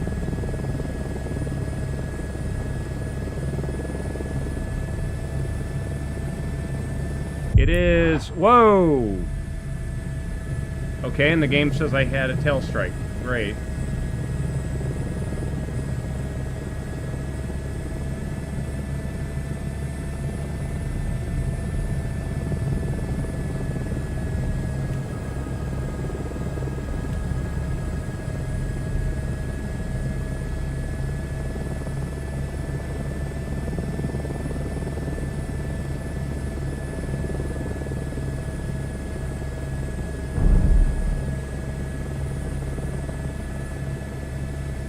And we're about at 25%. Echo Golf Bravo Juliet. EGBJ. EGBJ. All right. I do need to check a couple other things, though. EGBJ for now. Let's go back to main. Challenge League. What place am I in? Hopefully I'm still in at least 3rd place.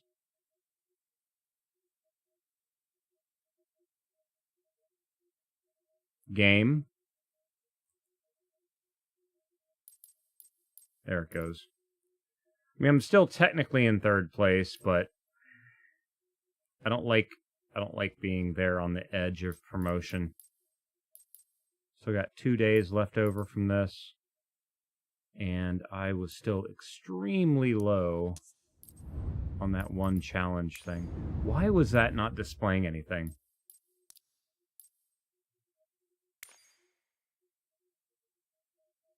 Yes. Well, this is going to be a problem if nobody can frickin' load anything.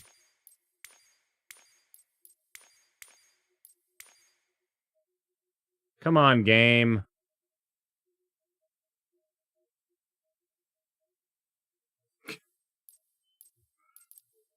I don't know.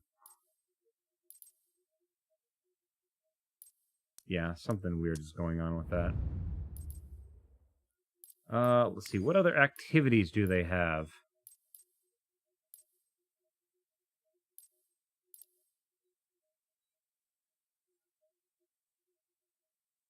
So the Red Bull Air Race and the National Championship are currently locked.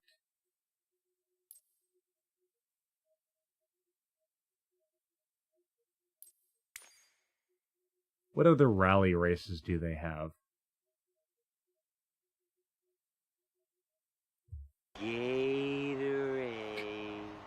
I'm really considering going upstairs and getting myself a drink. My game does not seem to be loading anymore. Water sucks. It really, really sucks.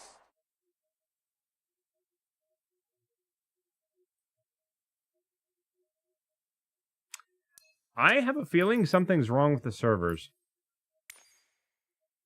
Because I'm getting nothing.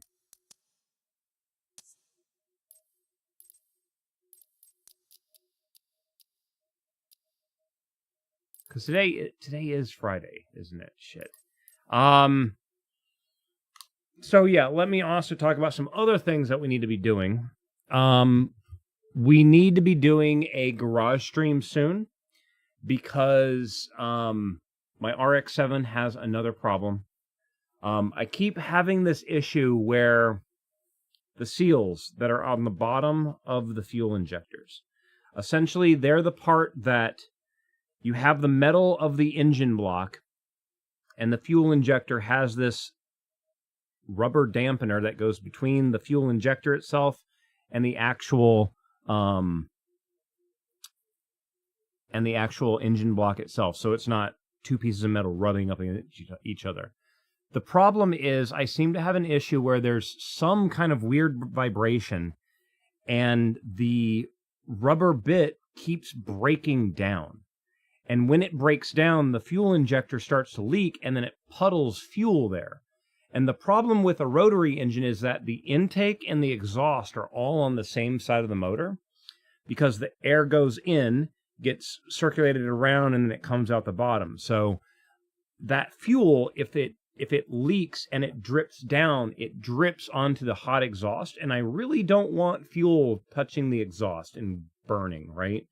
So, that starts to become a safety thing more than anything else. So we need to do a garage stream soon for me to take my intake manifold off again and do all that stuff again. So it's annoying. Like, this is now, I think, going to be the third time that I've done a stream to fix this. And first time, I thought, okay, the injectors that I have are slightly longer than the previous ones. Let me take that little rubber thing, cut it in half so the injector sits slightly lower. It ate the injector. It ate the rubber thing up. The second time, I put the full thing in there, and I was like, okay, and I measured with calipers, and I got spacers, and I made sure to space it up properly, and apparently something's wrong with that too. So I've got to, I don't know, like, it might just end up being one of those things of I have to change it out every 6 to 8 months. The part that's crazy is that I noticed the gasoline smell yesterday, right? When I drove the car the day before, there was no gasoline smell. So it happened between Wednesday and Thursday. I don't know what it is. I don't know. Like, we'll have to look at it and see if we can figure out what's causing the issue and see if we can fix it, because this is getting really, really irritating right now. Yeah. I need to, at another point, I need to run new wires for my secondary fuel injectors too. Because right now, my secondary fuel injectors are not activated. My primary fuel injectors are big enough that the car's not run, like, it's got more than enough fuel, but the secondary fuel injectors are supposed to cut on around 4,000 RPM up to red line, and right now they don't. So I could be more efficient at higher RPM, but I just need to fix. There's something wrong with the wiring where one of them is not running all the time. So I think there's something bad with the existing wiring, which means I need to run new wires, which means I need to get new things to make new pins for the special fuel injector clips. So fun, right? Got to rewire my damn car at some point. Oh, really not looking forward to that. Guys, though, I think that is going to be it for me today. It's 7:50 in the morning for me. I have been completely wrecked when it comes to my sleep schedule. I don't know. Like, it's one of those things, like, I have a bunch of other games that I still want to play on stream. So understand that I might be doing some late night for me streams too. I still want to get back into doing Guild Wars 2. Of course, my Final Fantasy 14 stuff. I mean, that's mainly like daily stuff, so that there's nothing really big going on with it right now. I would like to start a Path of Exile 2 series, because I made a Ranger and I messed with it, and I realized, like, I kind of want to stream that game. In January, we have the Assetto Corsa Evo game coming out. In February, we have the new Monster Hunter. Like, I've got a bunch of games that I want to replay. The game that I literally started a new playthrough 2 days ago was because Cyberpunk had an update. So I've never beaten that damn game. Like, I play it, I get slightly bored of it, then a big update comes out, and they end up changing so much shit that I have to start over. One, I don't remember how the game played. Two, all the stuff that I need, you have to start over to get. Oh my god. So that's another game. Another game that I've been messing with. I just reached the point where I'm doing the Kentucky Plaza main scenario before the game really opens up, so I might pick it up after, because everyone's seen that beginning part over and over and over. Like, it's what happens afterward is where the game gets more interesting. Take on it's about 2 months. Yeah. I'm trying to think what other games I want to do. I'd like to maybe do a stream VR chat and show you guys some of the worlds that I've been shown over the last few months, because there's some really cool places that have some really interesting things you can do. There was one world that they essentially recreated all of Jet Set Radio, and like playing it in VR, it feels good. That's how well done this world is. It's pretty damn crazy. See, now I got to go to Steam and look and see what other games I have. I still want to continue playing Pacific Drive. What else? Oh, I got so many damn games I want to play.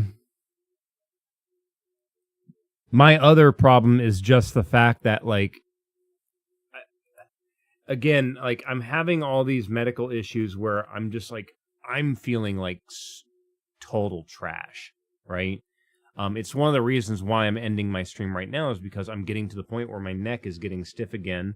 My lower back hurts again. Like, I mean, you guys can kind of see, I've got my arm is currently behind my back trying to put pressure on my lumbar area.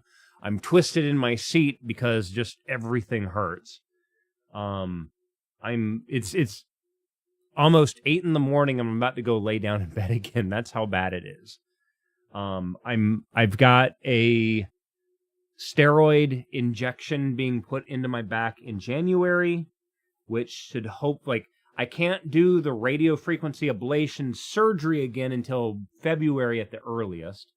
So the steroid injection is supposed to be I had an MRI last week, Wednesday, to get a new picture of what my lower back and what my discs and the nerves are all doing. The injection in January is supposed to check and make sure, see the steroid and make sure that the area that they're going at is correct. Once they have the correct area, then they're going to go in and fry the nerves again, and just it's just a constant thing, guys. Like, I want to be able to stream more, but it's just my body is really making it freaking difficult. The other thing too is that if I go and I do a garage stream, I guarantee you after that garage stream, I'm going to be hurting. Because again, leaning over the car, trying to work on the thing, I'm hurting. I need to get like a table, and it's got to be one of those tables that has like adjustable height that can hold a human body. And I got to build it where I can lay down on my stomach and adjust it where I can position it like over the car engine bay so I can actually work on stuff without wrecking my back all the time. I don't know. Like, it's annoying. It's really annoying.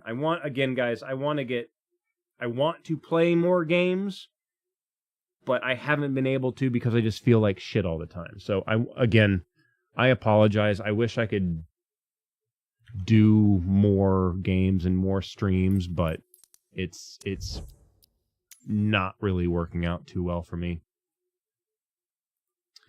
All right, let me see if I can find somebody on the Twitch. For those on YouTube, the stream is about to end. For those on Twitch, let me see if I can find somebody to get you guys over to. Let's see. In fact, I'm going to send you guys over to go see Dan to the Future. He is currently playing Diablo 3. So, guys, thank you all very much for hanging out with me today. I will see you all later. Probably going to be hanging out in Dan's stream for a little bit, but I will see you all later, guys. Take care.